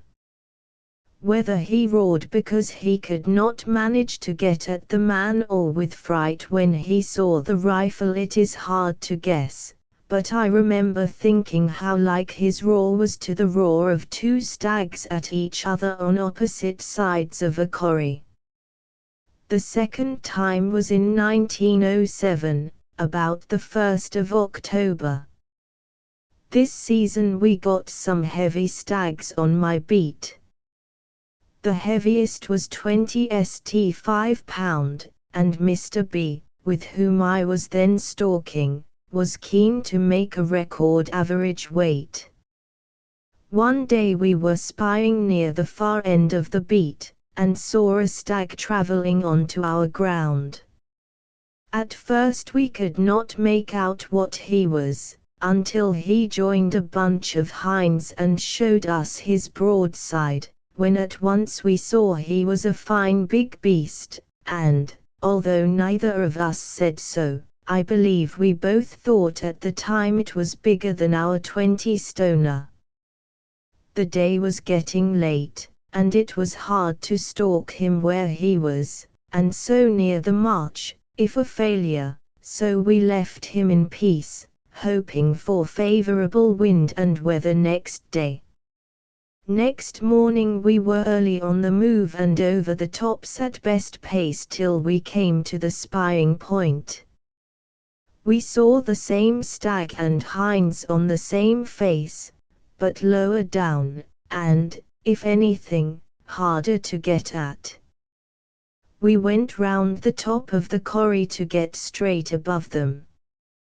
The place was a green steep face without a particle of cover, but fine and smooth to slide down at a steady, flat crawl.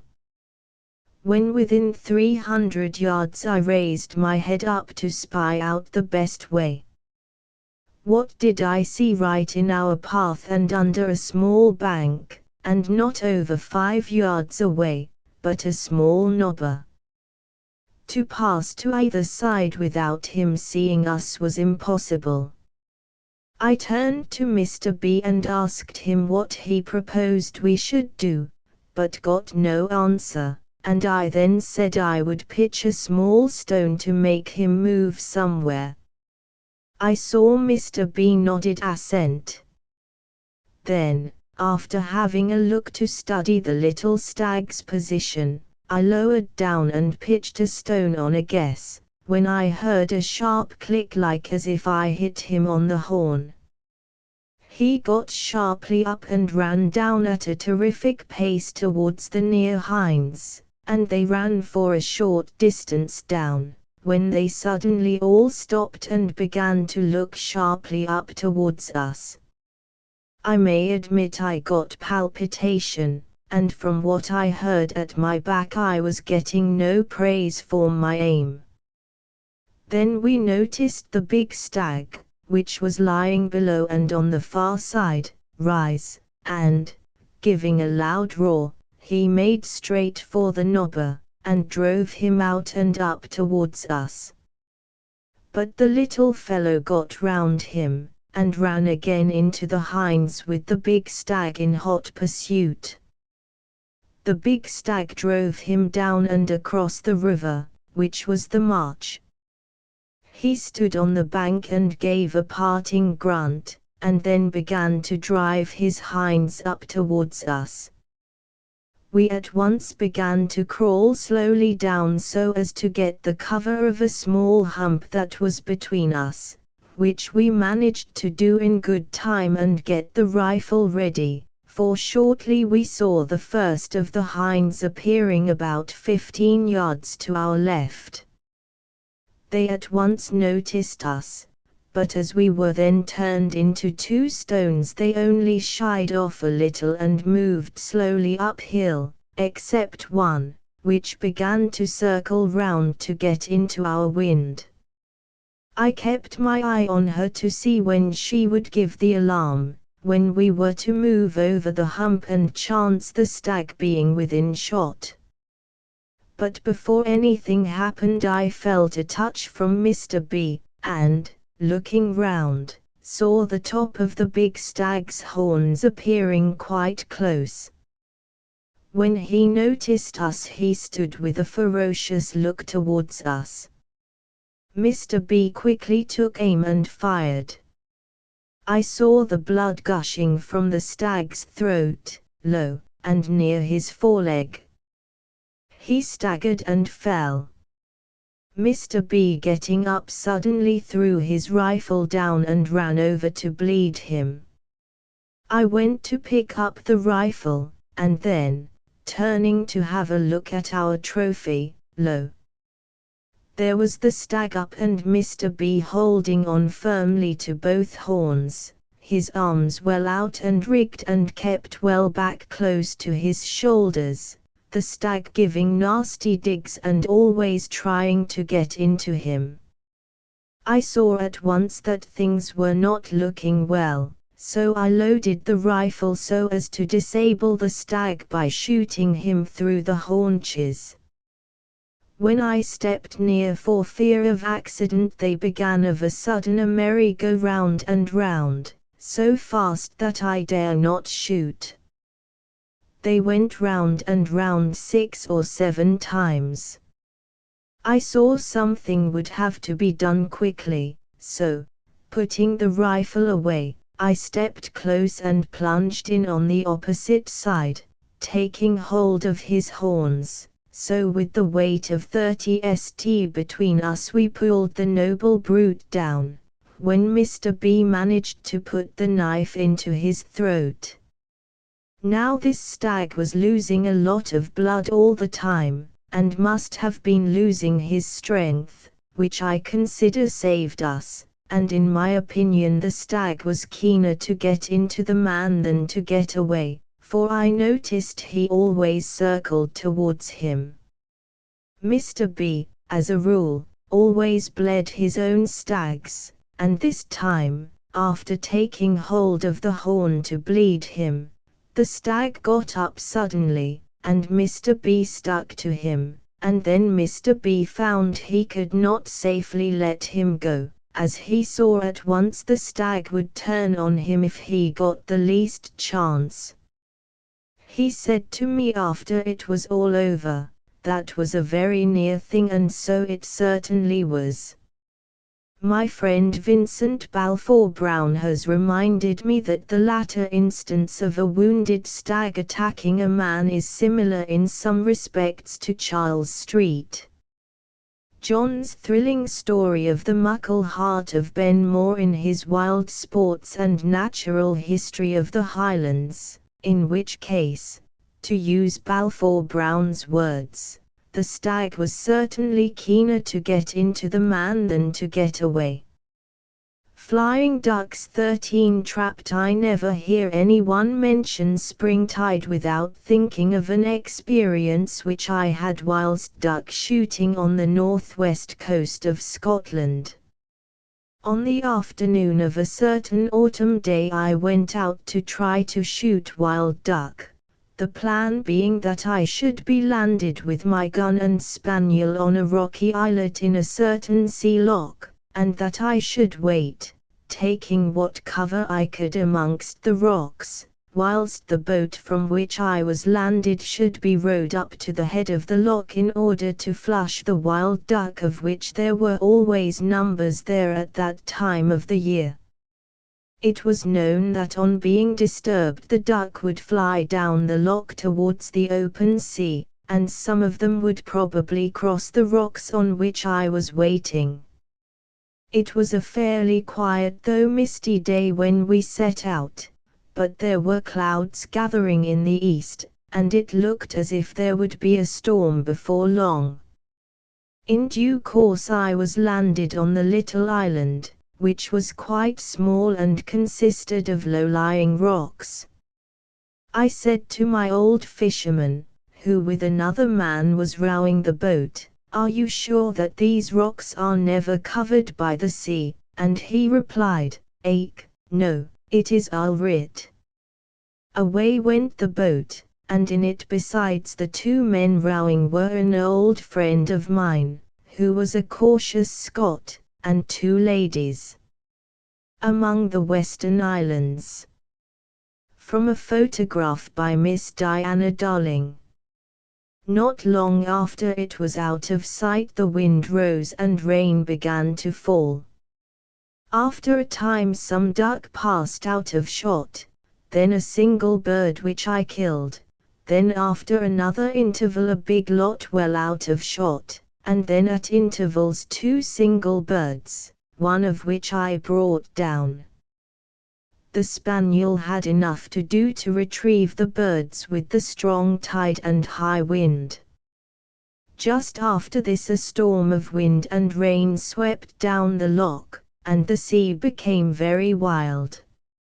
I was still thinking about the duck, but felt no anxiety after what the old fisherman had said.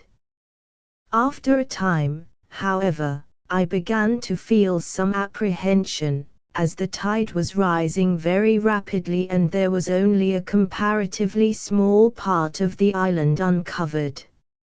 I thought I had better make up my mind as to which was the highest point on the island, and particularly where I should have the best chance of retaining my footing if the sea rose much higher. I selected what seemed to be the best place for this purpose, with some short rocks in front of me, and took up my stand peering into the mist from time to time for a sight of the boat and hoping every moment to see it. There was now so small a part of the island uncovered that I was getting very wet from the waves, which were breaking with some force, and my dog was very excited, barking and whining and making a great fuss. Things were becoming very serious, and I could see that unless the tide turned within a few minutes the rocks would be covered. The water rose so high and so rapidly that I was now standing in water and the ducks I had shot were washed away. Still no sign of the boat, and the tide still rising. The waves by this time were breaking over the rocks, and for a few moments I was thoroughly alarmed, as I realized that if the tide rose a little higher I should probably be washed off. And though I could swim I had no reasonable hope of being able in that sea to swim the considerable distance which separated me from the mainland. However, the feeling of fear was very short, and was followed by a grim determination to hold on for all I was worth, and, strange as it seemed to me afterwards, a pleasurable excitement in what I realized was going to be a desperate effort to keep my footing. There were very few points of the rock left uncovered now, and the tide was still rising, when suddenly out of the mist I saw the boat coming, rising and falling in the angry sea. To cut a long story short, it was a most dangerous and difficult job to take me off the rocks without upsetting the boat, but it was managed all right by the two men, the older of whom was a very experienced seaman. In less than 3 minutes after they got me off, the point of rock that I had been on was covered and there was nothing of the island to be seen. My friend, to whom I shall be ever grateful, declares that he saved my life, and this I think was the fact, for when the wind got up he insisted on the men going back to the island at once, feeling very nervous on my account, and they had a tremendous pull to get back in time as the sea was very rough and the tide was running strongly against them. Where Strome Castle looks over the sea to Skye. By Finlay Mackinnon. The cause of the rocks being covered by the sea, a very rare occurrence, was an unusually high spring tide coupled with a strong gale from the opposite direction, which made the waves much higher than they would otherwise have been in a loch which has the reputation of being one of the most dangerous lochs on the west coast for squalls. October 14, the last stalk of the season. It was the last day of the stalking season in the forest of Fila, where it had been my good fortune to spend the first 10 days of October. I had been out stalking for 8 days, during 2 of which I did not get a shot, but, with the exception of the preceding day, which had been a Black Friday for me, I had been very lucky, having shot 8 stags, and 3 of these I had stalked without the aid of a stalker, which had added greatly to my pleasure. But it was a melancholy fact that the last day had arrived, and what had it in store for us? On the preceding day I had had a series of misfortunes, and when I got up and looked out of my bedroom window the prospect was not a cheery one. A thick mist enveloped everything all round the lodge, which is one of the highest, if not the highest, of all the shooting lodges in the Highlands, 1,764 feet above the level of the sea. On coming down to breakfast my host said to me, "Well, I don't think it is any use going out today. What do you say?"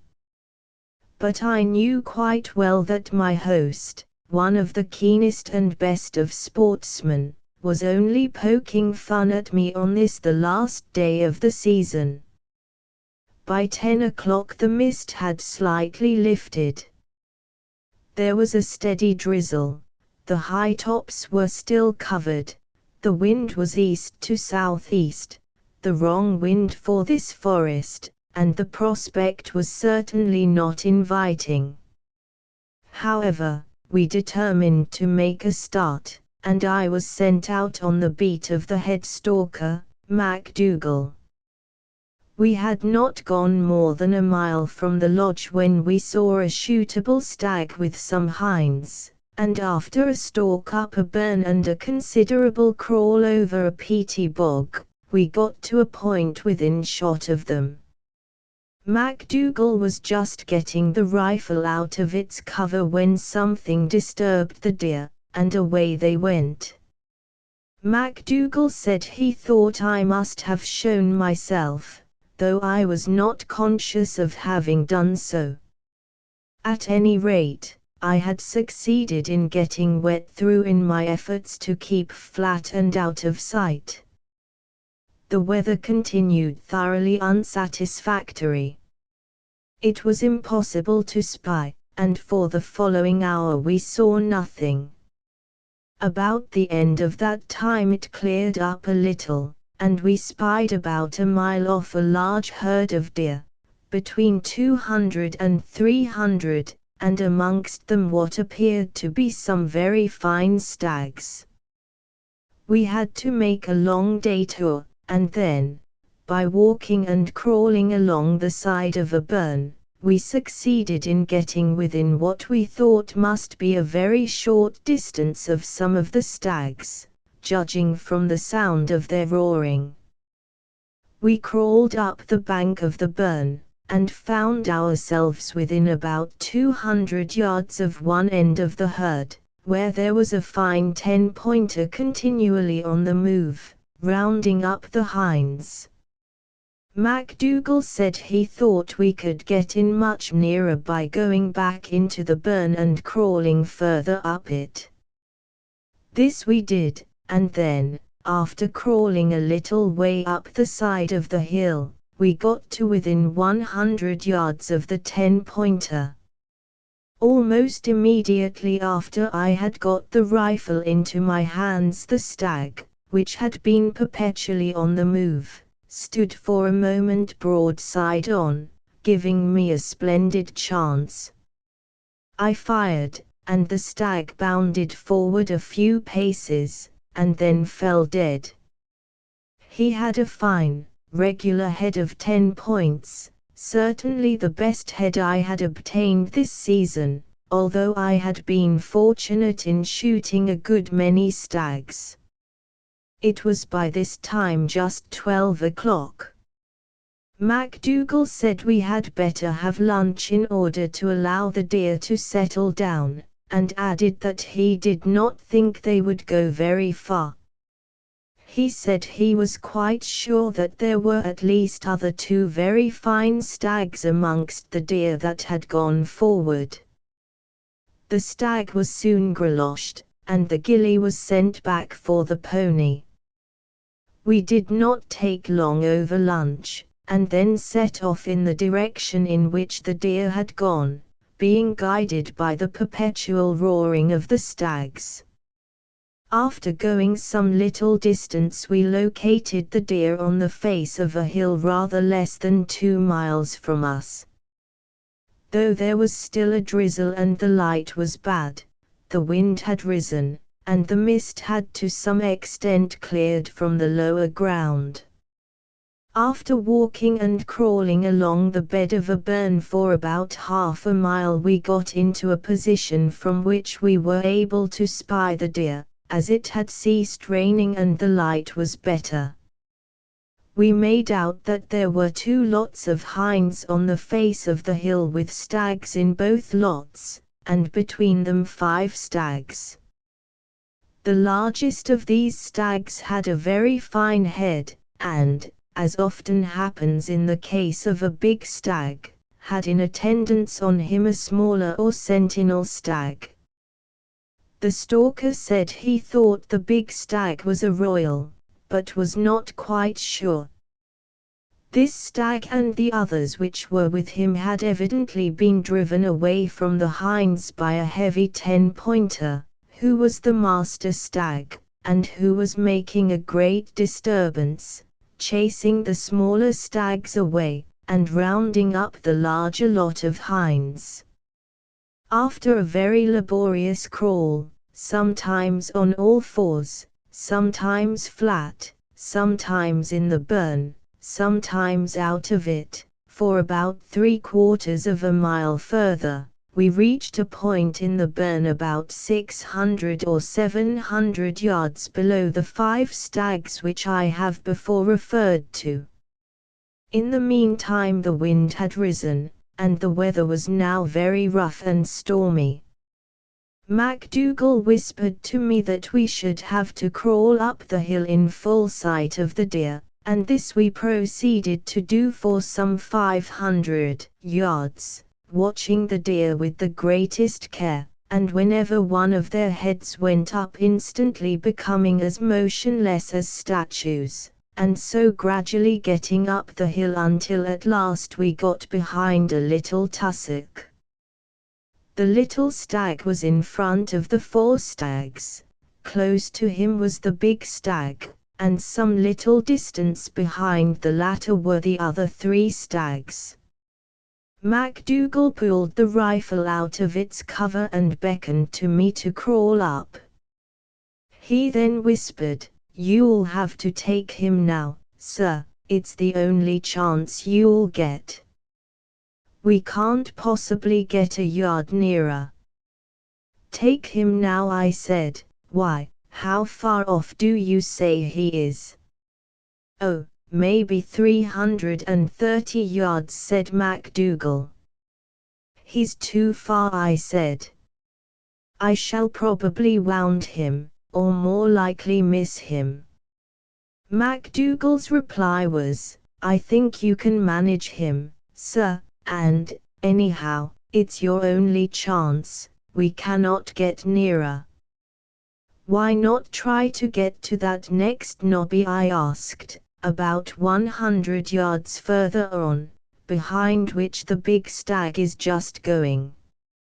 MacDougall said that if we tried to do that the other 3 stags behind the big stag would be certain to see us and would bolt and put the whole lot off.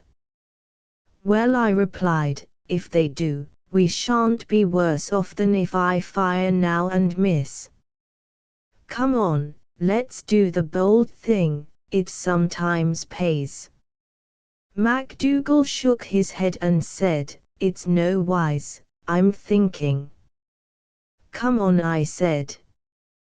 Well, sir, said MacDougall, if you will have it, we'll try, but I don't think it will be any good. We shall have to crawl as hard and fast as ever we can up the hill, quite flat the whole way. Away we went as hard as we could, and it took me all my time to keep up behind MacDougall, who propelled himself along at a prodigious rate.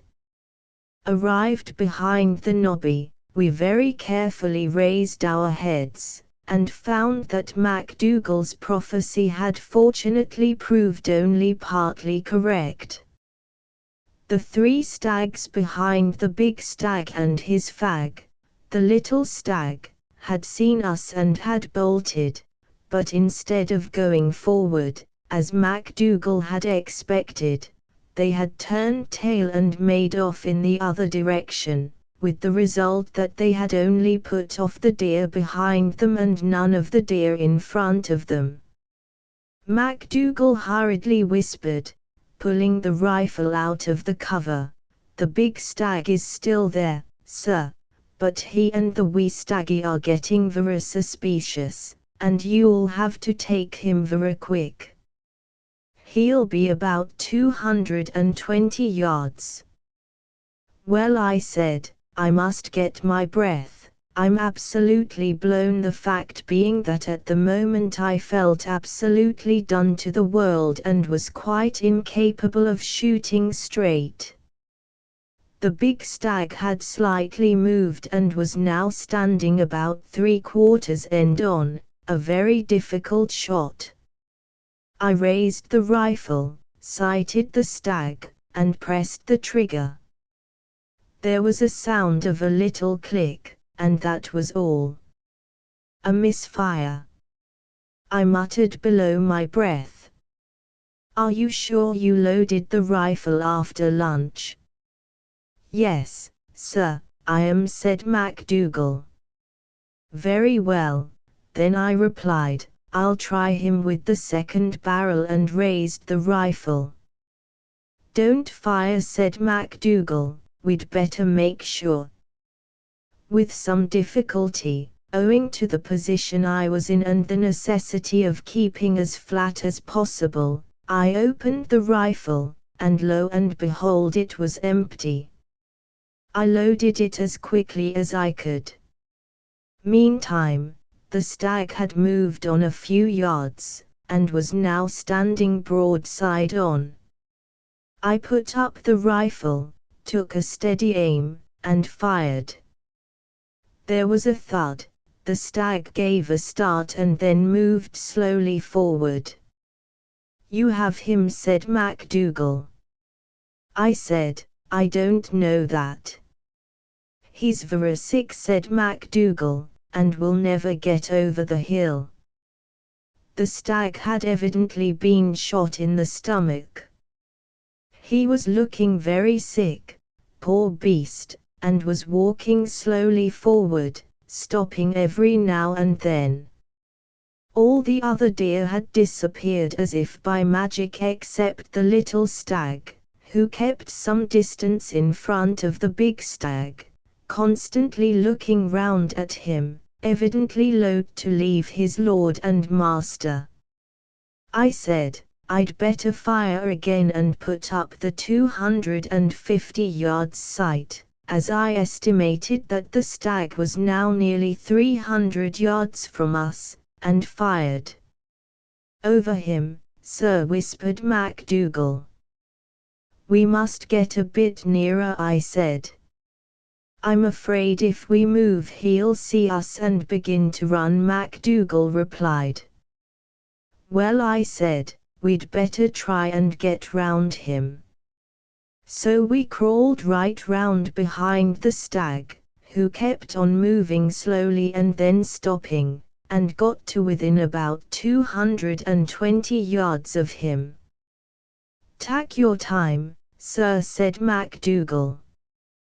The stag gave me a good chance, broadside on, and I fired, believing that I was quite steady. "Missed him, sir," said MacDougall. "I saw something fly up behind him." "I'm not so sure," said I, and as I spoke, the stag, who when I fired had bounded forward 3 or 4 paces, staggered and then fell and rolled over and over down the hill, shot through the heart, as we subsequently found. MacDougall seized my hand and shook it vigorously, saying, "I hope, sir, he's a royal." "I believe he is." As we were getting up to the stag I said, "I see 3 on one top, but not on the other." "Ake, yes," said MacDougall, "he has 3 on both tops." "Yes, sir, he's a royal, and we shall have to fine you a bottle of whiskey according to the custom of this forest." "You may be quite sure I shall not mind that," I replied. On getting up to the stag we found that his head was a fine wild one, with exceptionally long horns. My first bullet had passed through the second compartment of the stomach, or, as it is called in Gaelic, Carrickden Rye, close to but a little below the heart. The big stag is still there. By Frank Wallace. Carrickden Rye means in English the King's Cap, though it is sometimes called the King's Nightcap. Turned inside out it resembles in shape and dice pattern the old-fashioned nightcap. It is said that certain internal parts of the stag and other ingredients cooked in this bag or curricked was a favourite dish in the olden days, fit for a king or such as only a king could afford. That may be why it is called Carrickden Rye. The corresponding small bag in the stomach of the sheep is also called Carrickden Rye and in English the King's Hood. The same word is used in Gaelic to signify hood and cap. Nightcap translated literally is Carricked Oish, but in Gaelic the word Oish or night is omitted, presumably because there was only one kind of cap. Pacabih, which means yellow bag, is the Gaelic name of the first compartment or large bag of the stag's stomach, and is a name used only in the case of the stag. MacDougall signalled for the pony, and then greloshed the stag. It proved to be a very troublesome job to get the stag onto the pony, although the latter was usually very quiet under such circumstances. MacDougall said the reason for his being so restive was that he could see the very long horns. After helping the gillie and the ponyman to put the stag on the pony, MacDougall and I tried to find some other stag, but in the time still at our disposal we saw nothing more except a few hinds. Curiously enough, the weights of the 10-pointer and the royal were exactly the same to an ounce, namely, 15 st 7 ounces. Clean, without heart and liver, and were the 2 best heads of the season in the forest of Fela. MacDougall, who was a stalker of long experience, told my host that he had never had so strenuous a stalk as the stalk after the royal, and he said to me on the way home, "I shall never believe in 13 being an unlucky number again, sir, for I found just after we had started that we had only 13 cartridges, and very nearly went back to leave one of them at home." On our way down from the hill there kept ringing in my ears the familiar lines of Ruskin in A Joy Forever, lines so true in the experience of those of us who are no longer on the threshold of life, It is wisely appointed for us that few of the things we desire can be had without considerable intervals of time. My host had also shot 2 stags, though he had not met with the wonderful luck I had had. No one could have been more genuinely pleased at my good fortune than he was.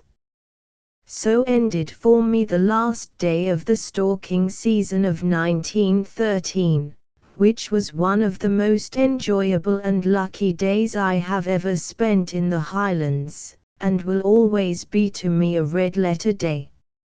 A real nice one.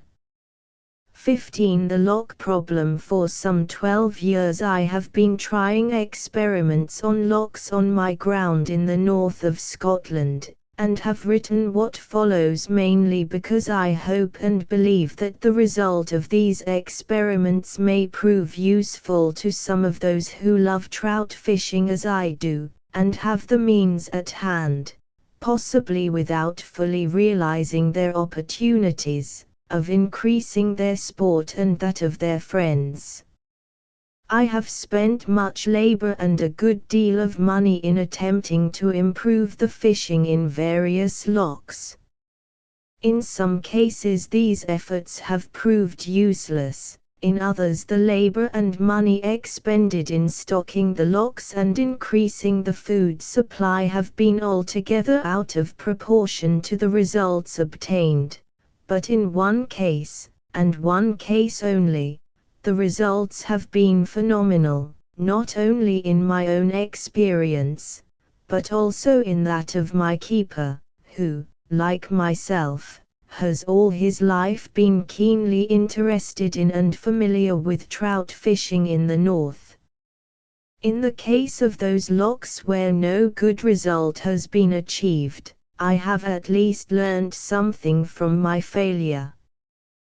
The lock upon which I experimented with such wonderful results must have been a veritable larder of food for the trout when I put them into it, for there was a large quantity of water lizards, leeches, frogs, and above all, freshwater shrimps.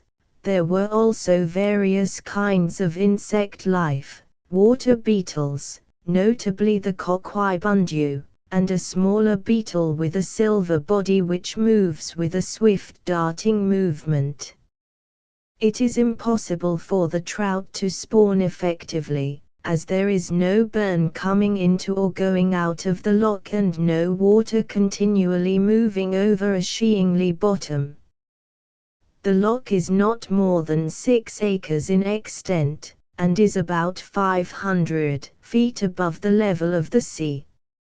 At the time, just 13 years ago, when I began to put fish into it, there were no fish in it, and so far as I know there never had been any, except some years ago when a few trout were put in, but these had no doubt been caught or died long before I began my experiments.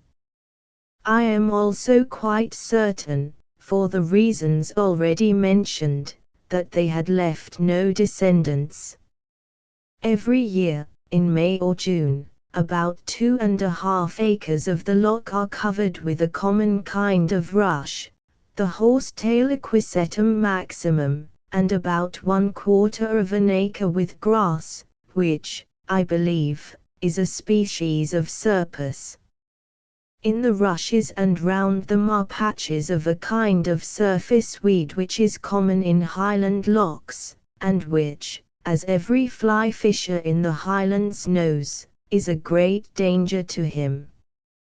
This weed, the scientific name of which is, I am told, Potamogeton polygonifolius, covers an area of some 20 square yards.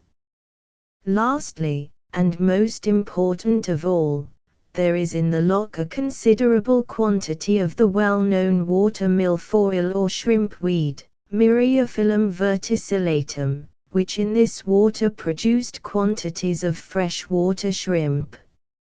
An autumn day, Loch Carron, looking west. By Mrs. Schroeder of Attadale. By August and September the rushes have, of course, largely increased, and extend to nearly 4 acres, leaving a comparatively small part of the loch which can be fished. The depth of the loch is about 3.5 feet all over with the exception of 2 places, a very small part of it, where it is about 5 feet. Its bottom is for the most part fairly hard ground, but on one side there is soft mud, and on another side, for about 1.5 acres, the bottom is rocky. I began stocking the loch in 1910, and during the first 3 years put into it small trout from burns and other lochs on my ground, but in 1913 and 1914 put into it 150 and 200 Loch Leven yearlings respectively. These yearlings were supplied from one of the well-known hatcheries.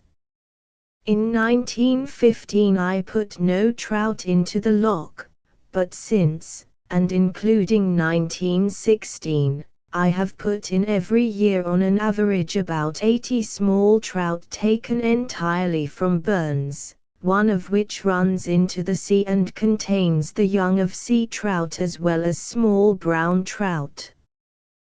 The following table shows the exact numbers of fish put into the loch, showing a total of 1,062. 1910 August, September, October 62, 20 fair size, 1911. July, August, September 61, 16 fair size, 1912. July, September, the 20th of October, 1913. April 150, 1914. April 200, 1916. June, July 104, 1917. June, July 105, 1918. June, July 96, 1919. August 74, 1920. July 96, 1921. July, August 44, 1922. July 50 I have taken care that the loch should not be fished too much, and nothing has been used but the wet fly. It has only been fished in May and June and in August and September. In May and June, which are, of course, the best months of the year, it has only been fished for 2 or 3 weeks, and in August and September it is very difficult to persuade the trout to rise, and a rare experience to catch one. It has been suggested to me that I should introduce rainbow trout into the loch, as they would rise freely in August and September, when the large brown trout will not do so. In May and June there is a hatch out of flies from the weeds on the loch and from the heather on the adjoining moorland. In particular there is a hatch out of a large fly, of which I have caught specimens. These I have sent south for examination, and am told that they are all sedges, the largest being the large red sedge, Fragania grandis, those next in size being cinnamon sedges. I have had flies dressed in imitation of these, and if one is fortunate enough to be on the loch when the sedges are hatching out, there is grand sport to be had, and sport which is greatly increased by the presence of so many troublesome weeds. The loch was not fished until 1913. 3 years after trout were first put into it. Every fish caught under a pound, with very few exceptions, has been returned to the loch, but it is a curious fact that the fish rise very little until they reach about a pound in weight, and so we have not been troubled much by catching the smaller fish which would have to be returned to the loch. The following is the record of fish caught, showing a total of 216, weighing 482 pound, 1 ounce, and averaging nearly 2¼ pound. 1913 6 trout, weighing 8 pound. Average 1 1/3 pound. Largest 2 pound. Smallest ½ pound. 1914 19, weighing 29 pound. Average slightly over 1½ pound. Largest 2½ pound. Smallest 3/4 pound. 1915 14, weighing 29 pound. 11 ounces, average just over 2 pound. Largest 3½ pound. Smallest 1 pound. 1 ounce. 1916 20, weighing 58 pound. 9 ounces, average nearly 3 pound. Largest 4 pound. 7 ounces, smallest 2 pound. 1917 18, weighing 58 pound. 11 ounces, average about 3¼ pound. Largest 4 pound. 10 ounces, smallest 2 pound. 1918 44, weighing 98 pound. 5 ounces, average nearly 2¼ pound. Largest 6 pound. Smallest 3/4 pound. 1919 13, weighing 28 pound. 4 ounce. Average over 2 pound. Largest 4¼ pound. Smallest 1 pound. 1920 20, weighing 59 pound. 6 ounces, average very nearly 3 pound. Largest 7½ pound. Smallest 1 pound. 2 ounces. 1921 30, weighing 48 pound. 13 ounces, average about 1 5/8 pound. Largest 4 3/4 pound. Smallest 3/4 pound. 1922 32, weighing 73 pound. 6 ounces, average slightly over 2¼ pound. Largest 5 pound. 2 ounces, smallest 1 pound.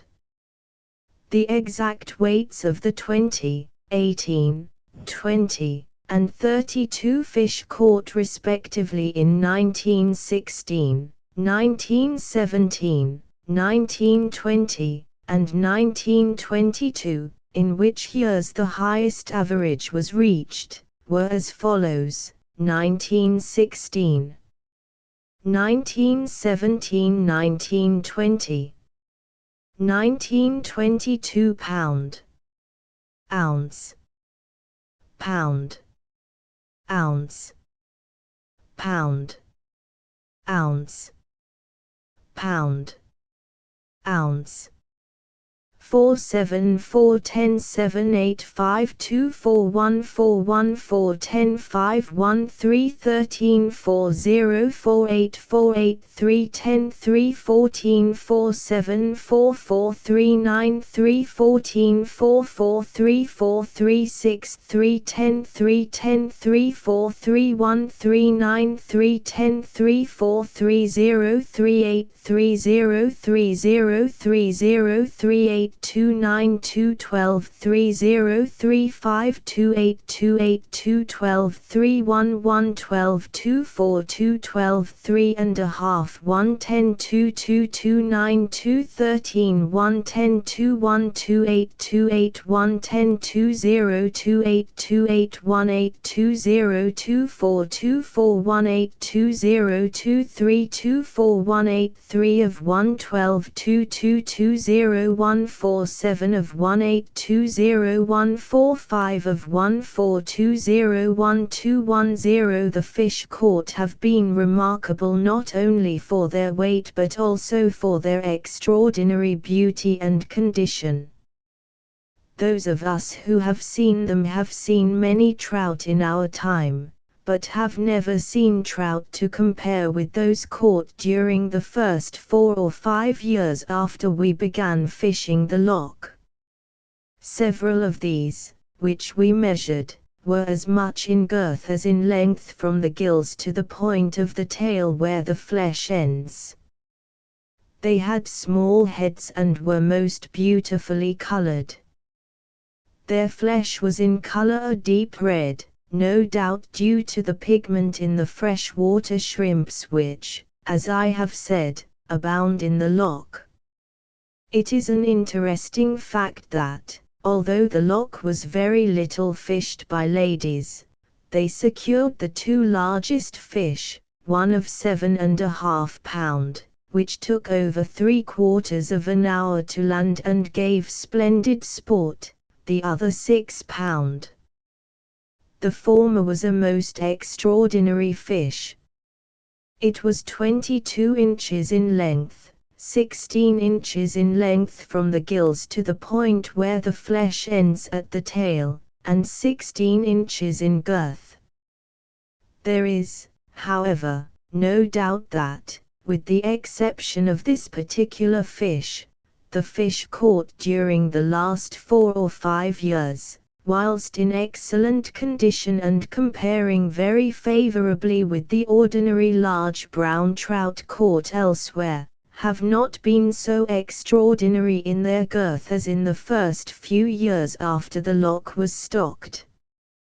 These experiments show the correctness of the opinion expressed by one of the most experienced of writers on the subject of trout culture, Mr. P. D. Malloch, who says in his well-known work on the life history and habits of the salmon, sea trout, trout and other freshwater fish, 31, p. 186, when a farmer rents a piece of land for grazing he knows how many sheep or cattle it will pasture, and that if he puts on more than the proper number they will not grow.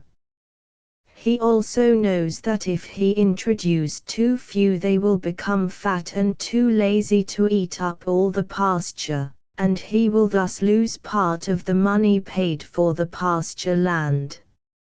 If the proprietor or the tenant of a loch would consider the matter in the same way as the farmer, he would obtain full value out of his lochs, be saved a deal of grumbling, and find life more pleasant.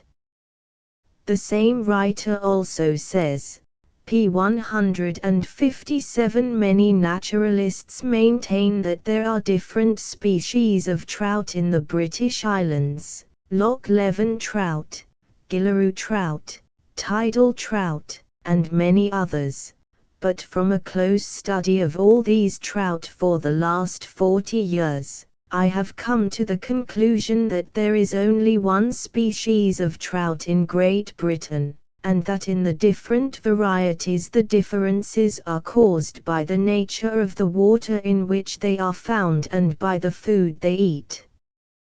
Thus, as would be expected, there is no apparent difference between the so-called Loch Leven trout which were put into the loch from the hatcheries and the little trout from my own burns. Numbers of these splendid trout running up to 5, 6, and 7 pound must be the brothers and sisters of the little fingerlings of the same age in the burns. The best authorities are apparently agreed, 32, that the average life of trout is about 10 years, although there are authenticated instances in which they have lived for a much longer period, that they reach their prime in 6 or 7 years, that they remain in their prime for a few years longer, and then begin to lose condition and weight as old age creeps on.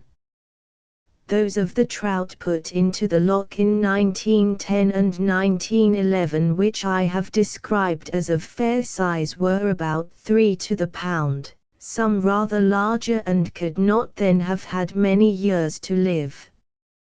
Those from the burns were probably of different ages, but it is highly likely that in 1913 and 1914, when the yearlings from the hatcheries were put into the lock, there were very few of such other trout as were still there that could live more than 3 or 4 years longer.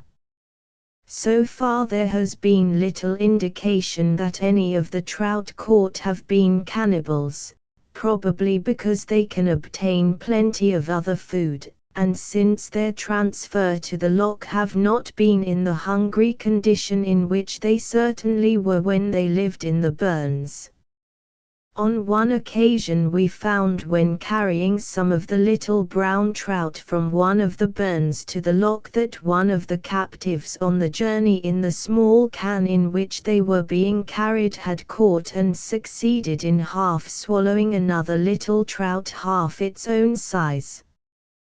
Both Mr. Malloch, CPP 130 to 132 of his work mentioned above, and Mr. Hamish Stewart, The Book of the Sea Trout, 33, p. 240, agree that the young of the sea trout, if confined in a lock, grow rapidly if the feeding be good, and are as silvery as sea trout that are fresh run. My experience in regard to the young of the sea trout put into this lock confirms this view, as I have caught sea trout up to nearly 2 pounds in the lock, which are in no way distinguishable from the ordinary fresh-run sea trout. It is curious, however, that so far no sea trout larger than 2 pounds have been caught in this lock.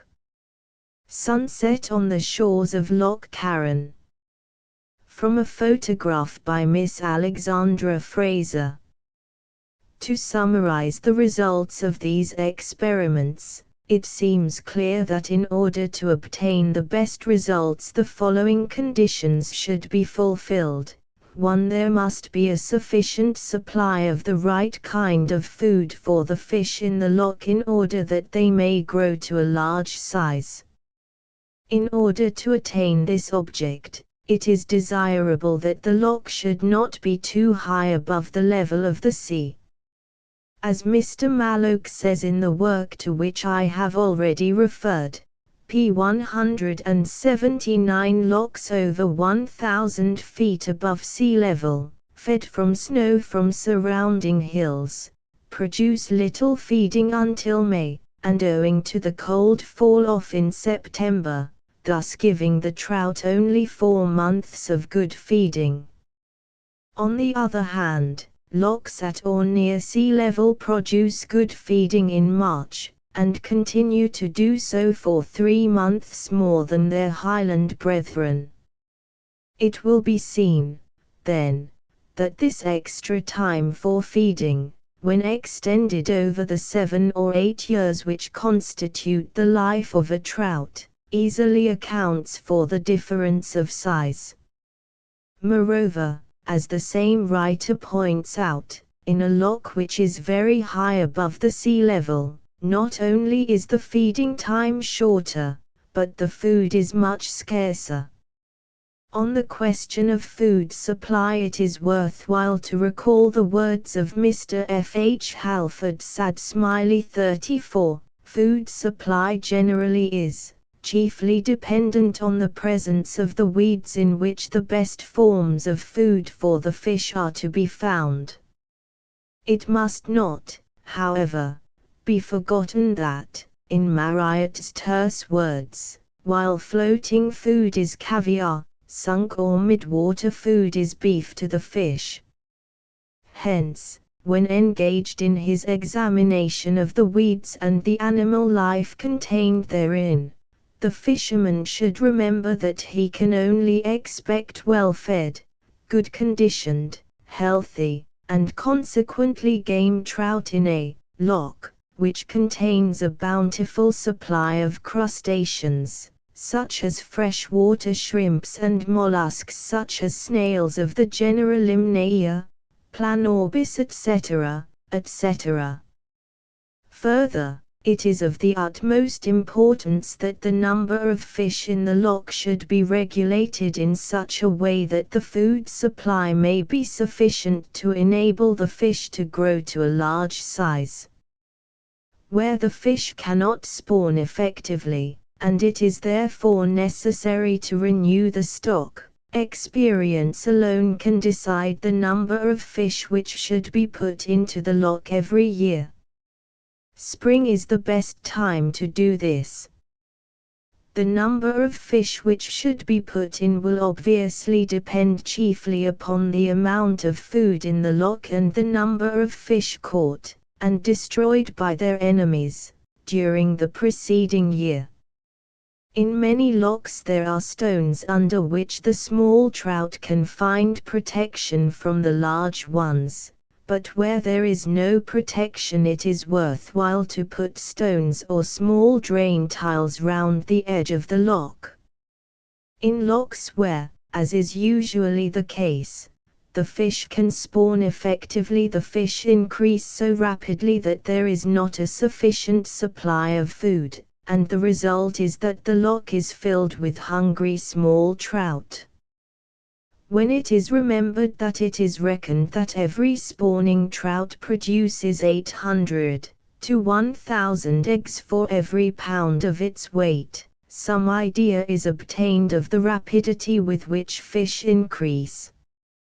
In many lochs nature intervenes and the enemies of trout, divers, herons, ducks, otters, etc., keep the numbers down, sometimes to the point of extinction. In other lochs, owing to the severe frosts and other causes, it is only occasionally that the eggs are hatched out. 2. The loch must not be too deep or the trout will not rise or will not rise well.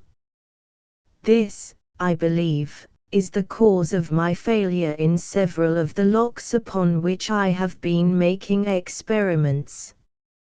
As Mr. Malloch truly says, when a loch is more than 12 feet deep the supply of food soon becomes scarce and the trout small, while shallow lochs produce plenty of food, therefore large trout. In constructing new lochs, one should endeavor to have as much shallow water as possible. The best depth is from 5 to 9 feet. Beyond 12 feet food becomes scarce and trout do not rise well in deep water. Deep water. Chapter 16:16 The surgeon of the deer forest. In the forest and on the moor there is a mighty doctor before whom the greatest physicians and surgeons in the world must bow down. Nature acting in a pure air on an absolutely healthy subject will work wonderful cures. It seems marvelous that the broken leg of an animal so restless as a stag should heal, but it is the case. Such a wound will heal and the animal ultimately be little the worse for it. Such are the words, in his book Wild Sport with Gun, Rifle, and Salmon Rod, of Mr. Gilfrid W. Hartley, a stalker of great experience, and the author of some most fascinating reminiscences on stalking. Every good sportsman is, of course, greatly distressed if he has the misfortune to wound a stag without being able to kill him. No matter what care may be exercised, it is impossible, even for the best of shots who has been accustomed to stalk for many years, not to experience some time or other a catastrophe of this kind. It is at any rate some slight consolation to know that nature can effect the marvelous cures of which there is authentic record. Much can, no doubt, be done to improve one's shooting by regular practice. Some years ago I was discussing the subject with one of the old Highland proprietors who is a first-class rifle shot, and he told me that for many years he had been in the habit of practicing shooting at a small wooden stag, which he had placed in all kinds of different positions and at different distances on the hill.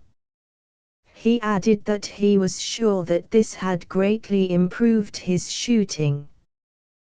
This interested me greatly, for I had for a long time been doing the same thing and am a great believer in its advantages. Amongst other things which it teaches one, is to judge distances more accurately. In the course of my wanderings through many forests, I have often discussed with experienced stalkers the subject of nature's wonderful cures, and as recently as the year before last, whilst I was stalking in a forest in the Western Highlands, the head stalker related to me a remarkable experience of his own. I thought the story worth recording in some permanent form, but felt that I myself could not do justice to it. I therefore asked my friend the stalker if he could find time, after the stalking season was over, to write out for me the account of this particular experience. Some 5 months later I received the account from him, accompanied by a letter which contained the following words: "You will find the enclosed story about the wounded stag." And indeed, I would prefer stalking through wet and bogs for 6 hours than 1 hour trying to put my experience on paper. Here is the story in question. As I promised, I am writing about one of my experiences which fixed it greatly on my mind as to the power of a stag to recover from a serious wound. The year 1905 was a very wet season in this district, and while stags were not good in condition, there were some good heads to be seen. I had that season one of the best of sportsmen who knew a great deal about deer and their ways, and had an experience of 30 years behind him. On the Edge of the Deer Forest, by Finlay Mackinnon. My beat is a narrow long piece of high ground and stretching well in between 3 adjoining forests coming to a narrow point, and on this narrow part there is a small corrie. This corrie is the best for keeping stags I know of, but rather difficult to stalk except with northwest wind. With other winds, although successful in a stalk, one is sure to drive the rest of the deer into one of the adjoining forests, the stalkers in which were very much on the alert at that time to make the best use of any move in their favor on the marches. There was a long spell of south and southwest wind, and although there were quite a lot of stags in this corrie we had to wait long for favorable wind so as to move them further into our own ground. About the 25th of September we were having a spy at the corrie, and noticed a newcomer with quite a big, strong head of 10 points, and on each horn very peculiarly shaped tops with cups, the 3 points on the top in each horn curving towards one another until the tips almost touched.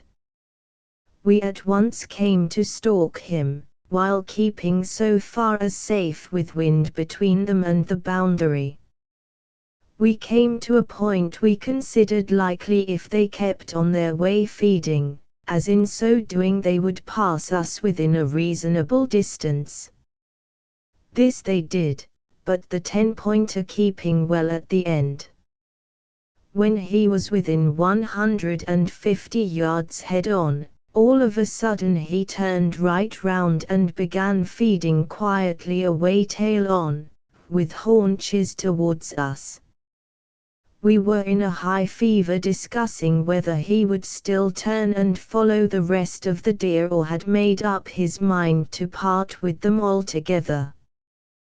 We concluded the last was his decision, and so prepared to have a long shot if he would give us the best chance. When well over 200 yards, he turned half broadside, and immediately the gentleman had a go at him. His first shot went high, and the stag bolted down the corrie, and with his second got him high in the offside hind leg and broke completely his thigh bone, as I could see his leg swinging out to his side at every jump. We sat down, watching him going down the lower corrie until he came to a shoulder, and began to climb up the ridge towards the highest part of the mountain.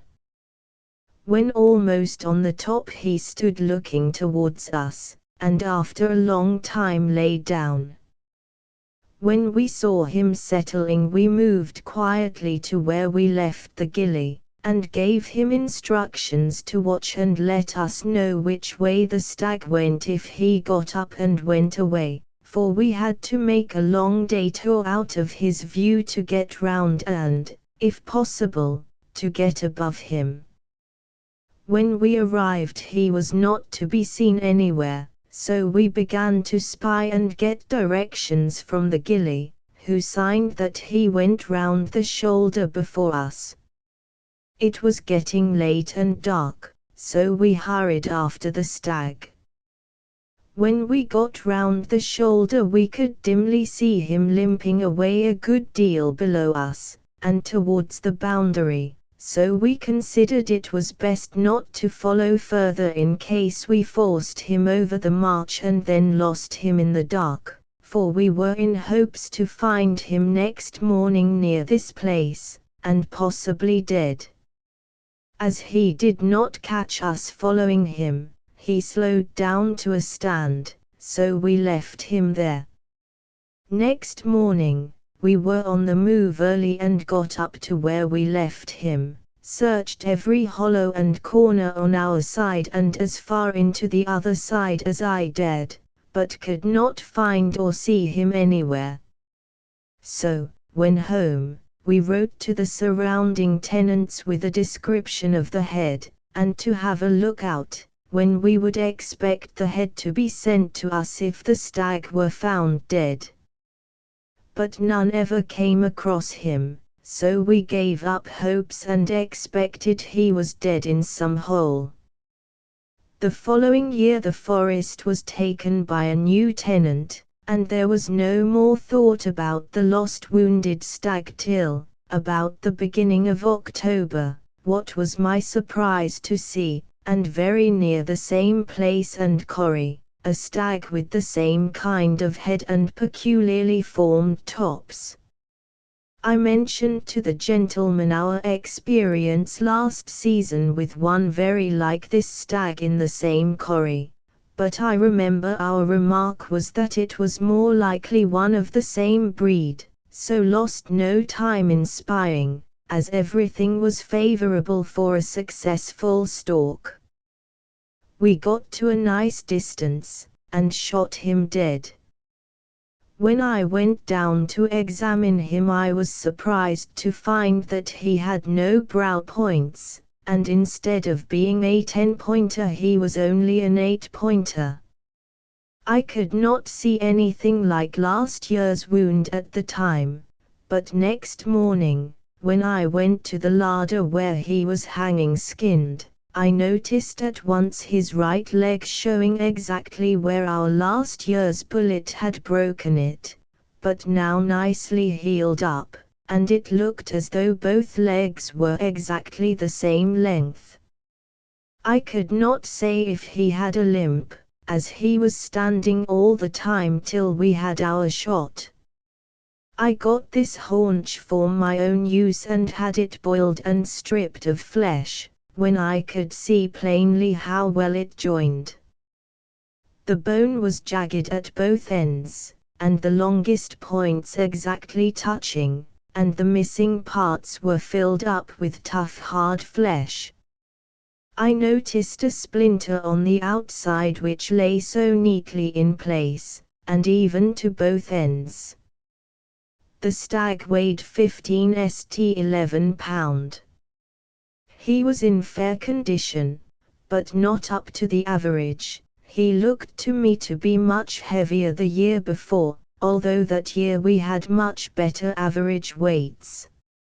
Lieutenant General Creelock, in deer stalking in the Highlands of Scotland, relates a case of the same kind. I remember, he says, wounding a royal stag some years ago at Loch Louichart, I broke his foreleg at the shoulder.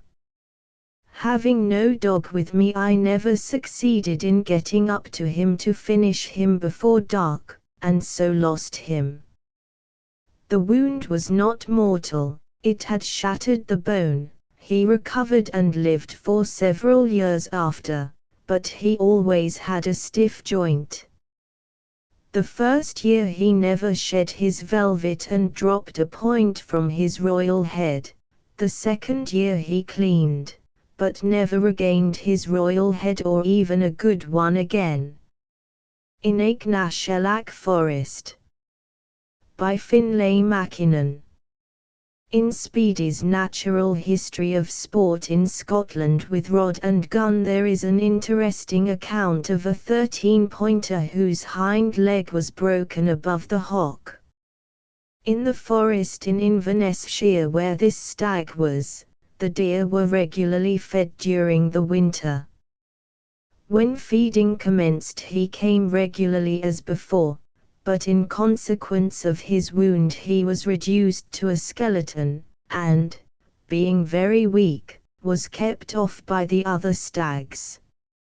He used to hide, however, not far off, and when the others took their departure he returned to the feeding place, when the keeper attended to him and had opportunities, with the aid of his glass, of noting the injured limb at a comparatively short distance.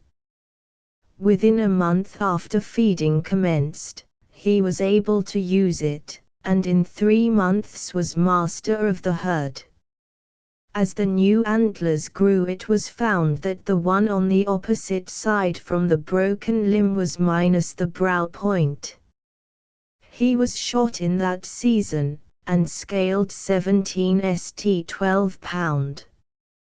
Clean, being then 9 years old. I myself had a personal experience which is perhaps worth recording in this connection. I was stalking late in the season, indeed it was the last day that I was out, and we had been unable to get a shot until late in the evening, when I killed a good stag. We had some miles to go before we reached the end of the road in the forest where the motor car from the lodge was to meet us, and the light was beginning to fail. We were high up on the side of a corrie, and were preparing to start on our homeward journey, when Sandy, the stalker, suddenly turned to me and said, pulling out his glass, "I see some deer down there on the flat." In a moment he had his glass on them, and said, "Would you be liking another stag? There's a fine stag with hinds, and we shall not be long getting down to them. It's been poor sport today." I hesitated for a moment, and then, I am afraid, considering how late it was, weakly yielded to the temptation. I said, "All right. We shall have to be quick, otherwise we shall not be able to see what we are doing." We soon decided our method of approach, and lost no time in getting down the hill.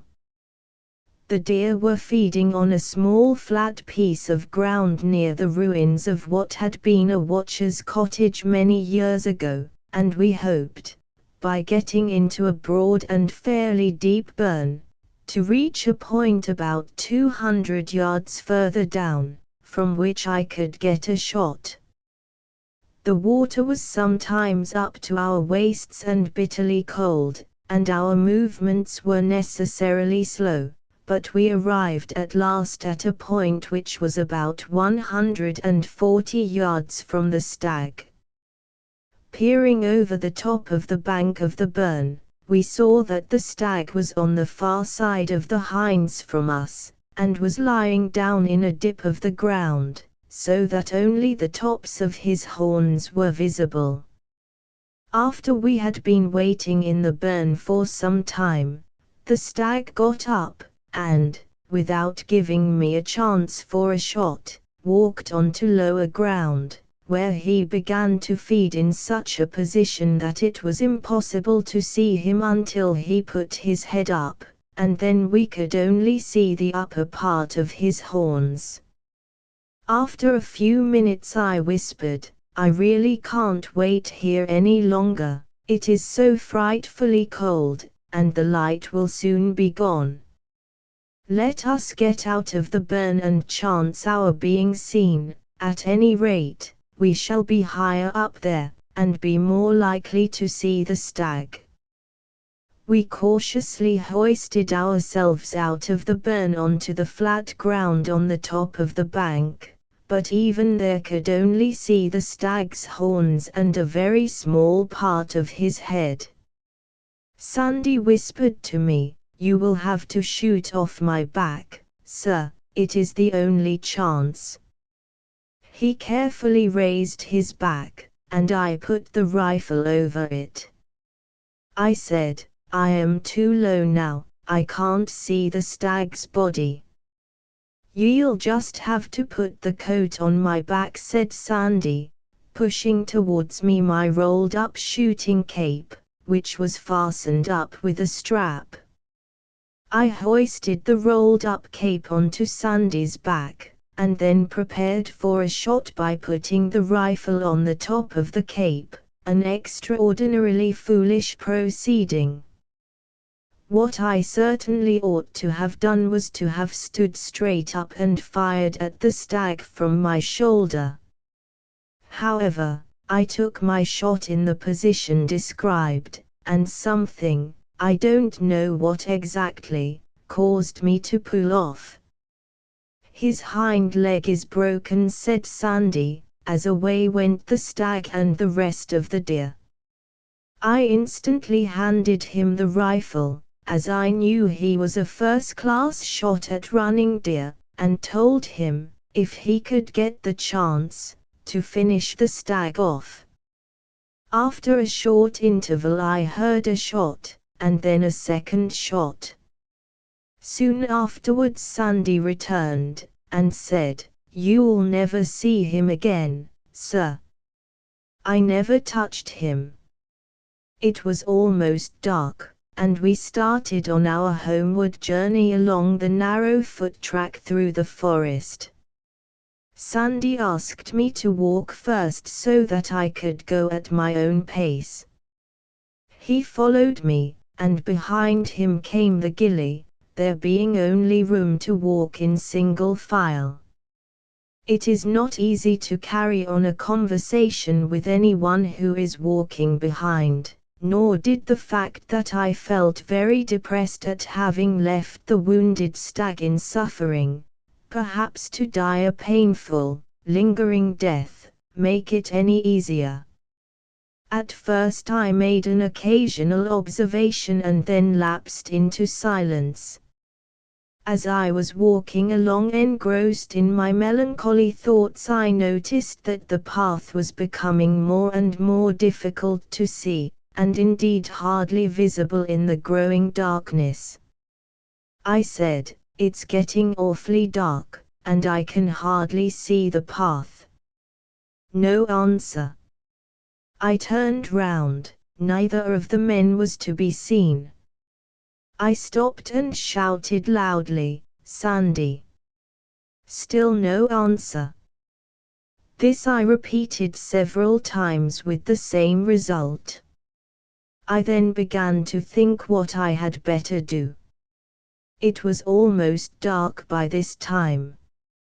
I was in the heart of one of the largest forests in the north of Scotland, miles from any human habitation, without a scrap of food, with an empty flask, and soaked to the skin up to my waist through wading and standing in the burn, which was in flood. I decided to retrace my steps to the old ruins of the watcher's cottage from which we had started. Taking great care not to lose the path, I began to do this, shouting now and then but hearing no reply. I tried to think out why the men should not have been following me on this path on which I was now returning, and which ran beside a broad burn which was in spate. I then remembered that the path which I had been following across the forest before I came to the burn was almost at right angles both to the burn and the path I was now on, and it occurred to me that possibly the path which I ought to have taken lay straight across the burn, and that the men might have crossed the burn and gone in that direction. I had, I knew, been walking, as I always do on these occasions, very fast, and this made me think it not unlikely, especially as it was so dark, that the men had assumed that I had crossed the burn in front of them. Being careful not to lose the narrow track I was on in the darkness, I discovered the point at which I had turned up the burn side, and found that the other path leading up to the burn was a little wider, which encouraged me to hope that my supposed explanation might prove to be the true one. I then waded across the burn and found there was a path at right angles to it on the other side which looked more used than the track which I had just left. I therefore made up my mind to follow this path for a time, shouting every now and then in the hope that the men might hear me, and if I did not hear any reply I would then consider whether I would go on or retrace my steps to the old ruins and there spend the night, a cheerful prospect indeed. After going some distance along the path I suddenly heard what I thought was the sound of shouting a long way off. I stopped and shouted more loudly than ever, and then heard the shouts coming nearer, and very soon after Sandy and the gilly appeared. It turned out that what I had supposed had happened, and that they had crossed the burn thinking that I was still in front of them. I have never since then, on my return from stalking, walked in front of the stalker along a path which I do not know. This unpleasant incident made us later than ever, and I did not get back to the lodge until nearly 10 p.m. The following season I was again stalking in the same forest, and on my first day was on the same beat where I had had the misfortune to wound the stag, as described above, and the same stalker was once more with me. I asked him whether he had heard anything of the wounded stag, and he replied, nothing whatever, adding that although he was sure that the near hind leg was broken, he could not be sure in the darkness at what part exactly, but he thought it was low down. We began by spying a corrie, which was about 3 miles from the place where I had wounded the stag in the previous season, and presently found 5 shootable stags which were together. After watching them for a time, Sandy said, "There are 2 much bigger than the others, one a dark beast, he's a good stag, with only 1 horn." "All right," I said. Let's shoot him, he'll be interesting anyhow. We then stalked the stags and managed to get within about 120 yards of them. As soon as I got a good view of the beasts, I noticed that the stag with one horn was limping slightly, and it flashed through my mind that he was almost certainly the stag which I had wounded in the previous season, particularly as he was the same color and the horn seemed to me to be very similar to what I recollected of the horns of the wounded stag. Whilst these thoughts were rapidly passing through my mind, Sandy whispered, "Don't take the stag with one horn, sir, but the yellow stag on the right, which is a much better beast." Evening Glow, Poolywet, Rossshire. By Finlay Mackinnon. I replied by shooting the dark-coloured stag, this time in the right place. "You've shot the wrong beast," said Sandy. I said, "Oh, no I haven't. You were with me last time I fired my rifle, and I then fired it at that very stag. Let us have a look at him and see if I'm not right." On examining the stag, we found that low down on his near hind leg the bone had evidently been fractured just above the fetlock, but had healed completely and set in the most wonderful way. This, of course, was what had caused the limp which I had noticed, and also the absence of the horn on the other side of the head. After examining the stag, Sandy quite agreed that there was no doubt it must be the same stag, and we both thought, although it was in very good condition, that it was at least a stone lighter than it had been in the previous season. It is interesting to note that in the case of stags, as in that of human beings, the muscular movements are controlled by nerve centers which are situated on the opposite side of the brain. Chapter 17:17 The Secret of the High Hills. I shall never forget that day, or the self-sacrifice and bravery of those men in that brigade. The speaker was a chaplain attached to one of the Highland brigades which had been fighting in France. We were told that a particular position had to be taken, and the work was allotted to certain of the Highland regiments. My work was to attend the dying after the attack was over and the position carried at the point of the bayonet. Amongst them was a piper who had shown extraordinary bravery in the assault, and who, though wounded 3 times, had persisted in carrying on and playing his pipes until he fell mortally wounded just as the assault, after very heavy fighting, was proving successful. He knew he was dying, and gave me messages for his wife and family. He was evidently a man of strong faith, and had no fear of death.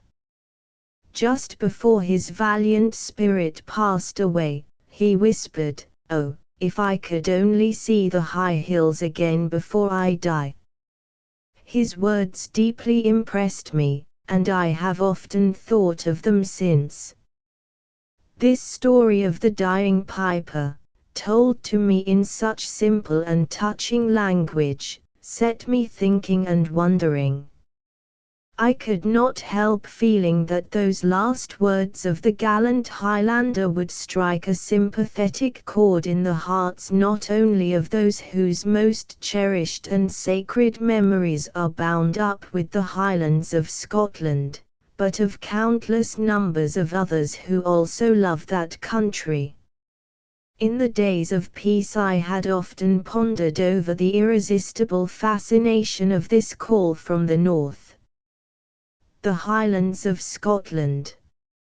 Is there anyone who has ever seen them, or who knows even slightly something of their romantic and enchanting history, who can fail to understand the passionate devotion of anyone with Highland blood in his veins to that wonderful land? All the world over the sons of the heather and the mist, in however distant or alien lands they may be, feel always, as they steer their way through life, that there is a pole star by which they set their compass, and that some day, perhaps, they or their children may steer the boat to a haven on some rocky shore, where the whoop calls shrilly on the moors above the loch, and the heather grows strong and tough on the hillside, and the peat reek rises almost like the incense of an evening prayer against a grey, soft sky in the land of the north. 35. From the lone Sheelin on the misty island mountains divide us, and a waste of seas. Yet still the blood is strong, the heart is Highland, and we in dreams behold the Hebrides. 36. How many a man at the end of July or the beginning of August, worn out with his work in Parliament, or the law courts, or elsewhere, turns his face and his thoughts to the north, and finds even in his anticipations and dreams of the days to come refreshment and solace. In most things in this life the anticipation is far greater than the reality, but not so in this case.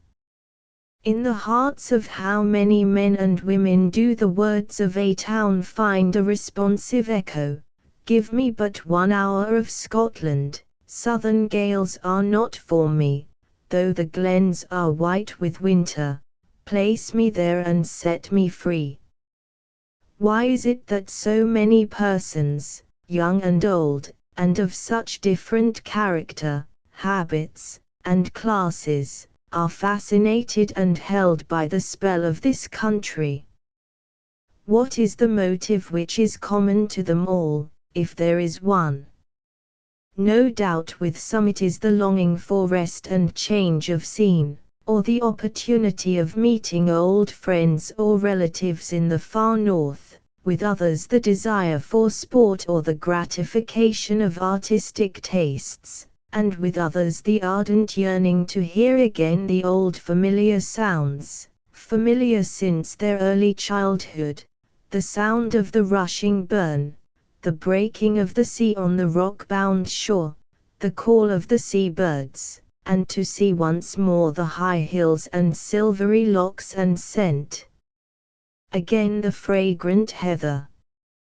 But underlying all these, and perhaps more often than not quite unconsciously, there is one dominant governing motive which is surely spiritual rather than material, the desire for the environment which will uplift and ennoble, and with it bring a sense of being nearer to the pure, nearer to the things that are unseen and eternal, removed from all that is coarse and material. The morning cometh. By Finlay Mackinnon. I well remember on one occasion discussing the question of the future world with a Highland keeper, and the emphatic way in which he said, "One thing is certain, and that is, that no one could be an atheist if he spent his life on the mountains." I also remember that, curiously enough, the same observation was made by one Cambridge undergraduate to another, the speaker having been in the habit of spending days and nights camping out on the mountains in his father's Highland property. It is not inappropriate that in the Gaelic language the words used to signify death and died are not the same when used in reference to a human being as the words which are used in reference to an animal. The former words, couch lad, substantive, kelkale, verb, signifying a change or passing from one state of life into another, the latter base, substantive, basaish, verb, extinction or annihilation. On the sea coast, at the mouth of one of the sea locks on the west coast of Rossshire. I have often waited for the dawn, looking up the loch towards the high hills in the distance, and, whilst I waited, there would come into my mind those impressive words of the prophet Isaiah, "Watchman, what of the night?" The watchman said, "The morning cometh." No one who has had this experience and seen the sun rise in its splendor over the high hills, flooding the surface of the sea with brilliant crimson light, will ever forget the scene, or the uplifting of spirit and sense of abiding peace which it imparted.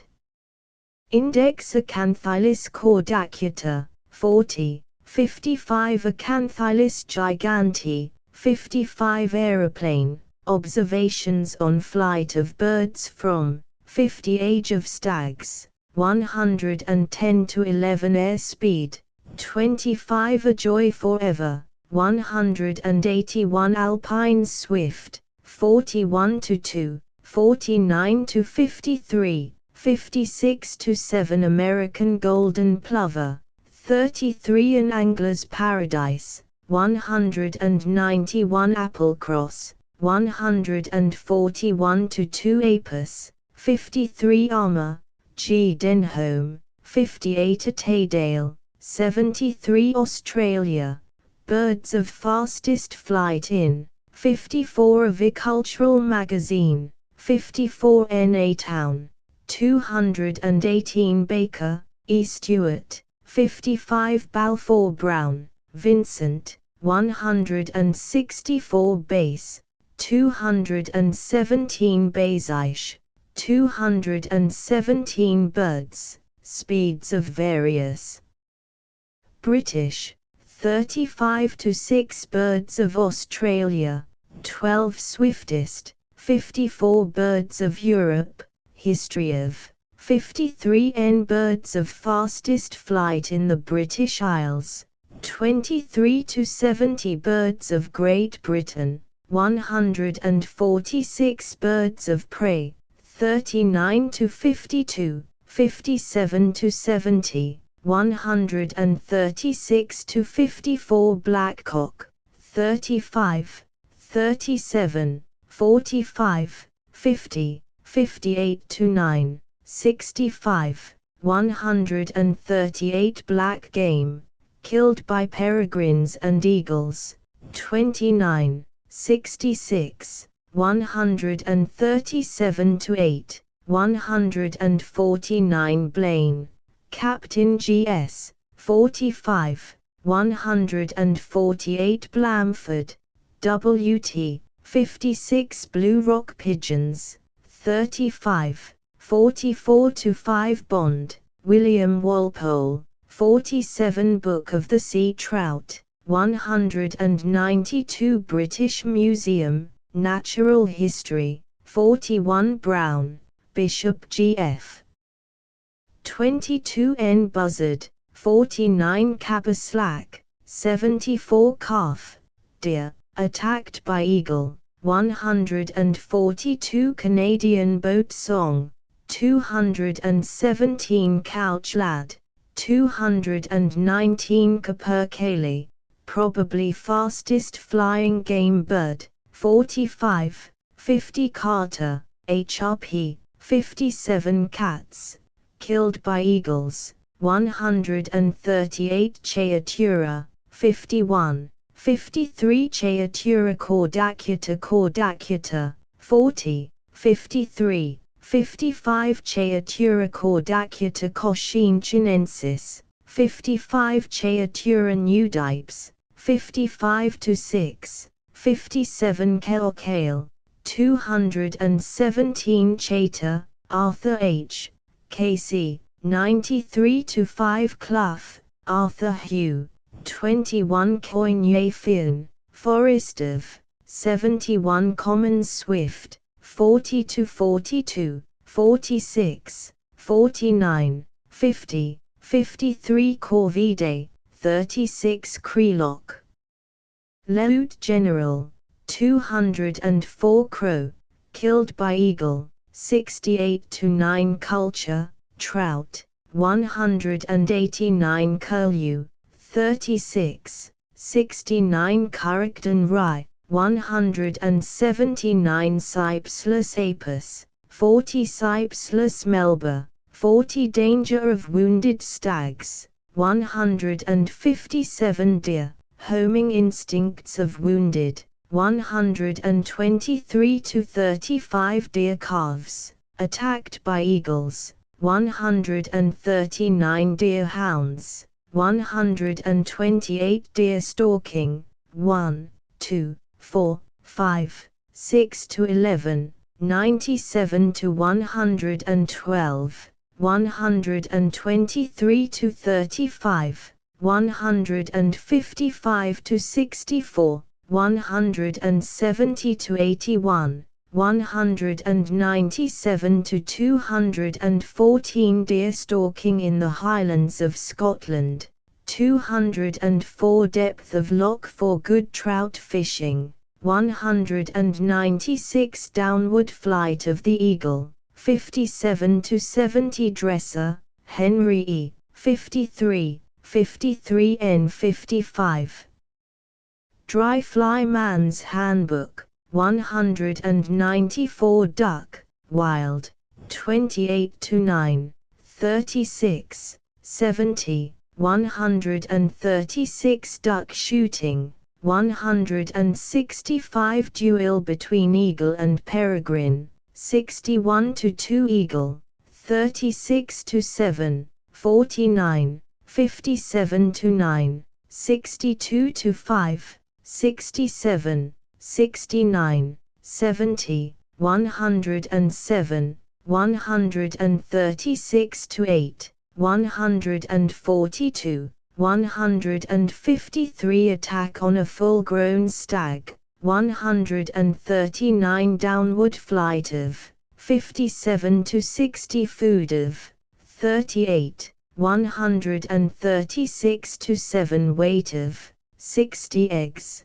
Number of Trout, 195 Eleonora's Falcons, 51 Falco Candicans, 38 Falco Giafalco, 38 Falco Islandus, 38 Falconer, 34, 36, 152 Falcons, 28, 30, 36, 43, 46, 51-2, 57-60, 62, 68, 70, 143-5, 149, 151, 153 Eleonoras, 51 Greenland, 38-9 Iceland, 38-9 Northern, 38-9,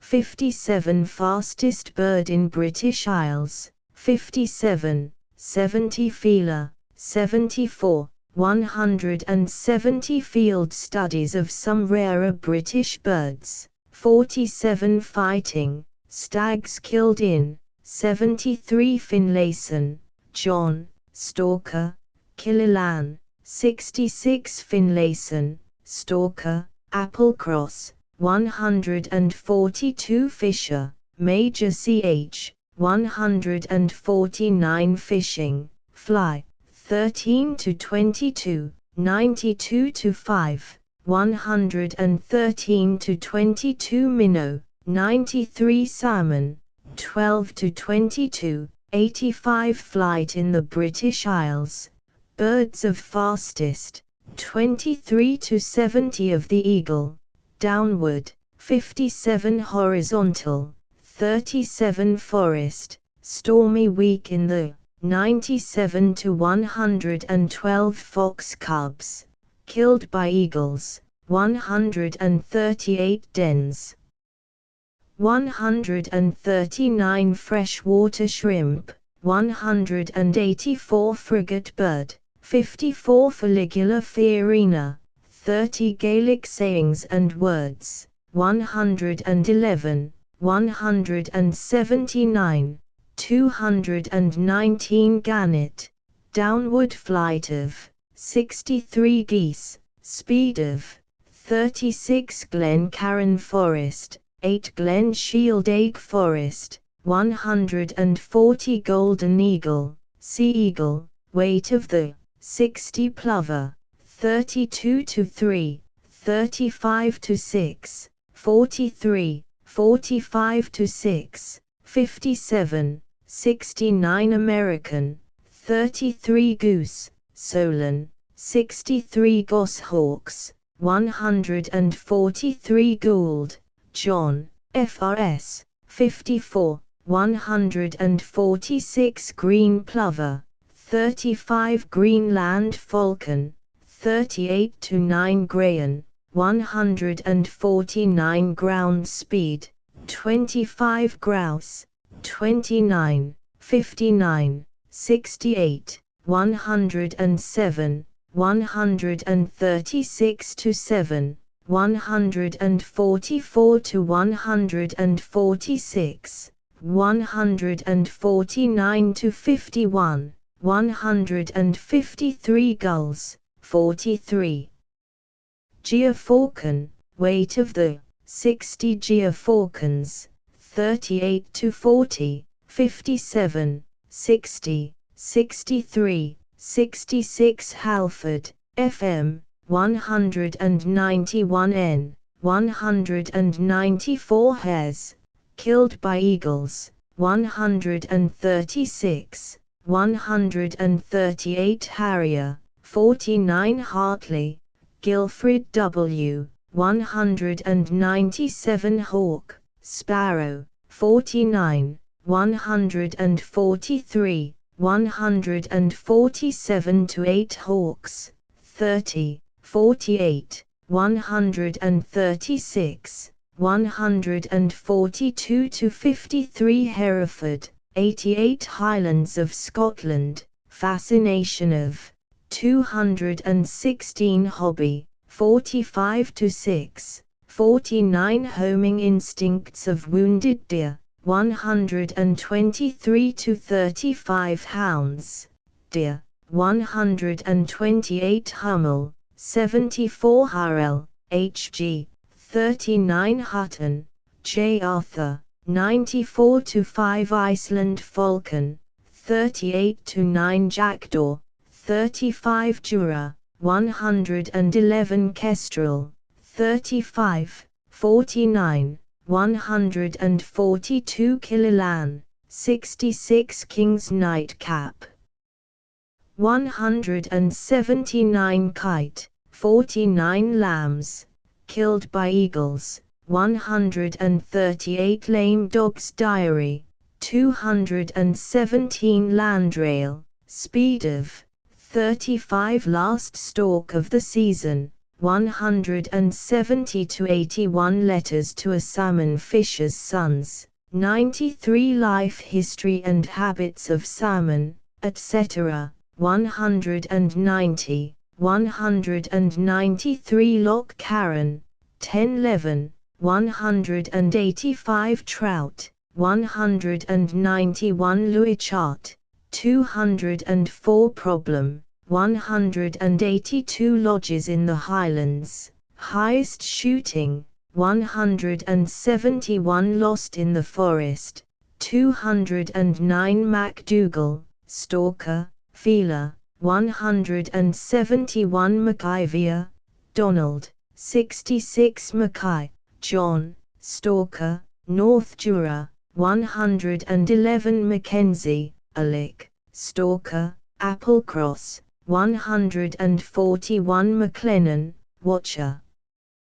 Coigny Fionn, 72 McNaughton, S, 217 Mallard, 30 to 31, 33 to 5, 70 Malloch, PD, 190, 191 N, 192 to 3, 196 March Forest, 74 Marriott, 194 Matheson, Donald, Stalker, Glen Shieldaig, 140 Maynards Hazen, DSO, Colonel R, 27, 31, 33, 35, 42, 50, 52 Merlin, 35, 45 to 6, 49, 147 Mesopotamia,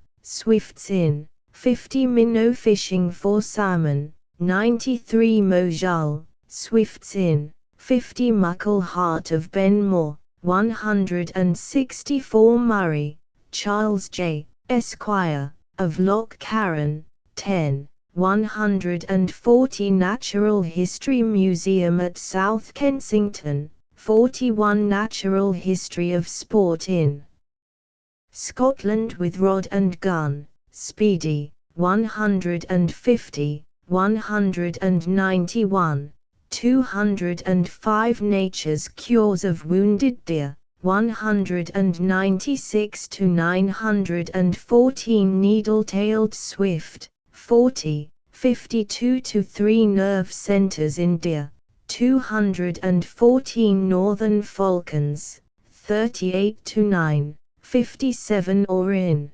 149 Otter, salmon killed by, 20, 86 Partridges, 27, 99, 35, 147, 149 Passers, smaller, 36 Pat Forest, 66 Peregrine, horizontal flight of 26 to 40, 42, 45 to 6, 49, 52, 137 downward flight of 57 to 63, 68 to 70 food of 38 how it strikes its prey, 142 to 54 weight of 60 perils, of stalkers, 81 pestura, 21 petrels,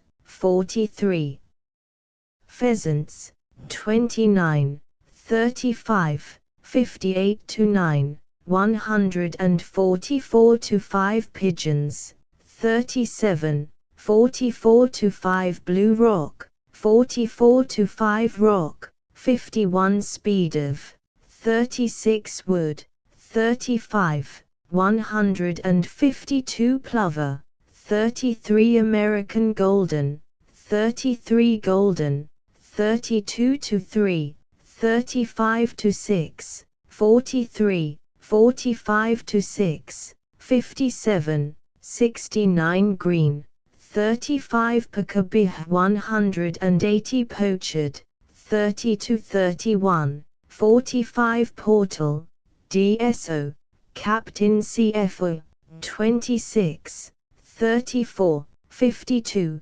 146, 151 Prey, Birds of, Sea Birds of Prey, Ptarmigan, 3, 65, 107, 136 Rabbits, 136 Radcliffe, Major CRE, 28 to 30, 34, 39, 44, 65, 143, 151 Red Sedge, 186 Reminiscences of a Falconer, 149 Robinson, WH, 69 Rock Pigeon, 51 Rook, 35, 154 Royal Stag, 80, 174,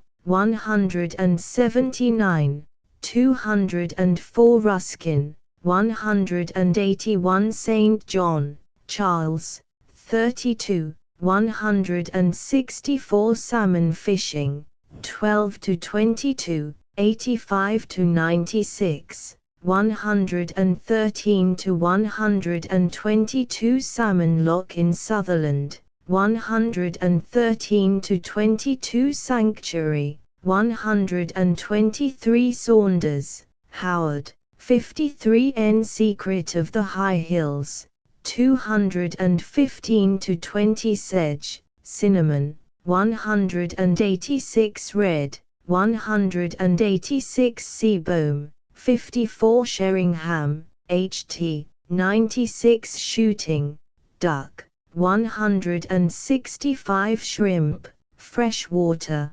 184 Shrimpweed, 184 Snipe, 28 to 9, 65 Solan Goose, 63 Sovenson, ES, 54 Sparrowhawks, 49, 143, 147 to 8 Speed, Air, 25 Ground, 25 of Australian Birds, 54 Speeds of British Birds, Table of 35 to 6 Fastest, 57, 70 Speedy, Tom, 151 to 3 Speedy's Natural History of Sport in Scotland with Rod and Gun, 205 Spine-tailed Swift, 40 to 42, 51 to 3, 55 to 57,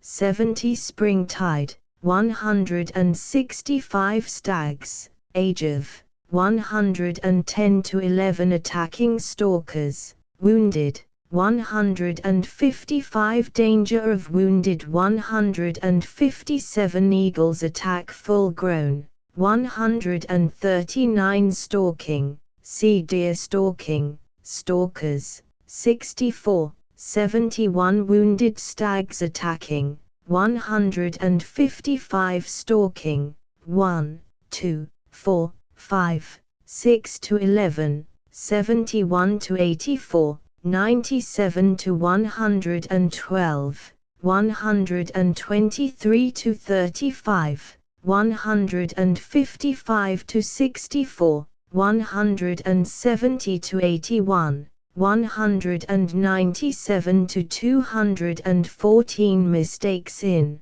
6 to 10 Stalks abroad, 156 Starling, 35 to 6. Stormy Week in the Forest, 97 to 112 Strathconan, 66 to 7 Stuart, Hamish, 192 Surgeon of the Deer Forest, 196 to 214 Sutherland, a Salmon Lock-in, 113 Swallows, 43 Swan, 152 Swift, 36, 40, 42 to 8, 50 to 51 Alpine, 41 to 2, 49 to 53, 56 to 7 Common, 40 to 42, 46, 49 to 50, 53 Needle-tailed or Spine-tailed, 40 to 42, 51 to 3, 55, 70 Switchhorn, 73 to 4 Tame Pigeons, 36 Teal, 28, 33 to 6, 46, 57 Tennyson, 21 N. 3. Luck in number, 92 Tickle, 55 Tiercel, 42, 46 Tracker, 128 Trout Eggs, number of, 195 Lock, how to improve, 182 to 96 Velocity of falling birds, 61 Waders, speed of, 36 Wallace, Frank, 156 Weight, influence of in-flight, 30, 60 of the Eagle, 60 of the Geofalcon, 60 of the Peregrine, 60 Wild Duck, 28 to 9, 36 to 70 Wild Sport with Gun, Rifle, and Salmon Rod, 197 Wild Sports and Natural History of the Highlands, 37, 164 Willoughby, Colonel the Honourable Claude, 141 wings, 54, 58, 142, 145, 150 Witherby. HF, 53 N wood pigeon, 35, 152 woodcock, 28 to 30 wounded deer, homing instincts of 123 to 35 stags, attacking stalkers, 155 to 64 danger of 81, 157 Y, river, 12, 85 printed in Great Britain by R&R Clark, Limited, Edinburgh. Footnotes 1. The Death of the Y Images and Meditations, a Book of Poems, by Mary Duclaws. T. Fisher Unwin, Limited, London. 2. It is singular that this poem was written and published in 1849, and that Tennyson's In Memoriam, which contained the famous lines, "'Tis better to have loved and lost than never to have loved at all," was written in 1834 but not published until 1850, and then anonymously. This is surely very remarkable, for it is impossible to believe that a man of the high and noble character of Clough would have consciously plagiarized any other poet. 3. After the publication of these verses in the above article, as it originally appeared in the issue of Country Life for the 6th of August, 1921, their authorship was discovered through the kindness of some of the readers of that journal and the enterprise of its editor. In a letter in Country Life for the 27th of August, 1921, Bishop G. F. Brown, late Lord Bishop of Bristol, thus describes their origin. The first 3 stanzas were composed at Lowick Rectory, Northants, by the rector, J. S. Watson, his daughter Betty, and Dean Ingram of Peterborough. The authors felt that there ought to be a concluding stanza, ambiguously stating a final result. I told the story to Father Waggett on our way from Bournemouth to Clouds, and he booked it as the point of a last stanza. On that hint I wrote the stanza. In my book I remark that its tendency would be unjust to any real fisherman's imaginative powers. 4. The 11th of December, 2018, 25, 1921. 5. The 28th of January, the 4th of February, 2011, 18, 1922. 6. Field, the 18th of February, 1922, p. 233. 7. Velocity of Flight Among Birds by Colonel R. Maynertz Hazen, D.S.O., in the Ibis for April, 1921, pp. 237 to 238. 8. Field, the 18th of February, 1922, p. 234. 9. Wild Sports of the Highlands, Chap. XP 135. 10. Field, the 18th of February, 1922, pp. 233 to 234. 11. Ibis, April, 1921, p. 234. 12. Wild Sports and Natural History of the Highlands, by Charles Street. John, Chapter XP 131. 13. See also the letter of Mr. H. G. Harrell in the field for the 8th of March, 1923. 14. This is a very considerable warning, HF, 15, pp 258 to 259, Witherby and Company, London, 1914. 16. pp 35, 36. 17. Manual of British Birds, by Howard Saunders, 2nd ed., Gurney and Jackson, London, pp. 264, 266. 18. History of the Birds of Europe, by Henry E. Dresser, FLS, FZS, 1871–1881, Volume 4. p. 617. 19. A Practical Handbook of British Birds, edited by H. F. Witherby, Volume 2. pp. 7, 9. Witherby and Company, London, 1920.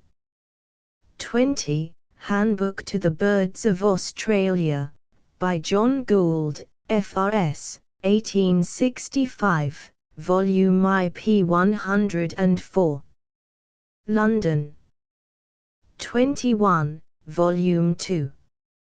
p. 305, Porter, 6 Tenterden Street W. Dulau and Company, Soho Square W, 1884. 22. A Vicultural Magazine, 3rd Series, Volume X No. 4, February 1919, pp. 73–74, 23, Volume 4.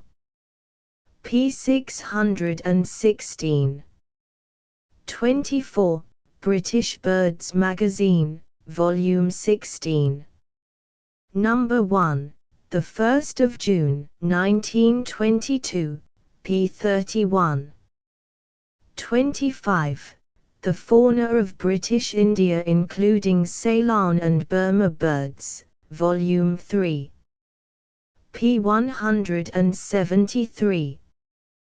Published under the authority of the Secretary of State for India in Council. Taylor and Francis, London, 1895. 26. Ibid. p. 174. 27. The 15th of March, 1923. 28. Ornithological Dictionary of Birds, by Colonel G. Montague, 2nd edition by James Rennie, London, 1831. 29. Rough Shooting, by Richard Clapham, Chapter 7. pp. 125–126. Heath Cranton, Limited, London, 1922. 30. In 100 Years in the Highlands, p. 132, Edward Arnold, London, 1921. Mr. Osgood Mackenzie quotes an extract from a diary of his uncle, Dr. John Mackenzie of Ilianac, in which an incident of this kind is described as having occurred in Kinlochew Forest. 31. Adam and Charles Black, London, 1910. 32. See, for instance, the opinions of Mr. F. M. Halford in the Dry Flyman's Handbook, p. 395, George Routledge and Sons, Limited, London, Mr. P. D. Malloch at p. 179. In the work previously cited, Mr. J. J. Armistead in An Angler's Paradise, and How to Obtain It, and Mr. Tom Speedy in the Natural History of Sport in Scotland with Rod and Gun, William Blackwood and Sons, Edinburgh and London, 1920. 33. Martin Secker, London, 1917. 34. The Dry Flyman's Handbook, p. 319, George Routledge and Sons, Limited, London. 35. A Lame Dog's Diary, by S. McNaughton, pp. 239, 240, John Murray, London, 1915. 36. Canadian Boat Song St. Andrew's Treasury of Scottish Verse, by Mrs. Alexander Lawson and Alexander Lawson, pp. 133, 134, A. and C. Black, Limited, London, 1920. Transcriber's note: inconsistent use of hyphens, such as Burnside /Burnside and Gyr Falcon /Gyr Falcon, has been retained. Page 8, McIvor, superscript C, changed to McIvor to match other instances in the book. Index: cats, killed by eagles, 38 changed to cats, killed by eagles, 138. End of the Project Gutenberg ebook Amid the High Hills. Updated editions will replace the previous one, the old editions will be renamed. Creating the works from print editions not protected by U.S. copyright law means that no one owns a United States copyright in these works, so the Foundation, and you, can copy and distribute it in the United States without permission and without paying copyright royalties. Special rules, set forth in the General Terms of Use part of this license, apply to copying and distributing Project Gutenberg trademark symbol electronic works to protect the Project Gutenberg trademark symbol concept and trademark. Project Gutenberg is a registered trademark, and may not be used if you charge for an ebook, except by following the terms of the trademark license, including paying royalties for use of the Project Gutenberg trademark. If you do not charge anything for copies of this ebook, complying with the trademark license is very easy. You may use this ebook for nearly any purpose, such as creation of derivative works, reports, performances and research.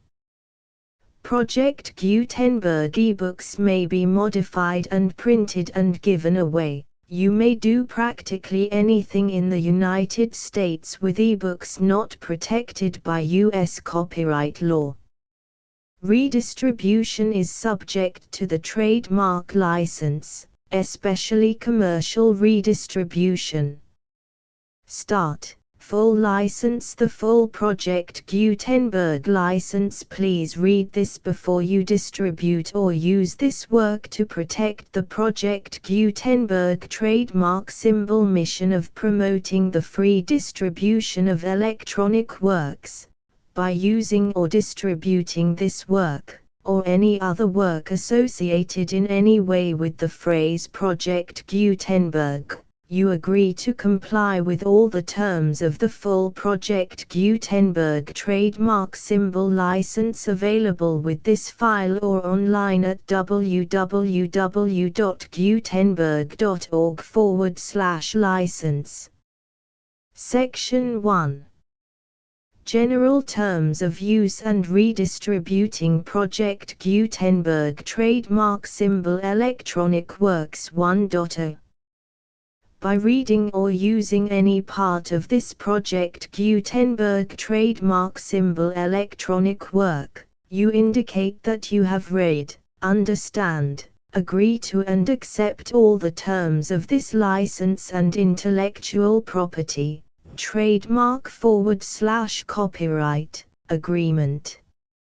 If you do not agree to abide by all the terms of this agreement, you must cease using and return or destroy all copies of Project Gutenberg trademark symbol electronic works in your possession. If you paid a fee for obtaining a copy of or access to a Project Gutenberg trademark symbol electronic work and you do not agree to be bound by the terms of this agreement, you may obtain a refund from the person or entity to whom you paid the fee as set forth in paragraph 1.e.8. 1.b Project Gutenberg is a registered trademark. It may only be used on or associated in any way with an electronic work by people who agree to be bound by the terms of this agreement. There are a few things that you can do with most Project Gutenberg trademark symbol electronic works even without complying with the full terms of this agreement. See paragraph 1.c below. There are a lot of things you can do with Project Gutenberg trademark symbol electronic works if you follow the terms of this agreement and help preserve free future access to Project Gutenberg trademark symbol electronic works. See paragraph 1.e below. 1.c The Project Gutenberg Literary Archive Foundation, the Foundation or PGLAF, owns a compilation copyright in the collection of Project Gutenberg trademark symbol electronic works. Nearly all the individual works in the collection are in the public domain in the United States. If an individual work is unprotected by copyright law in the United States and you are located in the United States, we do not claim a right to prevent you from copying, distributing, performing, displaying or creating derivative works based on the work as long as all references to Project Gutenberg are removed. Of course, we hope that you will support the Project Gutenberg trademark symbol mission of promoting free access to electronic works by freely sharing Project Gutenberg trademark symbol works in compliance with the terms of this agreement for keeping the Project Gutenberg trademark symbol name associated with the work. You can easily comply with the terms of this agreement by keeping this work in the same format with its attached full Project Gutenberg trademark symbol license when you share it without charge with others. 1.d The copyright laws of the place where you are located also govern what you can do with this work. Copyright laws in most countries are in a constant state of change. If you are outside the United States, check the laws of your country in addition to the terms of this agreement before downloading, copying, displaying, performing, distributing or creating derivative works based on this work or any other Project Gutenberg trademark symbol work. The Foundation makes no representations concerning the copyright status of any work in any country other than the United States. 1.e Unless you have removed all references to Project Gutenberg. 1.e.1 The following sentence, with active links to, or other immediate access to, the full Project Gutenberg trademark symbol license must appear prominently whenever any copy of a Project Gutenberg trademark symbol work, Any work on which the phrase Project Gutenberg appears, or with which the phrase Project Gutenberg is associated, is accessed, displayed, performed, viewed, copied or distributed. This ebook is for the use of anyone anywhere in the United States and most other parts of the world at no cost and with almost no restrictions whatsoever. You may copy it, give it away or reuse it under the terms of the Project Gutenberg license included with this ebook or online at www.gutenberg.org. If you are not located in the United States, you will have to check the laws of the country where you are located before using this ebook.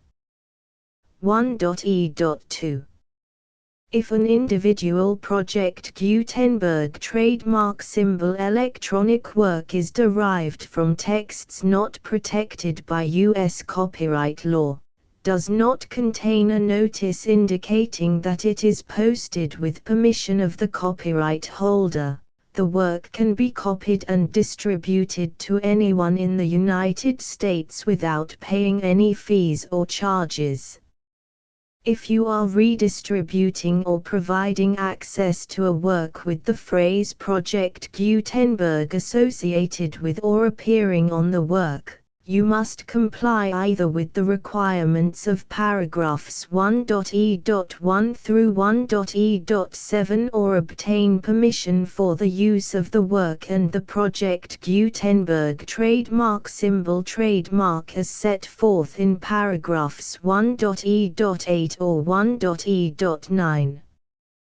1.e.3 If an individual Project Gutenberg trademark symbol electronic work is posted with the permission of the copyright holder, your use and distribution must comply with both paragraphs 1.e.1 through 1.e.7 and any additional terms imposed by the copyright holder. Additional terms will be linked to the Project Gutenberg trademark symbol license for all works posted with the permission of the copyright holder found at the beginning of this work. 1.e.4 Do not unlink or detach or remove the full Project Gutenberg trademark symbol license terms from this work, or any files containing a part of this work or any other work associated with Project Gutenberg trademark symbol. 1.e.5 Do not copy, display, perform, distribute or redistribute this electronic work, or any part of this electronic work, without prominently displaying the sentence set forth in paragraph 1.e.1 with active links or immediate access to the full terms of the Project Gutenberg trademark symbol license.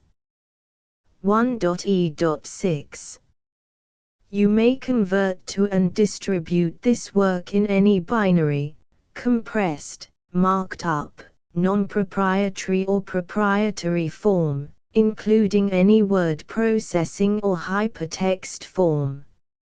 However, if you provide access to or distribute copies of a Project Gutenberg trademark symbol work in a format other than plain vanilla ASCII or other format used in the official version posted on the official Project Gutenberg trademark symbol website, www.gutenberg.org, you must, at no additional cost, fee or expense to the user, provide a copy, a means of exporting a copy, or a means of obtaining a copy upon request, of the work in its original plain vanilla ASCII or other form.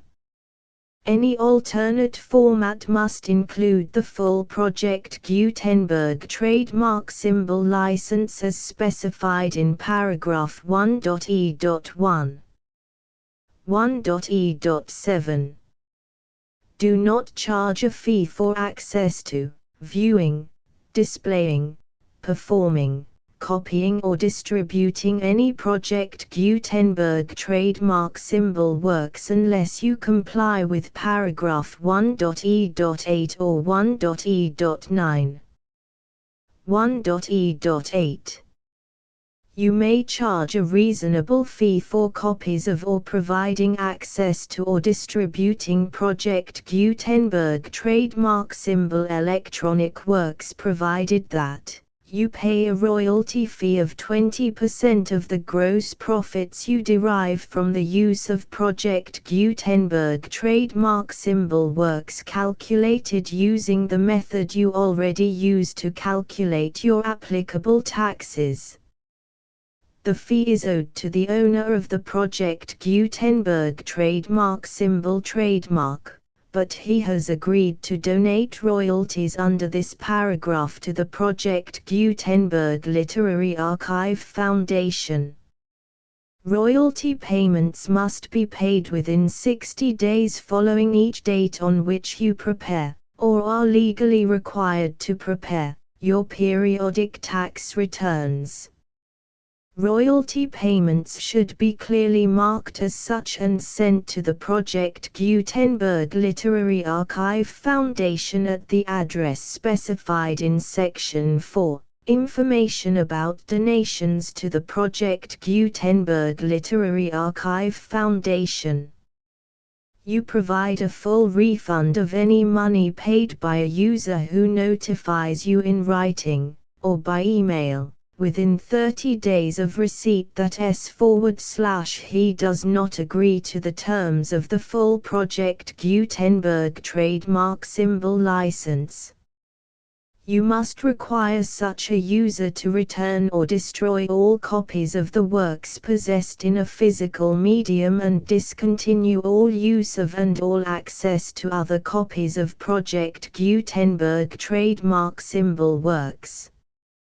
You provide, in accordance with paragraph 1.f.3, a full refund of any money paid for a work or a replacement copy, if a defect in the electronic work is discovered and reported to you within 90 days of receipt of the work.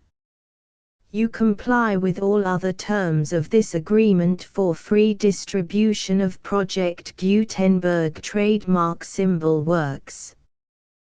1.e.9. If you wish to charge a fee or distribute a Project Gutenberg trademark symbol electronic work or group of works on different terms than are set forth in this agreement, you must obtain permission in writing from the Project Gutenberg Literary Archive Foundation, the manager of the Project Gutenberg trademark symbol trademark. Contact the Foundation as set forth in Section 3 below. 1.f1.f.1. Project Gutenberg volunteers and employees expend considerable effort to identify, do copyright research on, transcribe and proofread works not protected by U.S. copyright law in creating the Project Gutenberg trademark symbol collection. Despite these efforts, Project Gutenberg trademark symbol electronic works, and the medium on which they may be stored, may contain defects such as, but not limited to, incomplete, inaccurate or corrupt data, transcription errors, a copyright or other intellectual property infringement, a defective or damaged disk or other medium, a computer virus, or computer codes that damage or cannot be read by your equipment. 1.f.2. Limited warranty, disclaimer of damages, except for the right of replacement or refund described in paragraph 1.f.3, the Project Gutenberg Literary Archive Foundation, the owner of the Project Gutenberg trademark symbol trademark, and any other party distributing a Project Gutenberg trademark symbol electronic work under this agreement, disclaim all liability to you for damages, costs and expenses, including legal fees. You agree that you have no remedies for negligence, strict liability, breach of warranty or breach of contract except those provided in paragraph 1.f.3.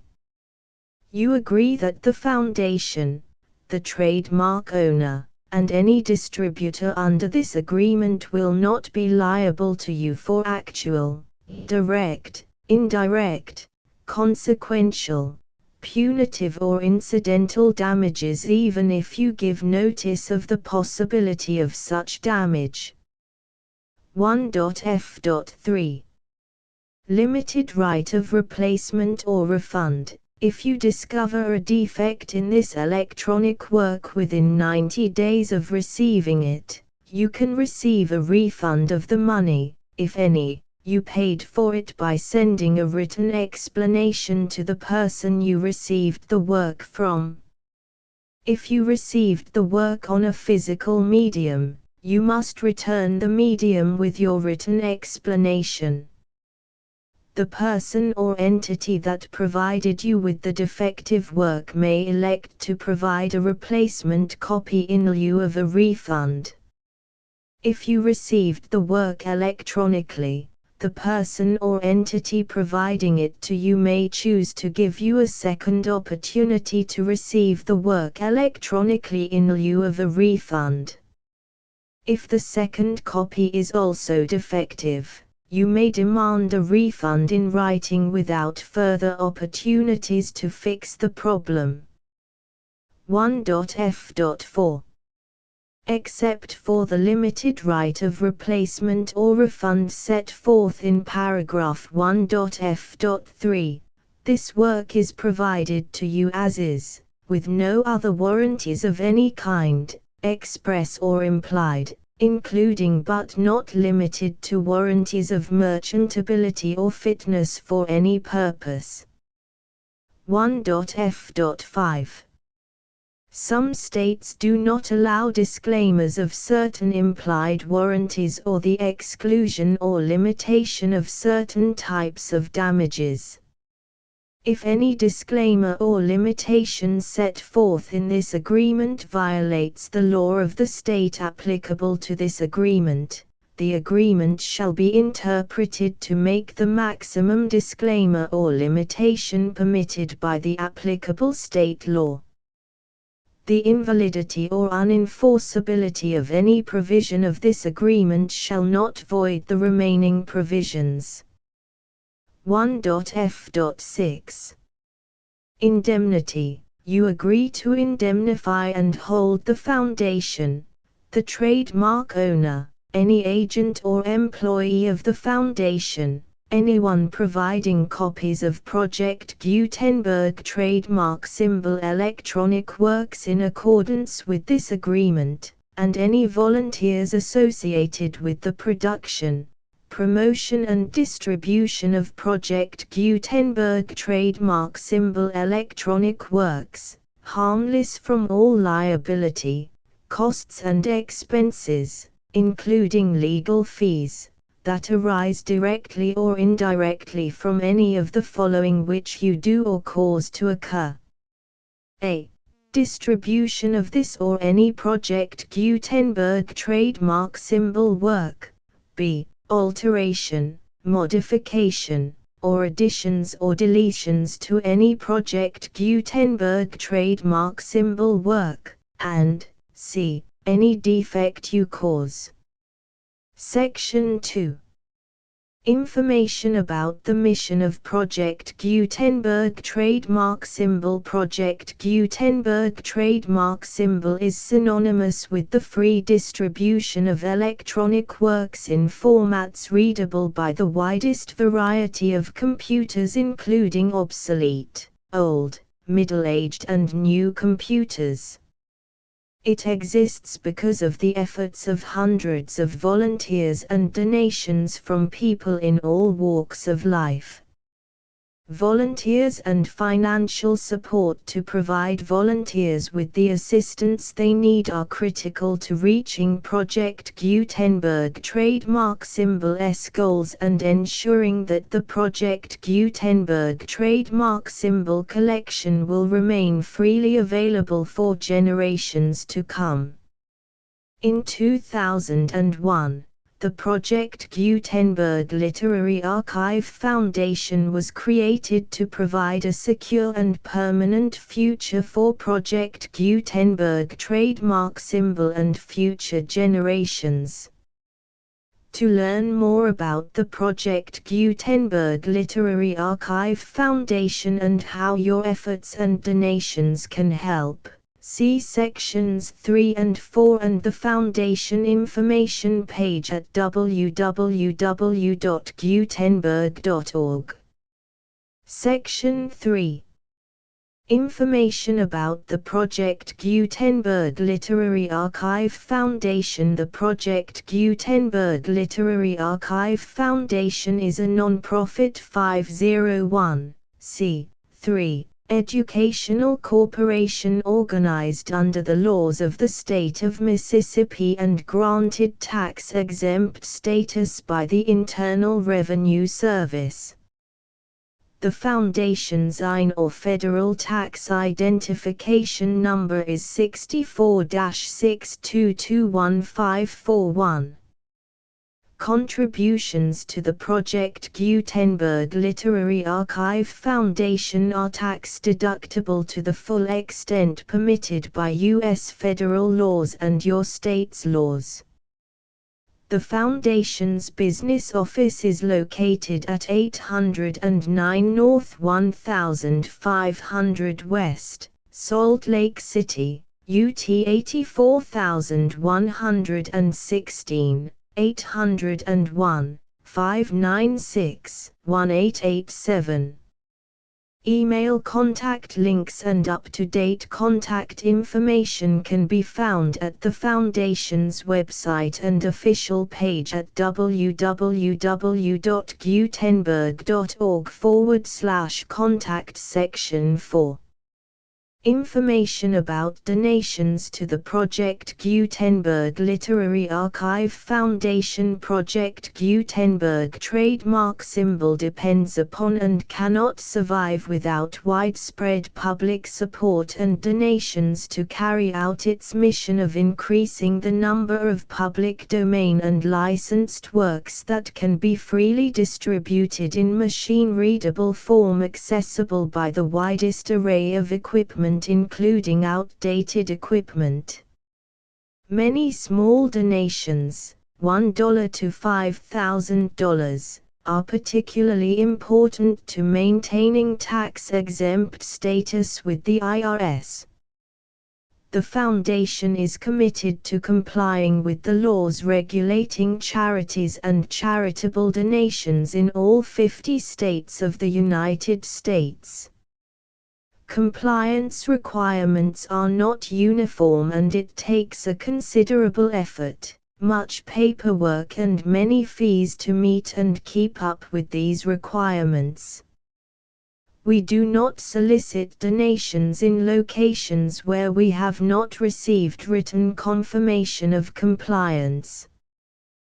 To send donations or determine the status of compliance for any particular state, visit www.gutenberg.org/donate. While we cannot and do not solicit contributions from states where we have not met the solicitation requirements, we know of no prohibition against accepting unsolicited donations from donors in such states who approach us with offers to donate.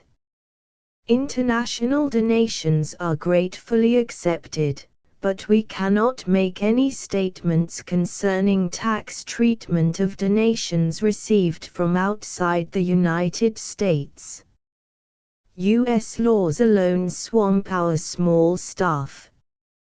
Please check the Project Gutenberg web pages for current donation methods and addresses. Donations are accepted in a number of other ways, including checks, online payments and credit card donations. To donate, please visit www.gutenberg.org/donate. Section 5. General information about Project Gutenberg trademark symbol Electronic Works. Professor Michael S. Hart was the originator of the Project Gutenberg trademark symbol concept of a library of electronic works that could be freely shared with anyone. For 40 years, he produced and distributed Project Gutenberg trademark symbol ebooks with only a loose network of volunteer support. Project Gutenberg trademark symbol ebooks are often created from several printed editions, all of which are confirmed as not protected by copyright in the US unless a copyright notice is included. Thus, we do not necessarily keep ebooks in compliance with any particular paper edition. Most people start at our website, which has the main PG search facility, www.gutenberg.org. This website includes information about Project Gutenberg trademark symbol, including how to make donations to the Project Gutenberg Literary Archive Foundation, how to help produce our new ebooks, and how to subscribe to our email newsletter to hear about new ebooks.